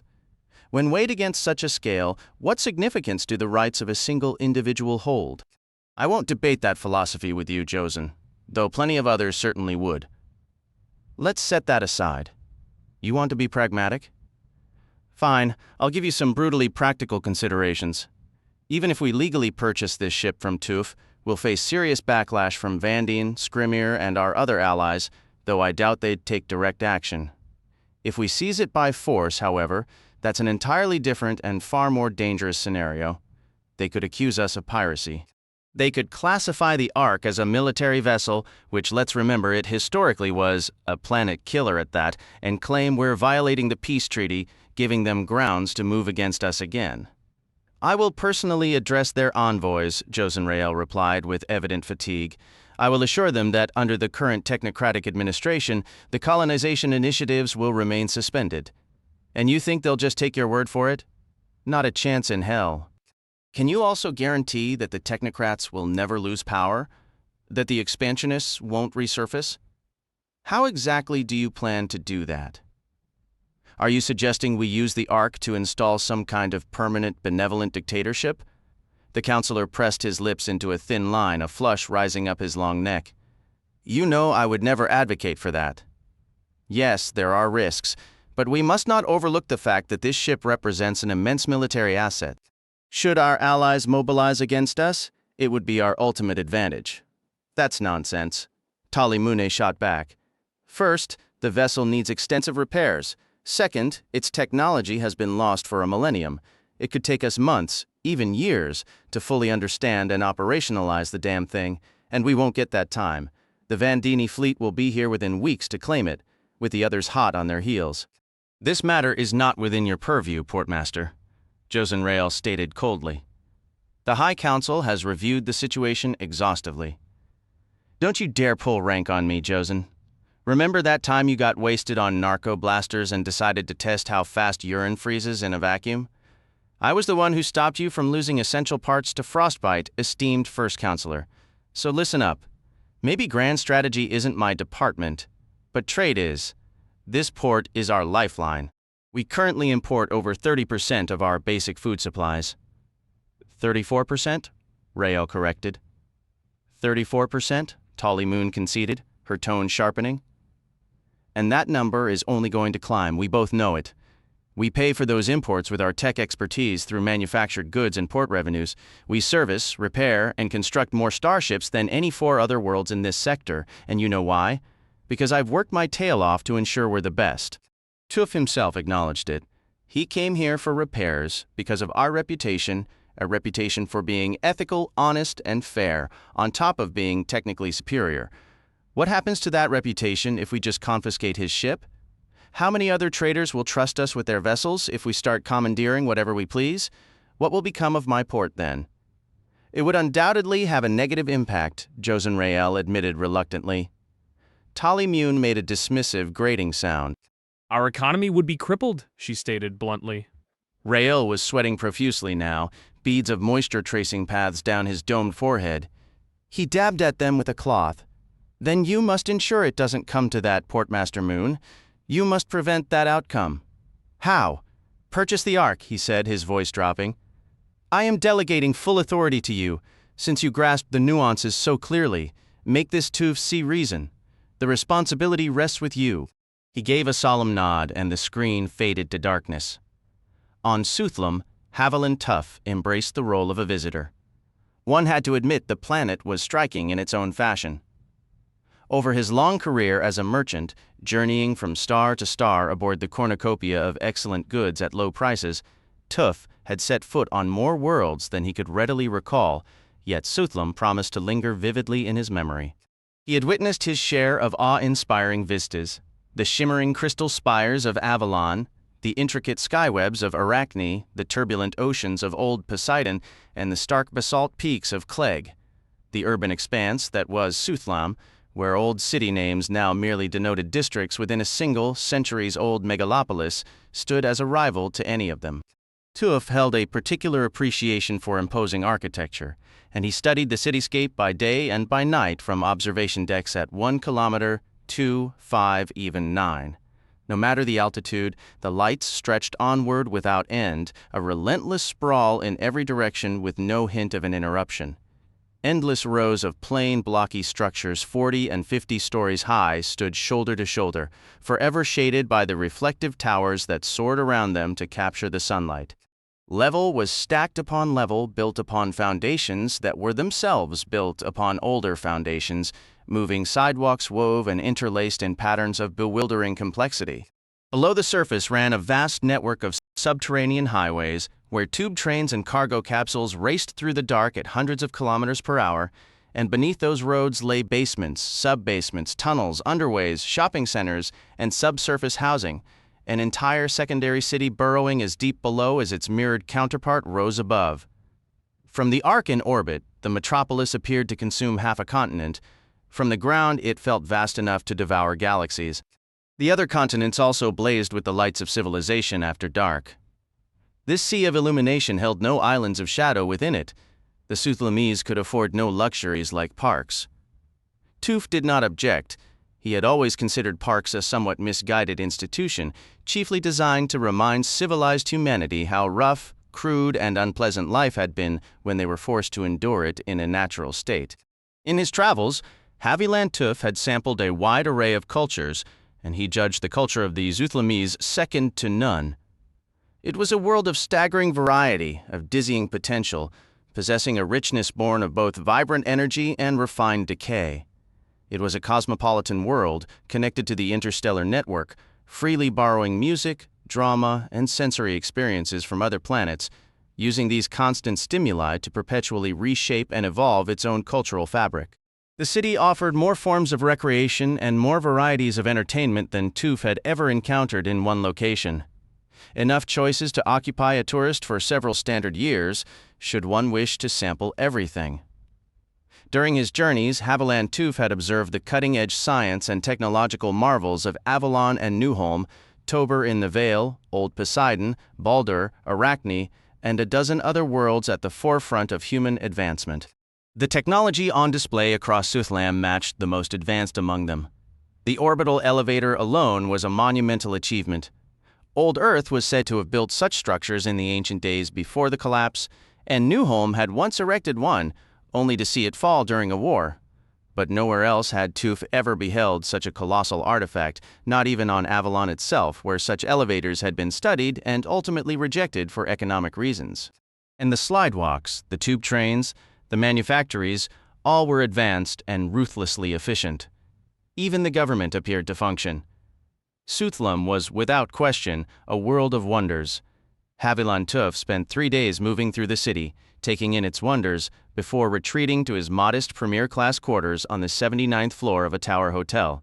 There he summoned the host.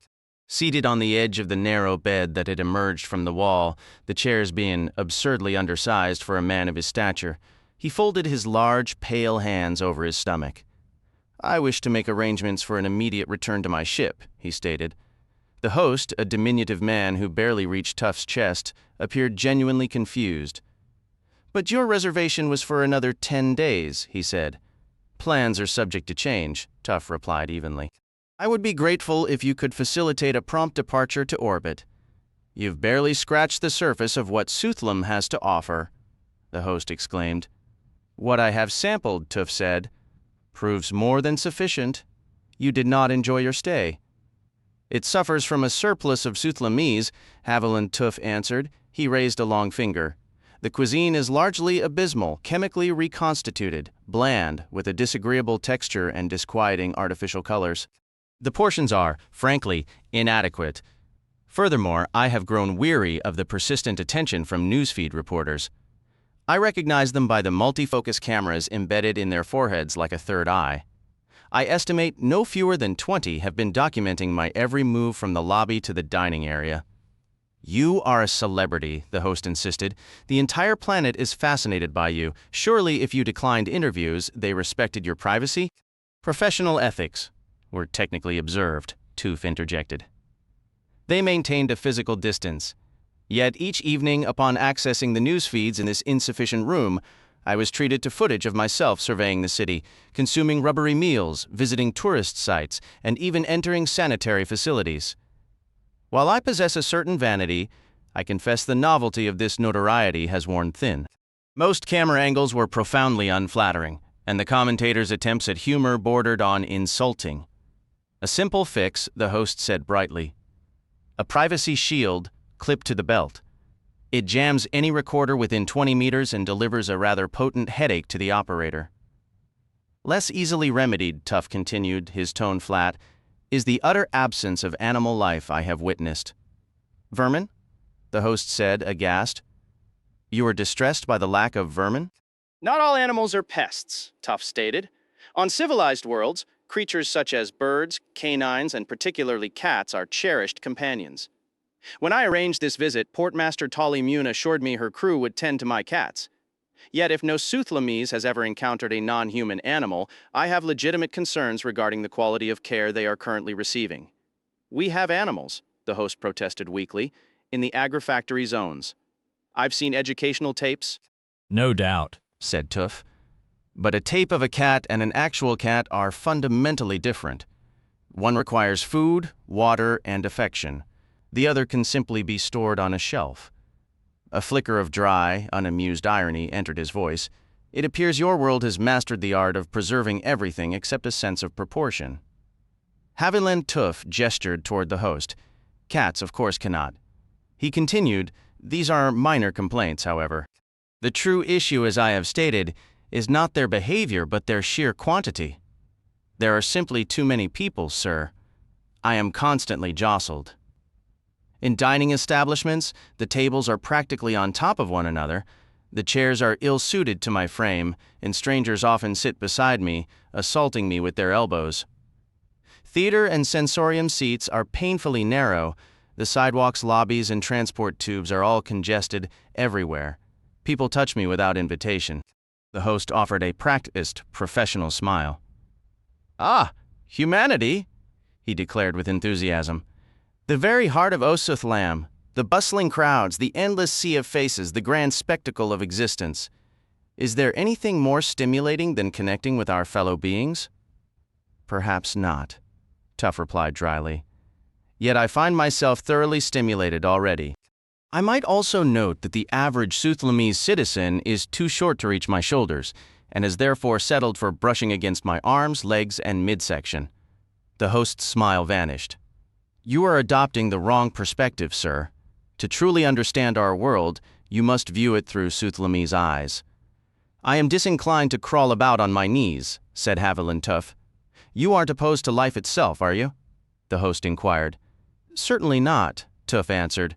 Life is vastly preferable to the alternative, yet in my experience, even the finest things can be taken to excess. This appears to be the situation on Suthlam. He raised a hand to forestall a reply. More specifically, Tuf went on, I have developed a certain aversion, admittedly hasty and perhaps unfair, to some individual examples of life I have encountered during my travels. A few have even displayed open hostility, directing insults at me that clearly referenced my stature and bulk. Well, said the host, his face coloring, I apologize, but you are well substantial, and here on Ustlam it is socially frowned upon to carry excess weight. Weight, sir, is governed by gravity and is therefore quite adjustable. Moreover, I do not grant you the authority to deem my weight excessive, insufficient, or ideal, as these are subjective judgments. Standards of beauty and genetic predispositions vary from planet to planet. I am perfectly content with my current mass. To return to the subject, I wish to conclude my visit immediately. Very well, the host conceded. I will secure you a berth on the first tube train tomorrow morning. That is unacceptable. I prefer to depart at once. I have consulted the schedules. There is a train in 3 standard hours. It's full, the host said curtly. Only second and third class seating remains. I shall persevere as I am able, said Haviland Tuf. No doubt the intimate proximity of so much humanity will leave me profoundly invigorated and enriched by the journey's end. Tolly Mune hovered in the center of her office in a lotus position looking down at Haviland Tuf. She kept a special chair for visitors unaccustomed to weightlessness and uncomfortable seat, all things considered, but it was bolted to the deck and fitted with a restraint harness.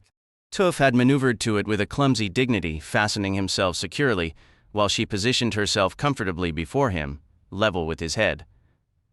A man of Tuf's size was unlikely to be used to looking up during a conversation. Tolly Mune calculated it provided her a psychological advantage. "Portmaster Mune," Tuf said, appearing remarkably unperturbed by his lower vantage, "I must register a complaint. I understand that referring to me as a fly is simply a bit of local slang, not meant as an insult. Yet I must admit I feel a certain irritation at what seems to be a rather transparent effort to, let's say, clip my wings." Tolly Mune looked down at him with a grin. "My apologies, Tuf," she said, "but our price is not negotiable." "Indeed," Haviland Tuf replied.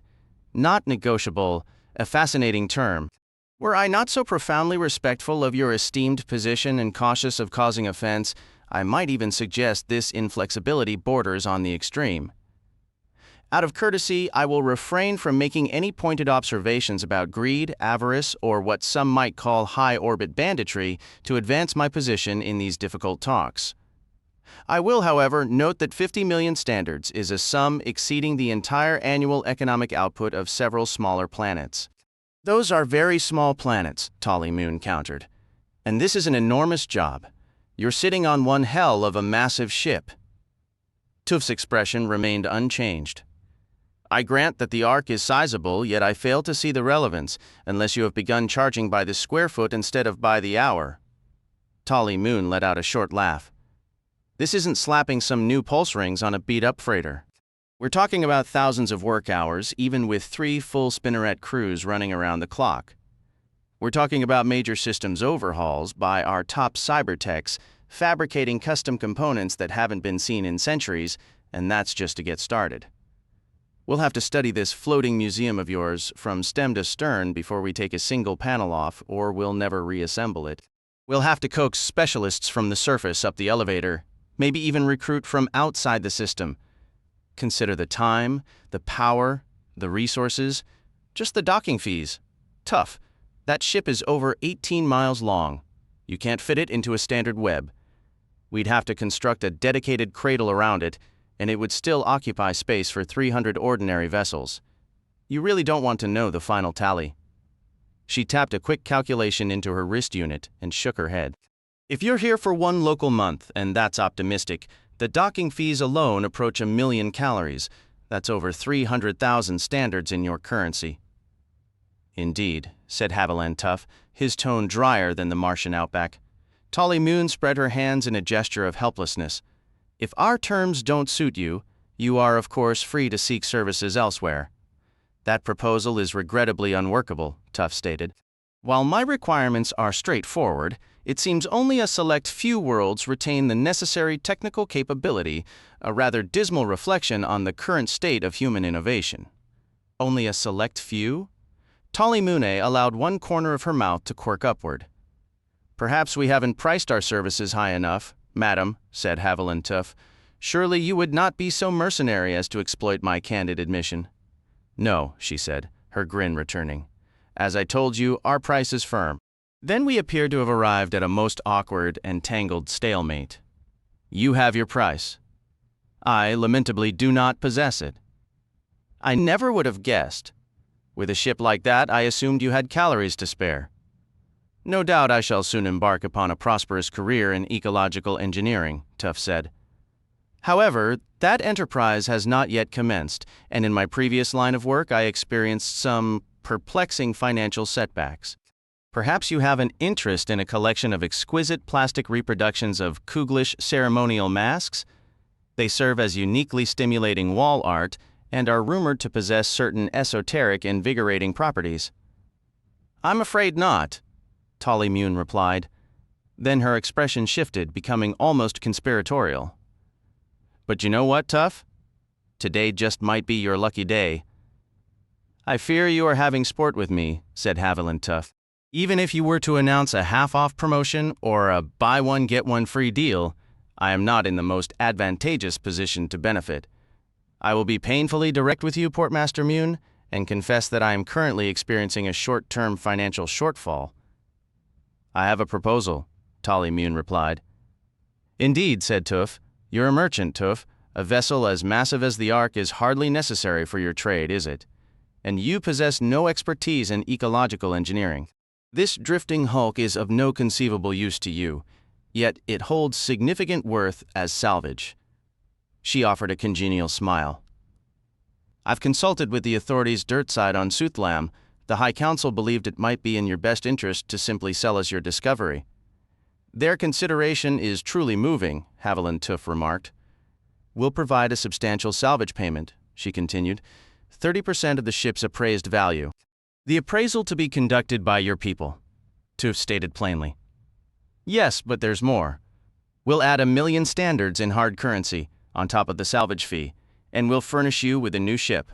A pristine Long-Haul 9, the largest freighter we manufacture, featuring a fully automated galley, accommodations for 6 passengers, a gravity field, 2 auxiliary shuttles, cargo holds spacious enough to fit the biggest traders from Avalon and Kindis simultaneously, triple redundant systems, the latest Smart Elect series computer with voice command, and even optional armaments if you desire. You'd be the most well-equipped independent merchant in this entire sector. Far be it from me to disparage such magnanimity, said Tuf. The mere contemplation of your offer is enough to induce a faint, and yet, while I would undoubtedly find greater comfort aboard the splendid new vessel you propose, I have developed a rather irrational sentimental fondness for the Ark. Dilapidated and impractical as it may be, it remains the sole surviving seed ship of the defunct Ecological Engineering Corps, a tangible fragment of history, a testament to their courage and brilliance, and it still retains some minor utility. Some time ago, during my solitary travels through the void, a capricious notion struck me to abandon the precarious life of commerce and instead adopt the vocation of an ecological engineer. However illogical and undoubtedly uninformed this decision may be, it retains a peculiar allure for me, and I fear my obstinate disposition is a profound flaw. Therefore, Portmaster Mune, it is with the utmost regret that I must refuse your generous offer. I shall retain the Ark. Tolly Mune gave a slight twist, inverted herself, and pushed off gently from the ceiling, bringing herself directly into Tuf's personal space. She leveled a finger at him. To hell with this, she said, her patience evaporating. I have no tolerance for this petty haggling over every last scrap.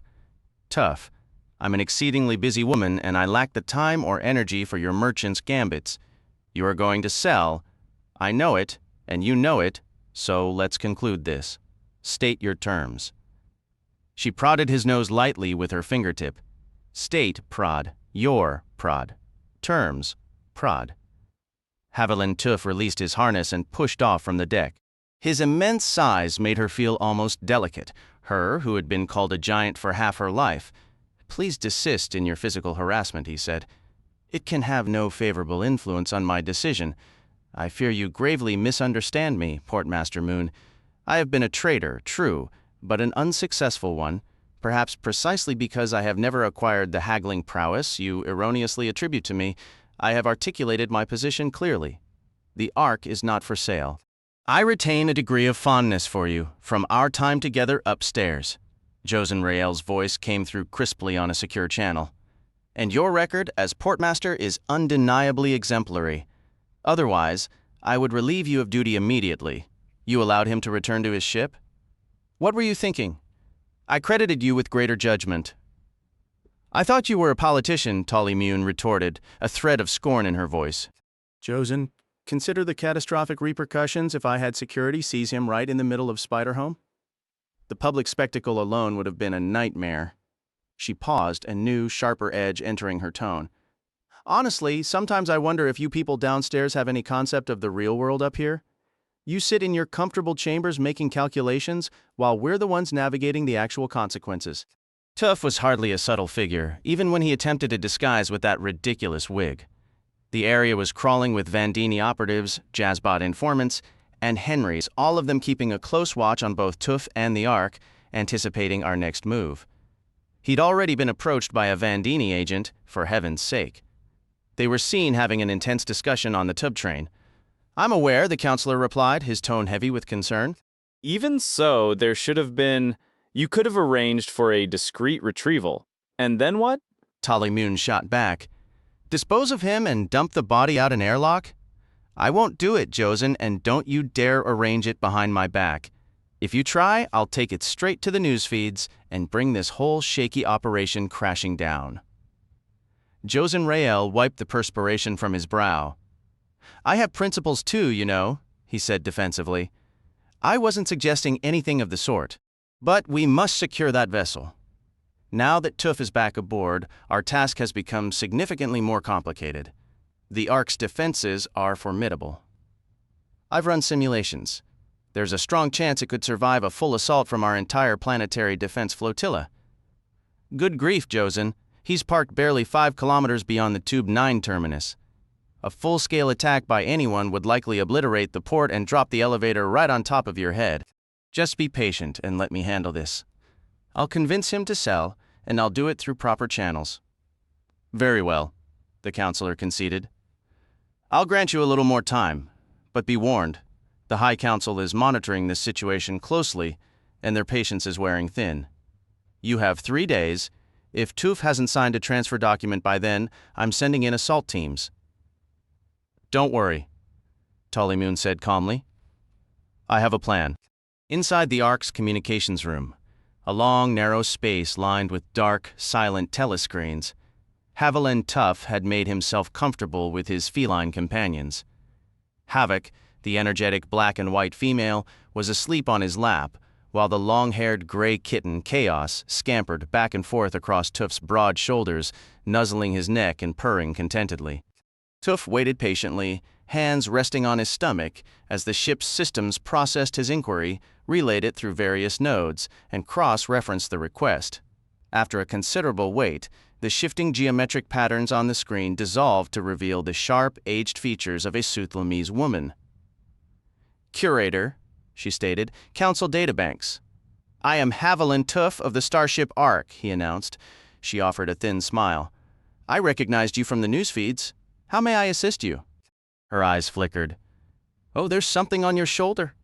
"A kitten, madam," Tuf replied. "Quite amiable." He reached up to scratch Chaos under the chin. "I require your aid in a minor matter. Being an incurable slave to my own curiosity and ever eager to expand my modest repository of knowledge, I have lately occupied myself with the study of your world, its history, customs, folklore, political structures, social patterns, and so forth. I have naturally consulted all the standard texts and popular data services, yet one particular piece of information has thus far eluded me. A trifle, really, no doubt laughably simple to locate if one only knew where to look, but it remains curiously absent from every source I have examined. In my quest for this elusive datum, I contacted the Suthlam Educational Processing Center and your Central Planetary Library, both referred me to you. And so, here I am." The curator's expression grew cautious. "I understand. The Council databanks are not ordinarily accessible to the public, but perhaps an exception can be made. What is it you're seeking?" Tuf raised a finger. "A single, small nugget of information, as I mentioned. I would be most grateful if you could satisfy my curiosity and put this persistent question to rest. Just what is the exact population of Suthlam at this moment?" The woman's expression hardened, turning guarded.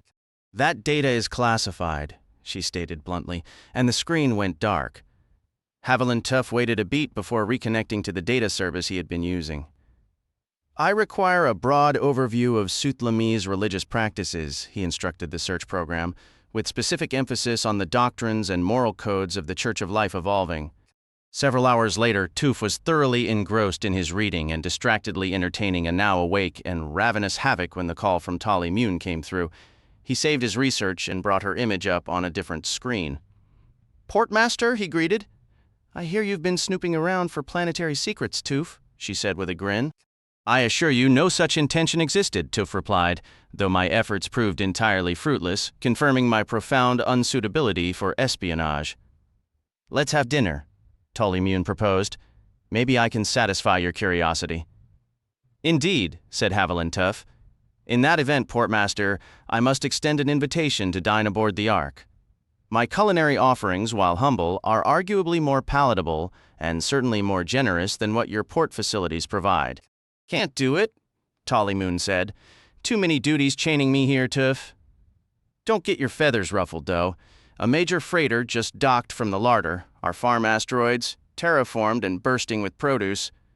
The portmaster gets first pick. We've got fresh neograss salads, tunnel hog ham steaks glazed in brown sugar, spice pods, mushroom bread, jelly fruit with real squirter cream, and beer." She smiled. "The good, imported kind." "Mushroom bread?" said Haviland Tuf. "I abstain from animal flesh, but the rest of your menu is compelling. I accept your invitation. Please designate a docking berth, and I will arrive via the Manticore shuttle. Use Dock 4, she said. It's right by Spiderhome. Is that Havoc or Chaos you've got there?"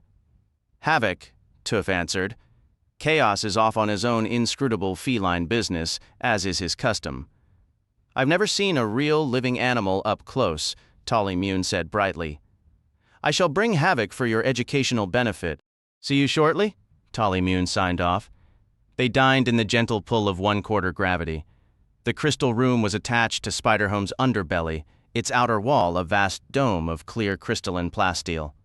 Beyond the nearly invisible barrier, they were enveloped by the stark black of space, pristine starfields, and the delicate lattice of the orbital web.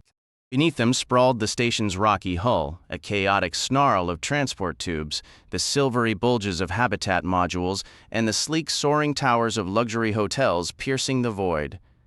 Dominating the view above was the colossal sphere of Suthlam itself, a swirl of blue, brown, and white cloud, with the space elevator streaking upward until it vanished into a hair-thin line of light. The vertiginous vistas were more than a little disorienting. This room was typically reserved for major state functions. It hadn't been used in 3 years since Josen Rael hosted a foreign dignitary. But Tolly Mune was sparing no expense. The meal was prepared by a chef borrowed from a Transcorp starliner, the beer requisitioned from a trader bound for Henry's World. The service was priceless antique porcelain, and the massive table, crafted from dark wood streaked with crimson, could seat a dozen. A quiet squadron of waiters in gold and black attended them. Tuf entered, his cat nestled in his arms, took in the opulent spread, and let his gaze drift upward to the stars and the intricate web. "You can spot the Ark," Tolly Mune said, pointing. "That bright speck, just past the webwork up to the left." Tuf looked. "Is this a 3-dimensional projection?" he inquired, his hand moving slowly over the cat's back. "Not a chance. This is the genuine view, Tuf." She smiled. "Relax. We're perfectly secure. That's triple reinforced plasteel. The planet isn't about to drop on us, and the odds of a meteor hitting this dome are vanishingly small." Haviland Tuf observed. "I note a considerable volume of traffic. What then? Are the odds of this dome being struck by a tourist in a rental vacuum sled, a disoriented circuit tracer, or a malfunctioning pulse ring?" "Better," Tolly Mune conceded. "But if it happens, the airlocks snap shut, alarms blare, and an emergency kit deploys automatically. It's standard for any structure facing vacuum, port regulations, so in the very unlikely event, we'd have skin-thins, breather packs, even a laser torch if we felt like attempting a repair before the maintenance bots arrive. It's only occurred maybe 2 or 3 times since the port was built, so just admire the scenery and try not to fret." "Madam," stated Haviland Tuf with grave formality, "I was not fretting, I was inquiring." "Of course," she said. She motioned him to his chair. He settled into it with a stiff deliberation and sat quietly, stroking Havoc's black and white coat as servers brought appetizer plates and baskets of steaming mushroom bread. The savories came in two varieties: miniature pastries filled with spiced cheese and mushroom pâté, and what looked like small serpents or possibly large worms glazed in a fragrant orange sauce. Tuf offered two of the latter to his cat, who consumed them with gusto before selecting a pastry, sniffing it delicately and taking a small bite. He swallowed and gave a nod. Superb. So that's a cat, remarked Tollymune. Indeed, Tuf replied, pulling apart a piece of the mushroom bread. A curl of steam escaped from the soft interior and meticulously spreading it with a generous layer of butter. Tollymune reached for her own bread, wincing as the hot crust singed her fingers. She pressed on, however, showing any discomfort in front of Tuf wouldn't do. It's good, she managed around her first bite. After swallowing, she added, You realize, Tuf, this dinner we're having, most people on Suthlam never eat this well. This fact had not eluded my attention, said Tuf, picking up another glazed worm between his thumb and forefinger and extending it for Havoc, who clambered partway up his arm to reach it. Actually, Tollymune had continued, the sheer caloric value of this single meal is about what the typical citizen lives on for a week, Tuf said impassively. Based solely on the savories and bread, I would hazard that we have already experienced more culinary delight than the average Suthlamese encounters in a lifetime. The salad was presented, Tuf sampled it and declared it satisfactory. Tollymune pushed her own greens around the plate and waited until the servers had withdrawn to their posts along the walls. Tuf, she began, you had a question, I believe? Haviland Tuf lifted his gaze from his plate and fixed her with a look, his long, pale face utterly blank and still. Correct, he said. Havoc was also watching her, his eyes narrowed to green slits as vivid as the neograss in their salads. 39 billion, Tollymune said, her voice sharp and low. Tuf blinked once. Indeed, he responded. She smiled slightly. Is that all you have to say? Tuf looked up at the bloated sphere of Suthlam hanging above them. Since you ask for my opinion, Portmaster, I will offer that while the world overhead appears formidably immense, I cannot help but speculate whether it is, in truth, immense enough. With no wish to criticize your customs or society, the notion does present itself that a populace of 39 billion souls might be regarded in some as somewhat excessive. A grin spread across Tollymune's face. She leaned back in her chair, signaled a server, and ordered 2 drinks. The beer arrived dark and rich, topped with a thick, aromatic foam served in massive, ornate glass mugs with 2 handles. She lifted hers with a slight unsteadiness, watching the liquid sway inside. I'll never adjust to gravity, she remarked. Liquids belong in sealed containers. This feels precarious, like inviting a spill. She took a careful sip, leaving a line of foam on her upper lip. Tastes good, though, she said, wiping her mouth with her sleeve. Enough with the verbal sparring, Tuf. You clearly had some inkling about our population issue, or you wouldn't have asked, and you've been absorbing every other detail. What's your aim? A relentless curiosity plagues me, Tuf replied. I merely wish to understand the puzzle of Suthlam, with the faint hope that my studies might reveal a path through our current stalemate. And, pressed Tollymune, I have verified the troubling assumption regarding your excessive numbers, Tuf stated. With that fact established, the picture clarifies. Your cities stretch ever skyward because you must house your expanding populace while desperately trying to shield what little farmland remains. Your bustling port and ceaseless space elevator operate not from prosperity, but from necessity. You cannot feed yourselves and must import sustenance from other worlds. Your neighbors regard you with fear and resentment, because long ago, you tried to export your population through migration and conquest until war forcibly halted you. Your people keep no companion animals because Suthlam has no space for any creature not directly and efficiently contributing to the food supply. On average, your citizens are notably smaller than the human norm, a result of generations enduring near starvation and enforced rationing, disguised as economic policy. Each successive generation grows slightly thinner, surviving on ever-dwindling portions. All these hardships stem directly from your surplus of people. You don't sound particularly impressed, Tuf, Tollymune observed. I imply no disapproval. You possess considerable virtues. Your society is largely industrious, cooperative, principled, and ingenious. Your technological achievements, and particularly your rapid intellectual progress, are commendable. Our technology, Tolly Moon said with a sardonic edge, is the only reason we're still breathing. We import over a third of our basic calories. We grow maybe another 20% on the farmland we haven't paved over yet. The rest? It comes from synthesis plants, processed from petrochemicals. That percentage climbs every single year. It has to. Only the factories can scale up fast enough to match the population curve. There's just one glaring problem. You are depleting your petroleum reserves, Haviland Tuf suggested. Exactly, Tolly Moon confirmed. A finite resource, Tuf, it doesn't replenish. Your governing authorities must have projected when the famine will become unavoidable. 27 standard years, she said flatly. Give or take, the estimate shifts with every new variable.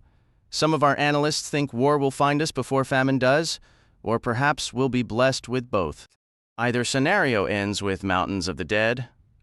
We're a civilized people, Tuf. You said it yourself. So unbelievably civilized. Cooperative, ethical, life-affirming, all that noble rhetoric. Even that facade is starting to crack. Life in the undercities has been deteriorating for generations, with some of our officials even suggesting the residents are regressing into a kind of whimpering pestilence. Every year, the statistics for violent acts, murder, assault, and worse, climb higher. In just the last year and a half, we've had 2 confirmed incidents of cannibalism. This is only a preview of what's to come, a grim shadow cast by our ever-swelling population. Are you hearing me clearly, Tuf? Affirmative, He replied, his tone flat. The servers reappeared, carrying the main courses. A platter was heaped with steaming cuts of meat, accompanied by 4 distinct vegetable selections. Haviland Tuf directed his plate to be loaded with spice pods, creamy mashed smackles, sweetroot, and butternuts, then requested a few delicate slices of ham for Havoc. Tolly Moon took a generous portion of ham herself, drenching it in a rich brown gravy, but after one bite her hunger vanished. She simply watched Tuf eat. Well, she pressed, I may be able to offer modest assistance in this predicament, Tuf stated, skillfully gathering a forkful of spice pods. Modest? You could be our salvation, Tolly Moon countered. Sell us the Ark. It's the only viable path forward, Tuf. We both know it. Name your price. I'm appealing to your blasted conscience. Sell, and you'll preserve millions of lives, potentially billions. You wouldn't just be wealthy, you'd be a legend.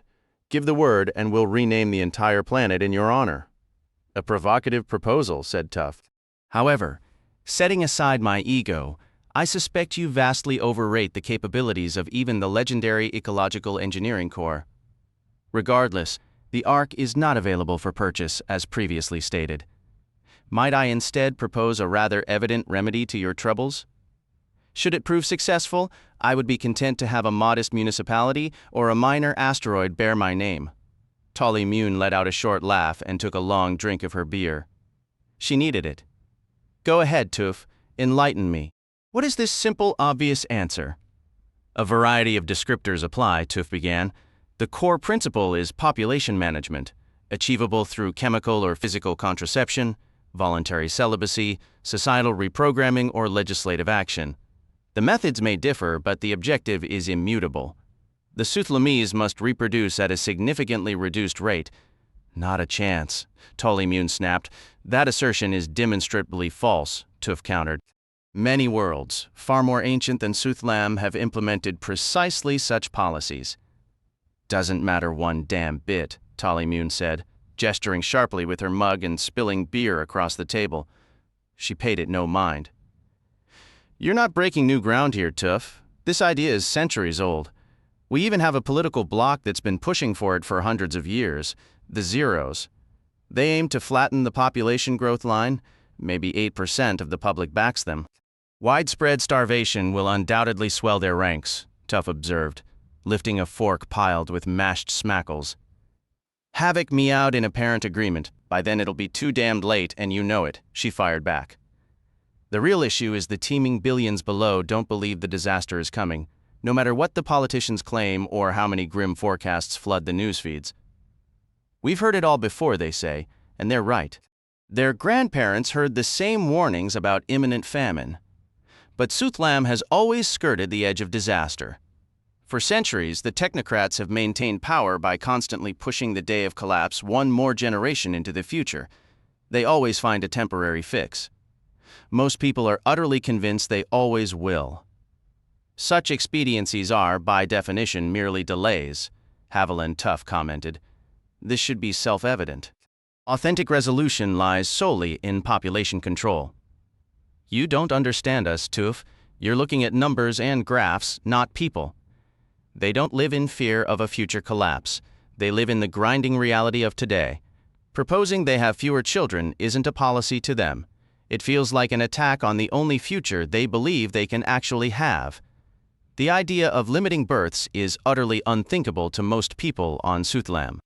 You'll never convince any significant portion of the population to accept such measures, especially not to avert some abstract, far-off disaster that nobody believes is real. A handful of naive, overly idealistic politicians have attempted it, and they were swiftly removed from power, branded as enemies of life itself. I comprehend, stated Haviland Tuf. Would you describe yourself as a person of deep faith, Portmaster Mune? She grimaced and took another long drink of her beer. Absolutely not. I suppose I'm an agnostic. I don't dwell on it. But I'm also what they call a zero up here, though I'd never admit that to anyone in the lower city. Many of us who work the spinnerets are zeros.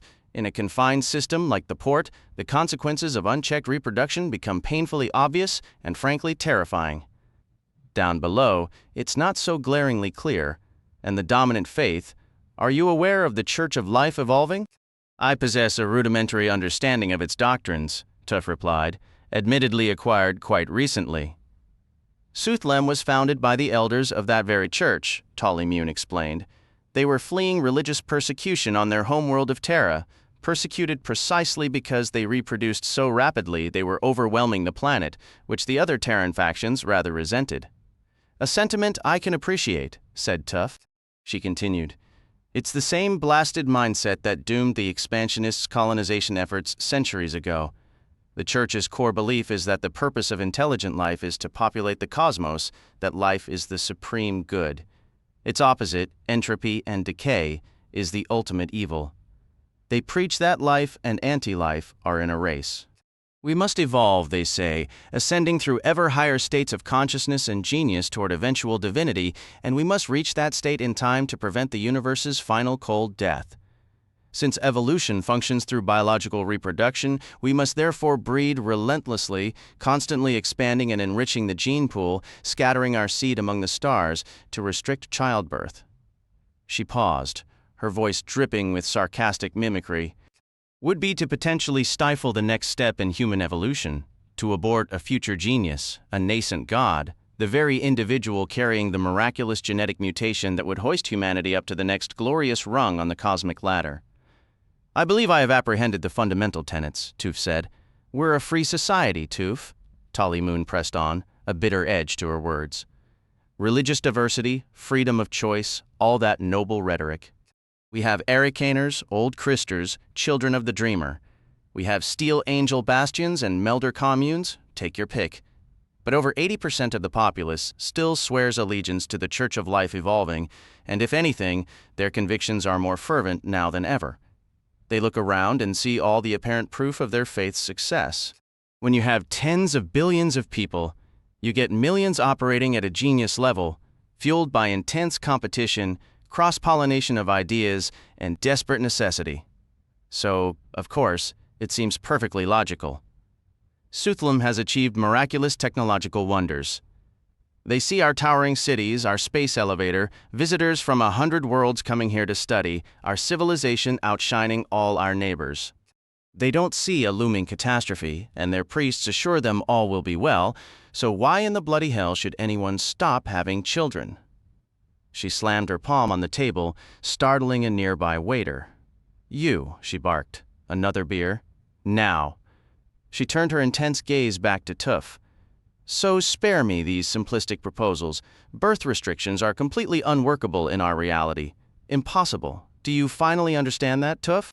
There is no necessity to question my cognitive faculties, Haviland Tuf stated calmly.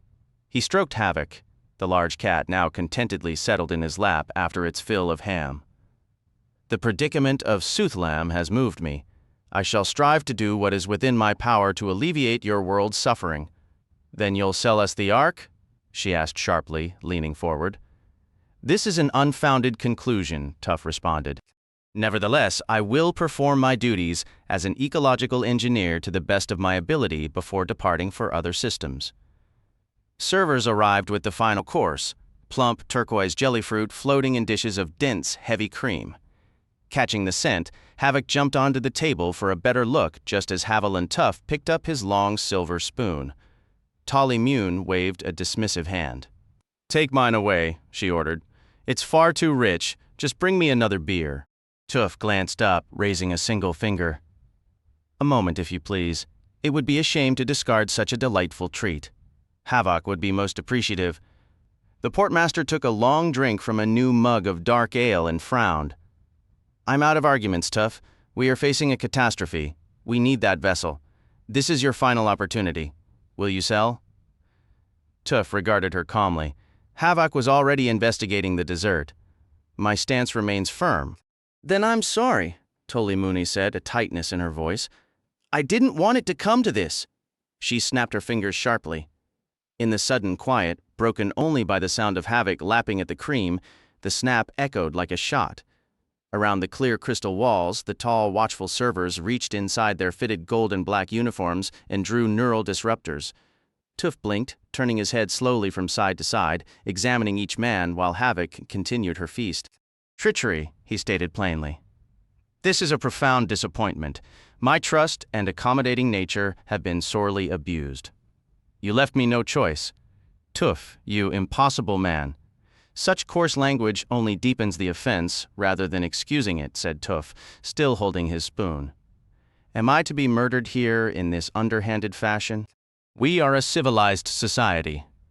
Tolly Mooney snapped, her anger directed at Tuf, at Josen Rael, at the entire Church of Life Evolving, and most of all at herself for allowing the situation to deteriorate so far. No, you will not be killed. We won't even confiscate that ancient wreck of a ship you're so attached to.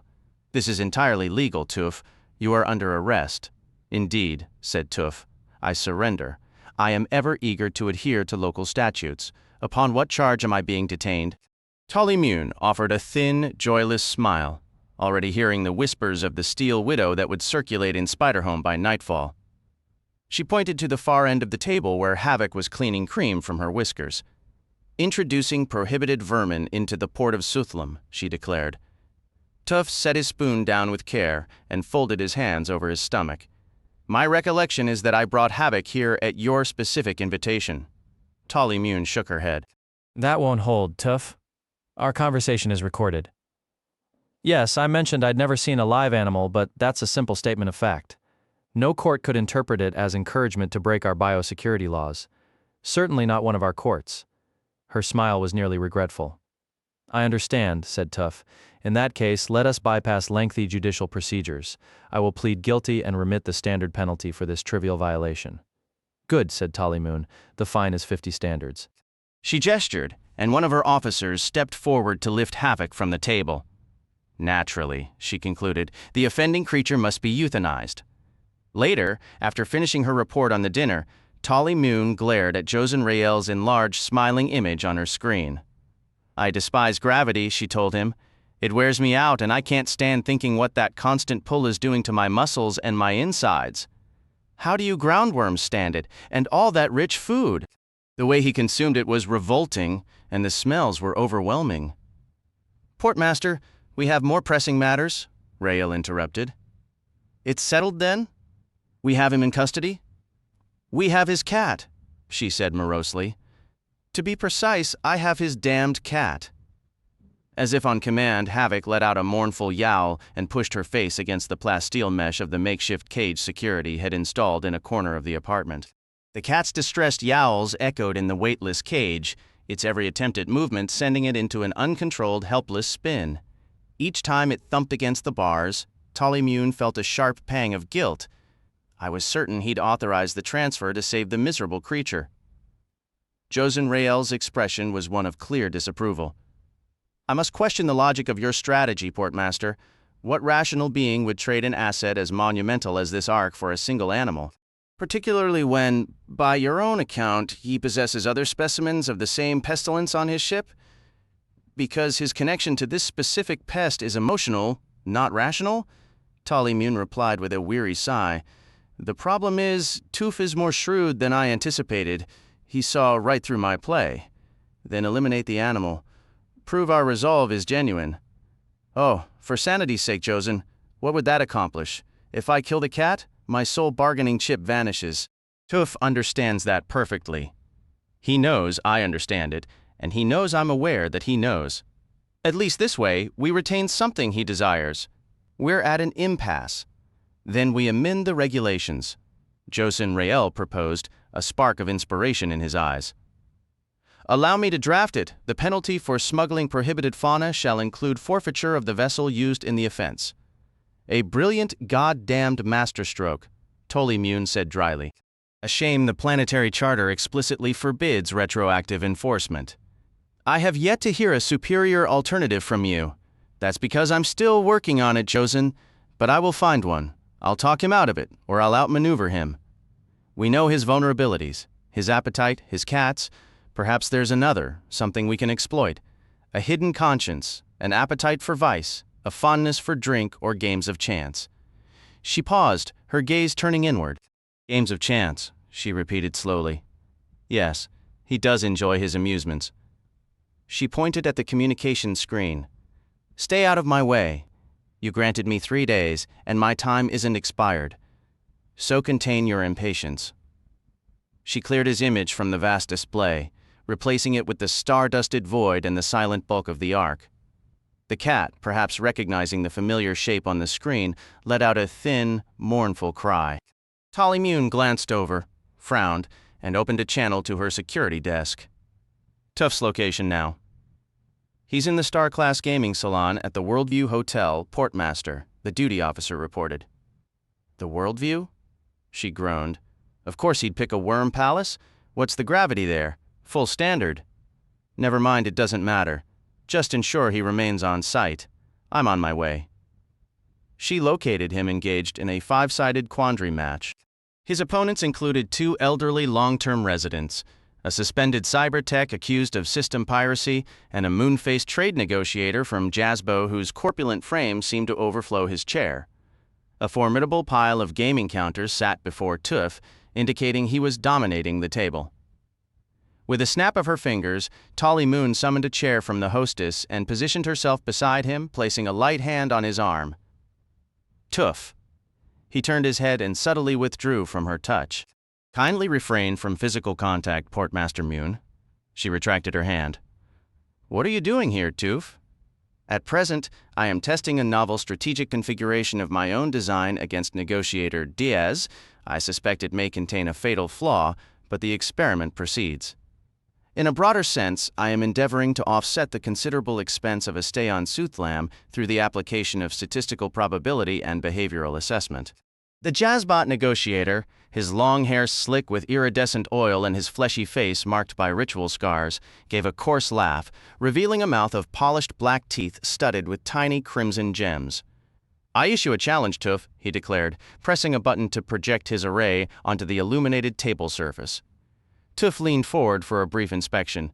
Indeed, he stated, a long pale finger moved with precision, activating his own formation within the gaming circle. I regret to inform you that your position is now untenable, sir. My experiment succeeded, though I must attribute that to sheer chance. Damn you and your infernal luck. The Jazzbot slurred, swaying as he stood. More chips were exchanged. You play skillfully, Talimune remarked to him. But it won't help you one bit, Tuf. The odds here always favor the house. You'll never win enough to cover what you require. I am fully aware of that, Tuf responded. Shall we converse? We are conversing at this very moment. Let us speak in private, she insisted. During our last private meeting, I was ambushed by men with nerve guns, subjected to verbal abuse, cruelly misled, separated from a cherished companion, and even denied the pleasure of dessert. I am not inclined to accept further such invitations. I'll purchase you a drink, offered Tolly Mooney. Very well, said Tuf. He rose slowly, gathered his chips, and took his leave from the other players. They made their way to a secluded booth on the opposite side of the gaming floor, Tolly Moon breathing heavily from the effort of moving under the heavy gravity. Inside, she sank into the cushions, ordered 2 iced narcoblasts, and darkened the curtain. Consuming narcotic beverages will have minimal impact on my judgment, Portmaster Moon, stated Haviland Tuf. And while I accept your offer as a gesture of compensation for your prior breach of hospitality, my stance remains unaltered. What is it you want, Tuf? She asked tiredly, once the drinks arrived. The tall glasses were frosted, the liquid inside a deep, icy blue. Like all people, I have numerous desires. Currently, my most pressing wish is the safe return of Havoc to my care. I've told you, I'll exchange the cat for the ship. We have debated this proposal, and I have dismissed it as unfair. Must we revisit the same territory? I have a fresh perspective, she said. Indeed. Tuf took a small sip. Consider the issue of ownership, Tuf.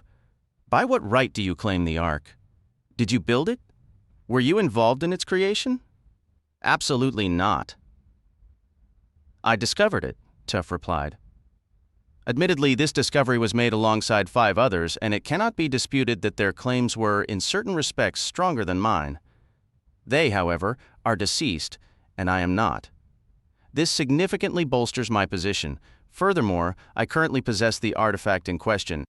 In many ethical frameworks, possession is paramount, often the decisive factor in establishing ownership.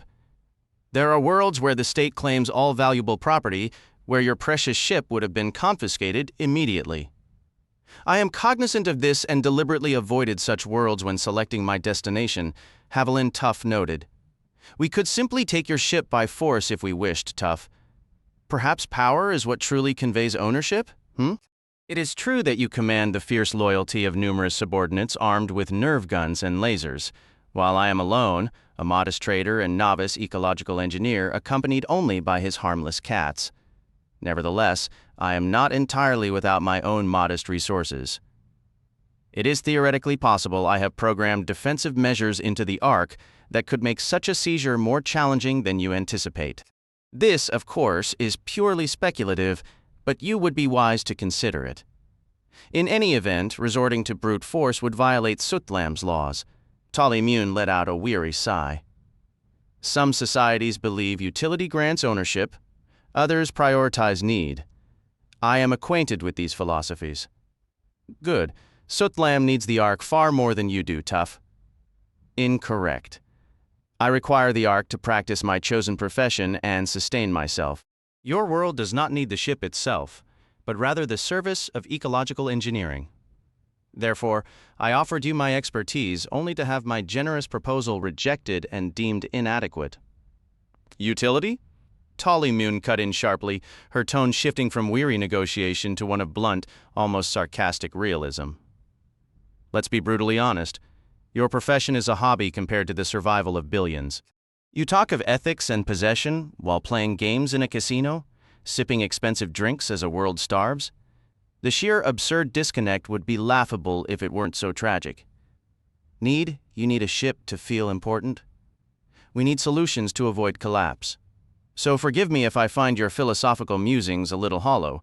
We have an entire world filled with brilliant scientists. By your own admission, you are merely a trader. We could put the Ark to far better use. Your brilliant scientists are primarily specialists in physics, chemistry, cybernetics, and similar fields.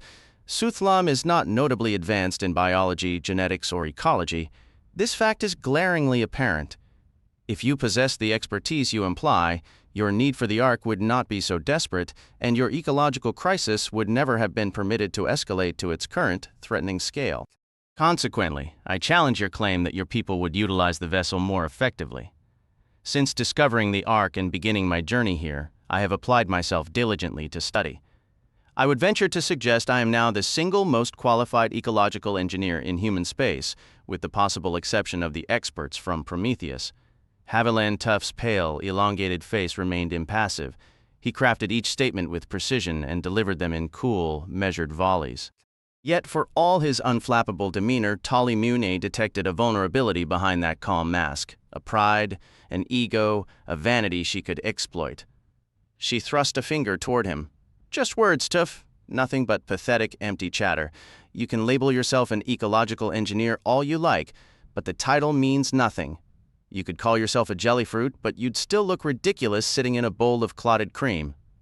Indeed, Tuf said. I'll make you a wager, She pressed, moving in for the kill. I bet you haven't the faintest idea what you're really doing with that ship of yours. Haviland Tuf blinked slowly, then placed his hands together on the table, fingertips touching.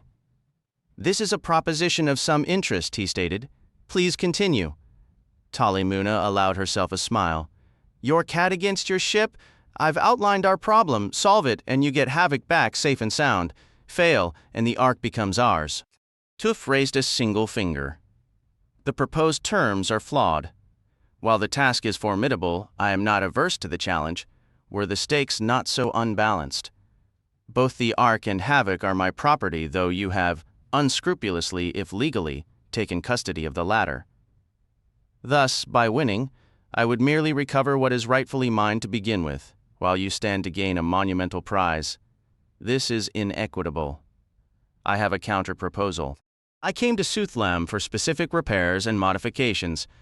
Should I succeed, let this work be performed at no cost to me. Moon lifted her drink, using the moment to think. The ice had melted into a slush, but the narcoblaster still carried a pleasant burn. 50 million standards in free repairs? That's far too much. Such was my opinion as well, Tuf replied evenly. She grinned. The cat may have been yours initially, but she's in our custody now. But I'll concede this much on the repairs, Tuf. I'll extend you credit. On what terms and at what interest rate? Tuf inquired. We'll begin the refitting immediately, she said, her smile widening. If you win, which you won't, you get the cat back and we'll provide an interest-free loan for the repair costs. You can pay us back with the earnings from your eco-engineering work out there. She made a vague gesture toward the broader universe. But we retain a lien on the Ark. Fail to repay half within 5 standard years or the full amount within 10, and the ship is forfeit. The original estimate of 50 million standards was excessive. Tuf noted, clearly an inflated figure designed solely to pressure me into selling my vessel. I propose we settle on a sum of 20 million standards as the basis for our agreement. Ridiculous, she snapped. My teams couldn't even repaint your ship for 20 million, but I'll reduce it to 45. 25 million, Tuf suggested. As I am the sole occupant of the Ark, it is not strictly necessary for every deck and system to be restored to peak operational condition. A handful of remote malfunctioning decks held little real consequence in the grand scheme. I will pare down the repair list to only those essential for my security, ease, and practical needs. Fair enough, she conceded. I'll go to 40 million. 30, Haviland Tuf maintained, would appear more than sufficient. Let's not squabble over a few million standards, Talimune replied.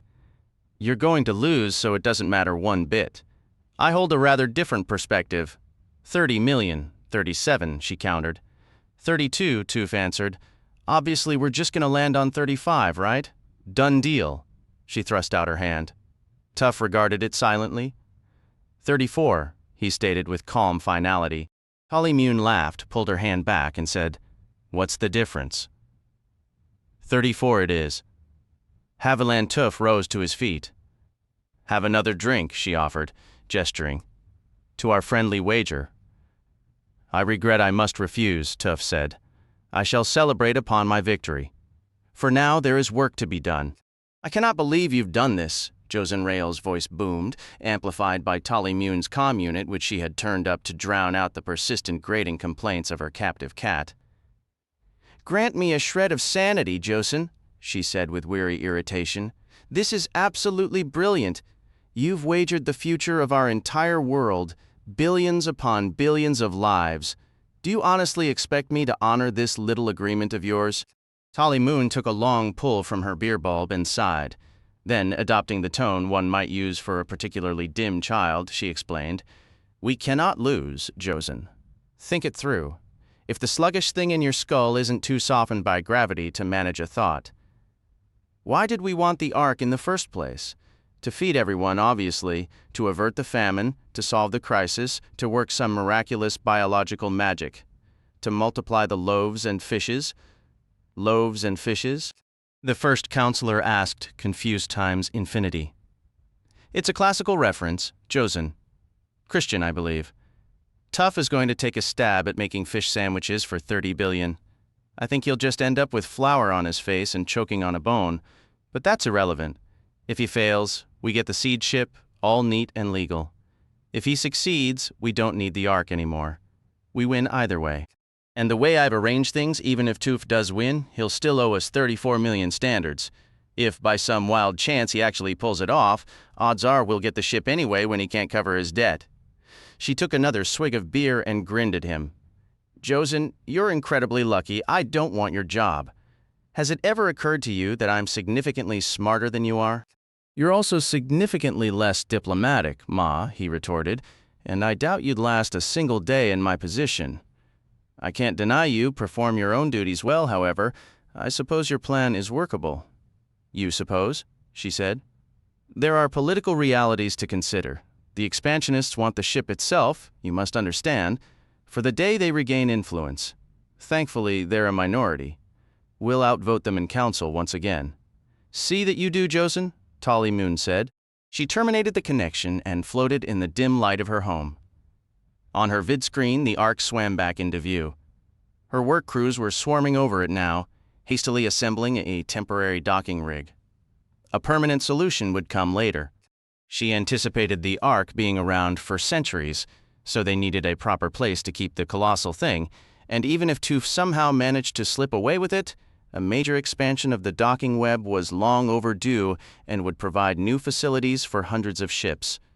With Tuf footing the bill, she saw no reason to delay construction any longer.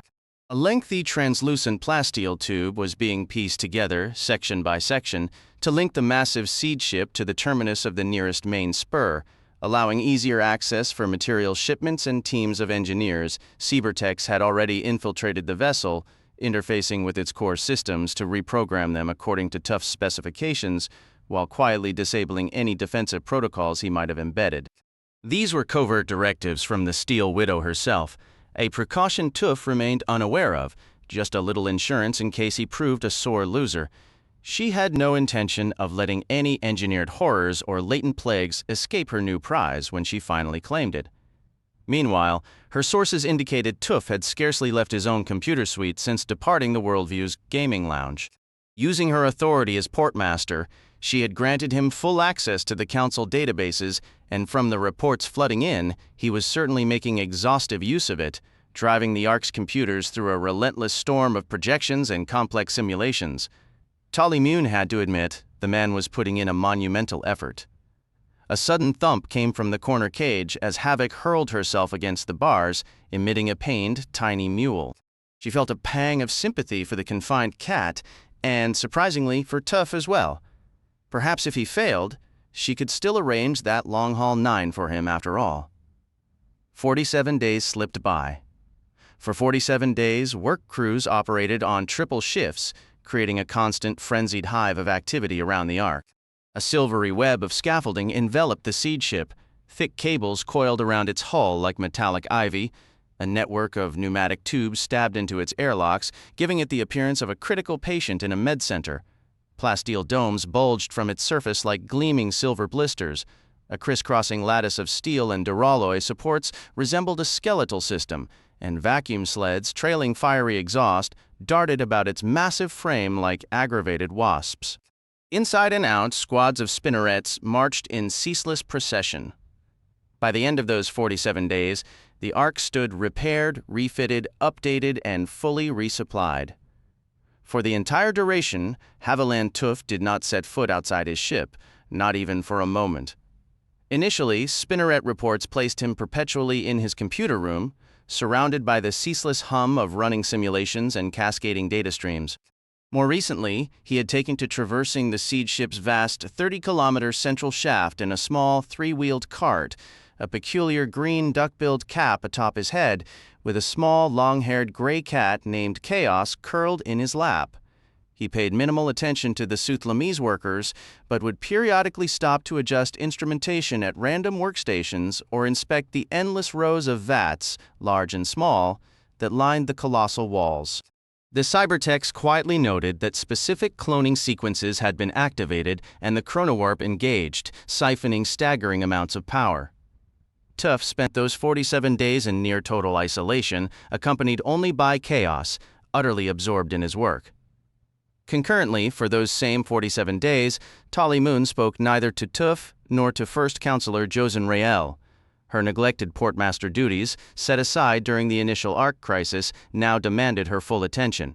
She mediated disputes, reviewed personnel promotions, supervised new construction projects, endured tedious meetings with beribboned diplomats before sending them packing, drafted budgets, and approved payrolls. And then there was the cat. Initially, Tali Moon feared the worst. Havoc refused food, seemed utterly disoriented by the weightlessness, persistently soiled the air in the portmaster's quarters, and filled the space with the most heart-wrenching, pathetic cries Tali Moon had ever heard. Her concern grew so severe she summoned her chief verminologist, who assured her the cage was ample and the protein paste portions more than sufficient. The she-cat, however, remained unconvinced, continuing to languish, her constant mewing and hissing pushing Tali Moon toward the brink of her own sanity. Finally, she decided to take matters into her own hands. She tossed aside the bland protein paste and started offering the creature the meat sticks Tuf had sent from the Ark. Havoc attacked them with a ferocity that was almost comforting whenever she pushed them through the bars. Once, after finishing a stick in seconds, the cat licked Tali Moon's fingers, a weird, but not entirely unwelcome, feeling. Havoc began pressing against the cage as well, seeming to seek contact. Tali reached out cautiously and was rewarded with a much softer sound than before. The texture of its black and white fur was surprisingly smooth. After a week, she decided to let it out. The office itself would be prison enough, she figured. The moment the cage door slid open, Havoc leaped, but the bound sent it hurtling awkwardly across the room, where it landed hissing in panic. Tali kicked off after it and grabbed the tumbling cat, only to have it struggle wildly, leaving long, stinging scratches down her hands. Once the medtech had patched her up, Tali called security. "Get a room at the Worldview," she ordered. "A tower suite with gravity control. Set the grid for 1/4 standard gravity." When they asked who the guest was, she snapped, "A port prisoner." Consider it armed and dangerous. After the move, she visited the hotel each evening after work, at first just to feed her hostage and check on it. By the second week, she was staying longer, grabbing a quick meal herself and giving the cat the attention it clearly wanted. The beast's demeanor had shifted completely. It made low, rumbling sounds when she entered, though it still tried to bolt every chance it got, rubbed against her leg unprompted, kept its claws tucked away, and was even putting on weight. Anytime Tali sat down, Havoc was in her lap almost instantly. On the 20th day, she spent the night. By the 26th, she'd moved in temporarily. 47 days passed, and by then Havoc had grown used to sleeping beside her, curled on the pillow, its soft fur brushing her cheek. On the 48th day, Haviland Tuf called. If he was surprised to see his cat nestled in her lap, he didn't show it. "Portmaster Mune," he said. "Given up yet?" she asked. "Hardly," Tuf replied. "In fact, I am prepared to declare victory. Josen Rael had insisted the meeting was too sensitive for even a shielded telelink. The Vandini might find a way to breach it. Yet because Tali Moon had dealt with Tuf directly and might grasp his thinking in ways the Council couldn't, her presence was essential, and her well-known aversion to gravity was deemed irrelevant. She took the elevator down to the surface for the first time in more years than she liked to remember, then caught an air cab to the highest chamber of the Council Tower. The vast, drafty room had a stark, official dignity. A long, wide conference table with a mirror-like monitor top dominated the space. Josen Rael occupied the position of authority, seated in a high-backed black chair adorned with a three-dimensional relief of Suthlam's globe above his head. Portmaster Mune, he acknowledged as she made her way to an empty seat near the table's end. The room was packed with the powerful, the inner council, technocratic elites, key bureaucrats. Half a lifetime had passed since her last summons downstairs, but Tali followed the news feeds and recognized many faces, the young agriculture counselor flanked by under-counselors and assistants for botanical research, oceanic development, and food processing. The counselor for war alongside his cyborg tactician, the transport administrator, the curator of the databanks with her chief analyst. The heads of internal security, science and technology, interstellar relations, and industry were present. So too were the commander of the planetary defense fleet and the senior officer of the global police force. They all stared back at her with vacant expressions. Joseph Rael, to his credit, cut straight to the point. "You've all had a week to review Tuf's projections and the seed stock and biological samples he delivered," he addressed his assembled council. "What's the verdict?" "It's nearly impossible to make a precise judgment," the chief data analyst began, his tone cautious. "His models could be perfectly accurate, or they could be entirely off base due to flawed foundational assumptions. I can't even start to verify their reliability until we've gone through multiple planting cycles. That means several years at minimum.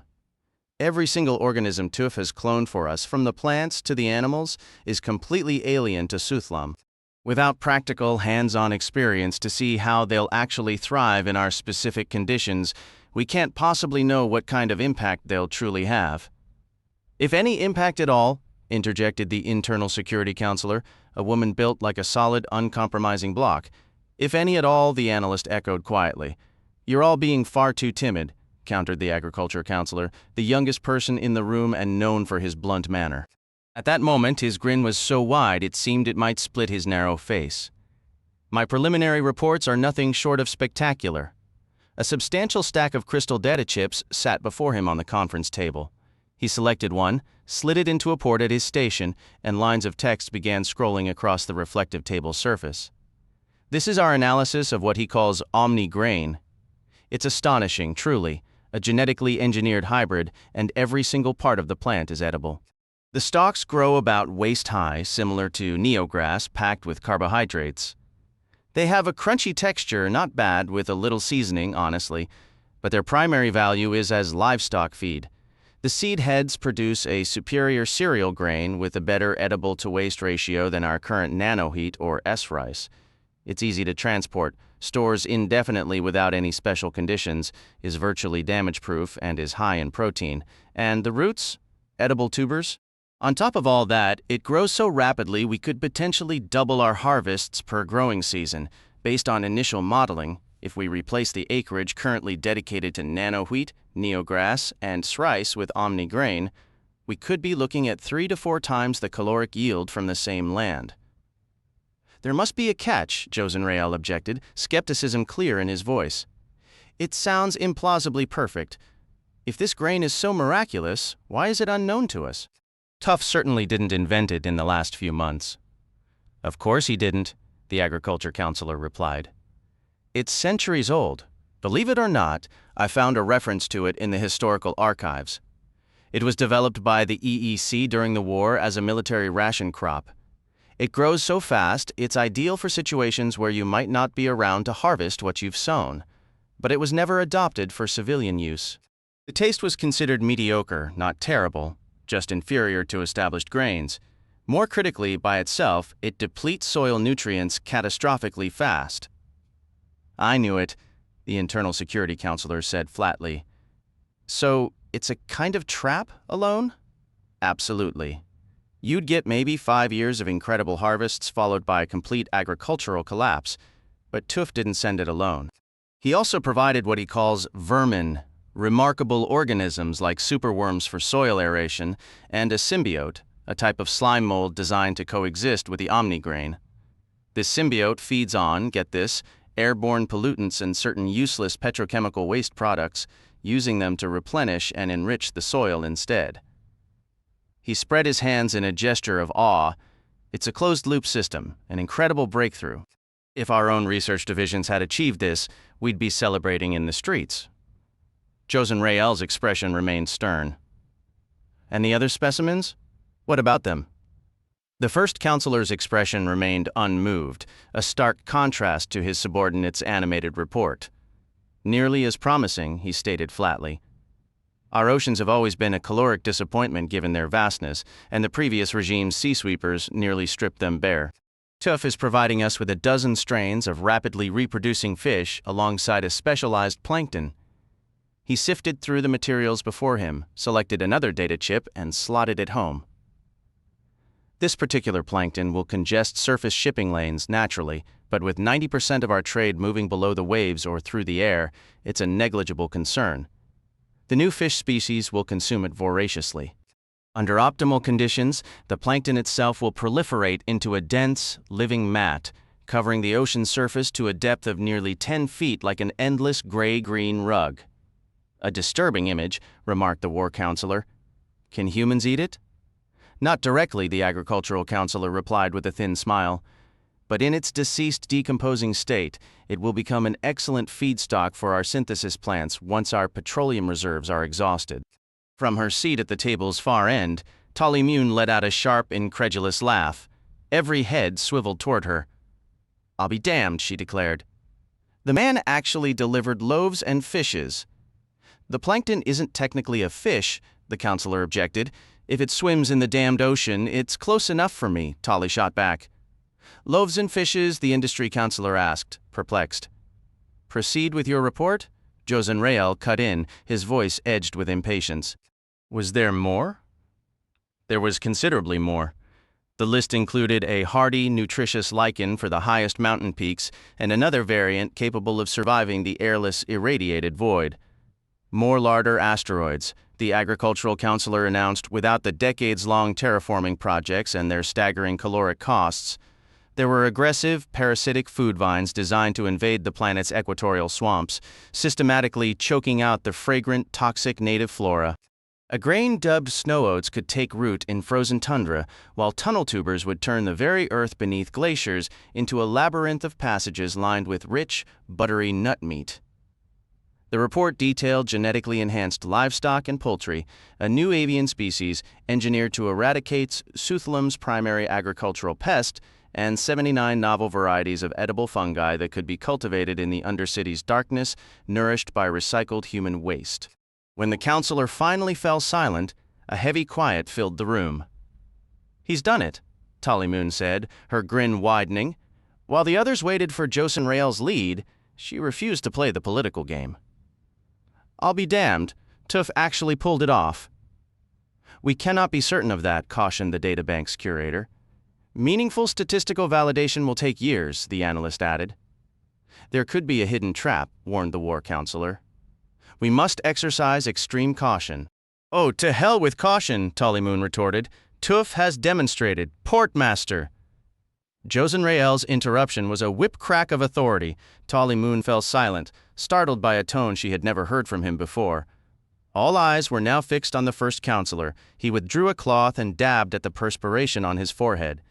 "What Haviland Tuf has demonstrated, beyond any shadow of a doubt, is that the Ark is an asset far too precious for us to ever consider releasing it. We will now discuss the optimal method for its seizure, with a focus on minimizing casualties and diplomatic fallout." He then called upon the counselor for internal security. Portmaster Tolly Mune listened in stony silence to the ensuing security report and endured the hour-long debate that followed as they quarreled over tactics, diplomatic posturing, the seed ship's most efficient use, jurisdictional squabbles, and the carefully crafted lies for the news feeds. The debate looked set to stretch on for hours, but Josen Rael insisted they would not adjourn until every last detail was resolved. Meals were brought in, files were retrieved, aides and experts were called in and sent away. Josen Rael had given strict instructions that they were not to be disturbed under any circumstances. Tolly Mune sat through it all, listening. At last, she pushed herself up, a bit unsteady. "My apologies," she said. "It's this wretched gravity. I'm not accustomed to it." "Where is the nearest restroom?" "Of course, Portmaster," Josen Rael replied. "Out the door, left down the hall, fourth door on your left." "Thank you," Tolly Mune said. The conversation picked up again as she made her way out. She could hear the low murmur of their voices through the closed door. A single security officer stood watch. She gave him a nod, walked off purposefully, and then turned right instead. Once she was out of his line of sight, she broke into a run. On the rooftop landing pad, she flagged down an air taxi. "The space elevator," she ordered, "and make it fast." She flashed her priority clearance. A capsule was just preparing to depart. It was packed. She bumped a first-class passenger without a second thought. "Emergency in the orbital web," she stated. "I need to return immediately." They made a record-breaking ascent. After all, she was Ma Spider, and a transport was waiting at Spiderhome to rush her to her quarters. She swept inside, sealed the door, activated her comm unit, programmed it to display a recording of her deputy's face, and tried to connect to Josen Rael. "I am sorry," the computer responded with synthetic sympathy. "He is currently in a meeting and cannot be interrupted. Would you like to leave a message?" "No," she said. She switched to her own image when she connected to her foreman out on the Ark. "How's progress, Fracker?" He looked weary but managed to smile for her. "Moving right along, Ma," he said. "I'd estimate 91% complete. Another 6, maybe 7 days for the work, then just cleanup." "The work is finished as of now," Tolly Moon stated. "What?" He appeared completely confused. "Tuf has been deceiving us," she said smoothly. "He's a fraud, a total disaster, and I'm pulling all crews immediately." "I don't follow," the cybertech said. "Sorry, the details are classified, Fracker. You know how it is? Just evacuate the Ark. Everyone. Spinnerets, cybertechs, security, all personnel. You have 1 hour. After that, I'm coming over myself, and if I find a single soul on that derelict besides Tuf and his damned animals, I'll have them shipped to the larder faster than you can say Steel Widow. Understood?" Yes. I mean right now. Tolly Moon snapped. "Move, Fracker." She cleared the screen, activated a top priority security lock, and placed her final call. Infuriatingly, Haviland Tuf had programmed the Ark to block calls while he slept. It took her 15 precious minutes to find the right combination of phrases to persuade the stubborn system that this was a critical emergency. "Portmaster Mune," Tuf finally answered, his image appearing before her. He was wearing a ridiculous fluffy robe tied around his considerable midsection. "To what do I owe this most singular and unexpected pleasure?" "The refit is 90% complete," Tolly Moon said. "All the essential systems you'll have to manage without anything we left unfinished. My crews are scrambling back through the web. They'll all be gone in, let's see, roughly 40 minutes now. When that time is up, I want you out of this port, Tuf." "Indeed," said Haviland Tuf. "You're spaceworthy," she pressed. "I've seen your specifications. You'll tear up the docking cradle, but there's no time to dismantle it, and it's a small price to pay for what you've done. Engage your drives, get out of our star system, and don't you dare look back unless you want to turn into a block of salt." "I fail to comprehend," said Haviland Tuf. Tolly Moon let out a weary sigh. "So do I, Tuf. So do I. Don't argue. Prepare for departure. Am I to infer that your esteemed High Council found my modest proposal to be an adequate resolution to your predicament, thereby judging me the winner of our wager?" She groaned in frustration. "If that's the reassurance you need, then yes, your vermin were a smashing success. The Omni grain was devoured, the slime mold was a sensation. You are victorious, brilliant, and wonderful. Now proclaim it, Tuf, before someone decides to question the ailing old portmaster and realizes I've slipped away." "Your urgency leaves me somewhat perplexed," replied Haviland Tuf, his hands resting calmly on his stomach as he regarded her. "Tuf," Tolly Moon hissed through gritted teeth, "you won your blasted bet, but you'll lose that ship of yours if you don't snap out of this trance and start moving. Get going. Must I draw you a picture? It's treachery, Tuf. Violence. A complete betrayal. At this very moment, the High Council of Suthlam is debating the finer points of seizing the Ark and disposing of you, probably arguing over what scent would best mask the whole ugly affair. Do you finally comprehend? The talking will end soon, and then the orders will come. Security will descend on you with vacuum sleds and nerve guns. The Planetary Defense Flotilla has 4 Protector-class vessels and 2 dreadnoughts docked in the orbital web right now. If they go to full alert, you might not even make it to the exit. I will not have some damned space battle scorching my port and killing my people. A sentiment I can readily appreciate, Tuf said. I shall commence departure protocols at once. One minor complication persists, however. What now? She snapped, her voice taut with impatience. Havoc remains in your care. I cannot depart Suthlam until she is safely returned to me. Forget the wretched cat. Selective memory is not a function I possess, Tuf stated. I have fulfilled my obligations under our agreement. You must return Havoc or be in breach of contract. I can't, Tolly Moon said, anger flaring. Every fly, worm, and maintenance drone on this station knows that Animal is our hostage. If I board a transport tube with Havoc tucked under my arm, it will be noticed instantly, and questions will be asked. Waiting for that cat risks everything. Nevertheless, said Haviland Tuf, I fear I must insist. Damn you to the void, swore the portmaster. She terminated the connection with a furious gesture.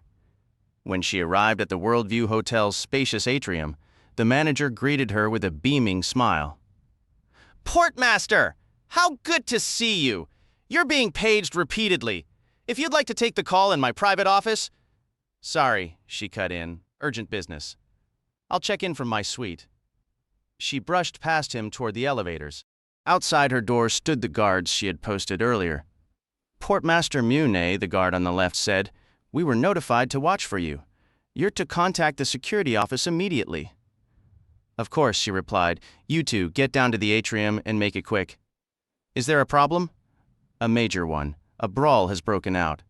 I doubt the hotel staff can handle it alone. We're on it, ma'am. They hurried off together. Tolly Moon entered the suite. The room was a relief. It maintained only a quarter of standard gravity, a welcome change from the full pull of the corridors and atrium. It was a tower suite. Beyond a triple-thick pane of transparent plasteel lay the vast curve of Suthlam, the rocky surface of Spiderhome, and the gleaming strands of the orbital web. She could even make out the bright sliver that was the Ark, reflecting the yellow light of Solstar. Havoc had been curled asleep on a floater cushion before the window, but the cat jumped down at her entrance and came bounding across the carpet, purring loudly. I'm glad to see you, too, Tolly Moon said, scooping up the creature. But now I have to get you out of here. She scanned the room for something large enough to conceal her feline hostage.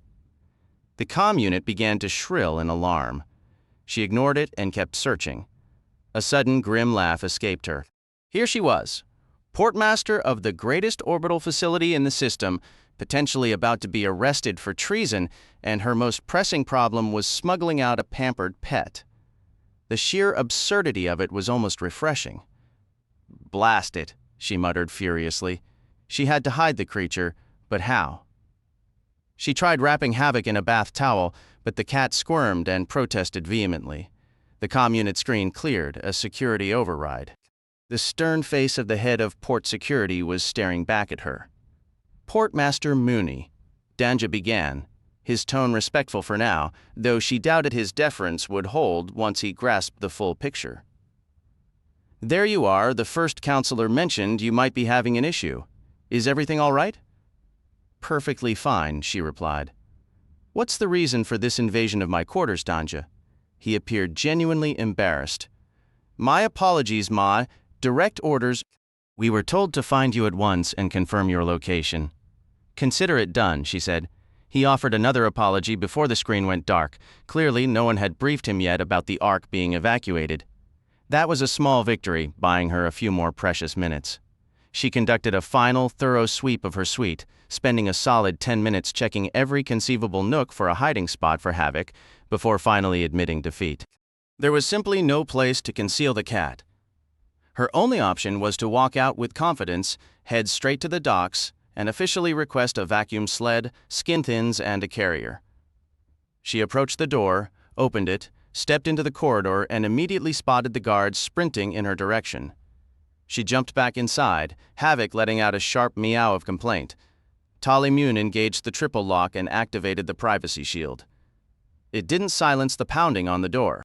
Portmaster Moon, a voice shouted from the other side. There was no fight. Please open up. We need to speak with you. Go away, she snapped. I'm following my own orders. Sorry, Ma, the guard responded, but we have instructions directly from the council to take that cat to the lower decks. Behind her, the comm unit lit up again. This time it was the counselor for internal security in person. Tolly Moon, the woman stated, you are required for questioning. Surrender yourself at once. I'm right here. Tolly Moon shot back. Ask your damn questions. The relentless pounding on the door continued. Explain your unscheduled return to port, the counselor demanded. I work here, Moon said with false sweetness. Your recent actions violate established protocol. They lack High Council authorization. The High Council's actions lack my authorization, the portmaster retorted. Havoc hissed at the screen for good measure. You are hereby ordered to place yourself under arrest. I'd prefer not to. In the low gravity, she hefted a sturdy side table. It felt almost weightless and hurled it directly into the vid screen. The counselor's stern face shattered into a cascade of glass and sparks. At the door, the guards had initiated a security override. She countermanded it using her portmaster priority codes, hearing one of them curse in frustration. Ma, the other guard called out, that won't help you. Open the door. You can't get past us, and it won't take command more than 10 or 20 minutes to revoke your clearance. He was right. Moon realized with a sinking feeling. She was cornered. Once they bypassed the door, it was over. Her eyes darted around the room, desperately seeking a weapon, an escape route, anything at all. There was nothing. In the distance, through the viewport, the Ark gleamed with borrowed starlight. It should be empty by now. She prayed Tuf had been smart enough to lock everything down after the last shuttle left, but would he really depart without Havoc? She looked down, her hand absently stroking the cat's soft fur. All this chaos for you? She murmured. Havoc answered with a contented purr. Her gaze shifted from the distant ship to the shuttering door. We could always flood the compartment with a sedative gas, one guard suggested to the other. The room isn't fully sealed. A sudden, sharp smile touched Moon's lips. She settled Havoc back onto the floating cushion, climbed onto a chair, and pried the cover off the emergency sensor housing. It had been years since she'd tinkered with mechanics. It took her a moment to trace the circuitry, and another to figure out how to trick the sensors into believing the atmospheric seal had been compromised. The moment she succeeded, a deafening alarm klaxon blared right next to her ear. A sharp hiss and a rush of sealing foam erupted around the doorframe as the emergency air seal engaged. Artificial gravity cut out, the air circulation ceased, and across the room, a panel slid open to reveal a stash of emergency vacuum gear. Moon moved swiftly. Inside were breather packs, maneuvering jets, and several sets of skin thins. She suited up and sealed herself in. Come here, she called to Havoc. The cat was clearly unsettled by all the commotion. Easy now, don't shred the material. She maneuvered Havoc into a clear bubble helmet, fastened it to a deflated set of skin thins, attached a breather pack, and cranked the pressure well beyond the safe limit. The suit puffed up like a party balloon. Inside the plasteel helmet, the cat scrabbled desperately with her claws and let out a mournful cry. I'm sorry, Moon whispered. She left Havoc drifting in the center of the room as she freed the laser torch from its mount. Who was it that called this a pathetic false alarm? She muttered, pushing off toward the viewport with the torch in her grip. Perhaps you would appreciate some warmed mushroom wine, Haviland Tuf suggested. Havoc was now weaving around his ankles. Chaos perched on his shoulder, its long gray tail flicking, studying the black and white cat below as if trying to place a familiar face. You seem fatigued? Fatigued? Fatigued? Moon echoed. She let out a sharp laugh. I just carved my exit from a luxury hotel and crossed kilometers of open vacuum, propelled by nothing but air jets while towing a cat in an over-pressurized skin suit. I had to outrun the first security team they launched from the dockside ready room, then use this torch to disable the sled the second crew arrived on, all while dodging their capture nets and still dragging your precious feline. After that, I spent a solid half hour scrambling across the Ark's hull like some addled fool, tapping on the plating while watching my home port erupt into chaos below. I lost the cat not once, but twice, and had to retrieve her before she drifted off toward Suthlam. Every time I miscalculated an airjet burst, we went spinning off course. Then, as if that weren't enough, a massive dreadnought came looming up at me. I got to savor the thrilling uncertainty of wondering when you'd finally activate your defense screens, and then enjoy the dazzling light show when the flotilla decided to test them. Havoc and I had plenty of time to discuss our brilliant plan if they sent a wave of security sleds after us. I was going to give them a firm talking to, and she was going to go for their eyes. And then, just as the entire flotilla started firing plasma torpedoes, you finally noticed us and hauled us inside. And you think I might be tired? Sarcasm is unnecessary, stated Haviland Tuf. Tolly Moon scoffed. Do you have a vacuum sled available? Your former crew left 4 behind in their hurried departure. Good. I'll take one. A quick check of the instruments confirmed Tuf had the seed ship moving. What's the situation out there now? The flotilla persists in its pursuit, Tuf reported. The dreadnoughts Double Helix and Charles Darwin are in the lead, with their protector escorts close behind. A discordant chorus of commanders assails me with crude threats, solemn military declarations, and disingenuous pleas. Their efforts are futile. My defensive screens, thanks to your spinneret's excellent repairs, are more than capable of withstanding any weapon in the Suthlemese arsenal. Don't push your luck, Tolly said bitterly. Just engage the drive as soon as I'm clear and get out of here. That is prudent counsel, Haviland Tuf agreed. His eyes moved over the banks of vid screens lining the long, narrow communications room they had converted into his control center. Slumped in her chair, feeling the full weight of gravity in her years, she suddenly looked every bit her age. What will become of you? Tuf inquired. She met his gaze.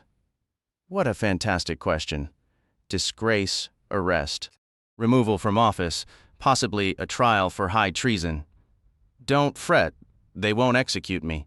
Execution is anti-life. A penal farm on the larders, most likely. She released a weary sigh. I understand, said Haviland Tuf. Perhaps you might reconsider my offer to provide you transport out of the Uslomese system. I would be most willing to convey you to Skrymir or Henry's world. If you truly wish to distance yourself from the scene of your disgrace, I hear Vagabond is rather lovely during its extended spring season. You'd condemn me to a life under heavy gravity, she replied. No, thank you, that world is mine, Tuf. Those are my own whimpering people. I'm going back to face whatever comes. And don't think you're getting out of this so easily. She leveled a finger at him. You owe me, Tuf. 34 million standards if memory serves, Tuf stated. She allowed a grin. Sir, Tuf began, if I may be so bold as to inquire. I didn't do it for you, she cut in swiftly. Haviland Tuf blinked slowly. My apologies if I appear to be probing your motivations. That is not my aim. I suspect curiosity will be my undoing one day, but for now I must ask, what was your reason? Portmaster Tolly gave a weary shrug. Believe it or not, I did it for Josen Rael. The first counselor? Tuf blinked once more. Him and all the others. I knew Josen when he was just beginning.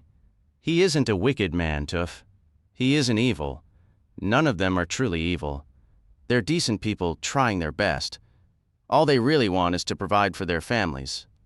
I fail to follow your reasoning, said Haviland Tuf. I was at that meeting, Tuf. I sat there and listened to them talk, and I heard what the mere idea of the Ark had already done to them. They were honest, principled, ethical individuals, and the dream of that ship had turned them into schemers and deceivers. They believe in peace, yet they were debating the war they might need to wage to keep your blasted vessel. Their entire philosophy is built on the sacred value of human life, and they were casually weighing how much killing might be required, starting with you. Do you ever read history, Tuf? I make no claim to scholarly expertise, yet I am not wholly unaware of past events. There's an old saying from Earth, Tuf. Power corrupts, it goes, and absolute power corrupts absolutely. Haviland Tuf remained silent. Havoc leaped onto his lap and curled up. He began to pet her with a large, pale hand. The fantasy of owning the Ark had already started to poison my world, Tolly told him. What in hell would actually possessing it have done to us? I didn't want to find out. Indeed, said Tuf. A subsequent question arises. What's that? I now command the Ark, Tuf said, and thus wield near absolute power. Oh yes, Tolly said. Tuf waited, saying nothing. She shook her head. I don't know, she admitted. Maybe I didn't think it all the way through. Maybe I was improvising as I went. Maybe I'm the biggest fool you'll encounter for light years. You do not genuinely believe that, said Tuf. Maybe I just decided it was better for you to get corrupted than my own people. Maybe I think you're naive and harmless, or maybe it was pure instinct. She sighed, a sound heavy with the weight of a planet's fate. I don't know if an incorruptible person exists, but if one does, it's you, Tuf, the last damned innocent. You were willing to lose everything for her. She pointed at Havoc. For a cat, a damned piece of vermin. But she was smiling as she said it. I see, said Haviland Tuf. The portmaster hauled herself to her feet, her movements tired. Now I have to go back and give that speech to a far less grateful crowd, she said. Direct me to the sleds and tell them I'm on my way. Very well, said Tuf. He raised a single finger. One final item requires clarification. As your crews did not finish all the stipulated work, I do not deem it fair to charge me the full sum of 34 million standards. I propose an adjustment. Would 33,500,000 standards be acceptable to you? She stared at him, a mix of exhaustion and disbelief on her face. What difference does it make? She asked. You're never coming back. I must disagree, said Haviland Tuf. We tried to steal your ship, she said. True. Perhaps 33 million would be equitable, the remainder serving as a kind of penalty. You're seriously planning to return? Holly Mune said, her voice tinged with a sudden, unexpected hope. In 5 years, said Tuf, the first installment on the loan will come due. By that point, we will also have a clearer picture of whether my modest efforts have made any dent in your food shortages. It may well be that further ecological adjustments will be required. I can't believe it, she replied, utterly taken aback. Haviland Tuf lifted a hand to his shoulder and gently scratched chaos behind one ear. Why? He inquired with a tone of mild reproach. Does everyone meet our work with such skepticism? The cat offered no answer.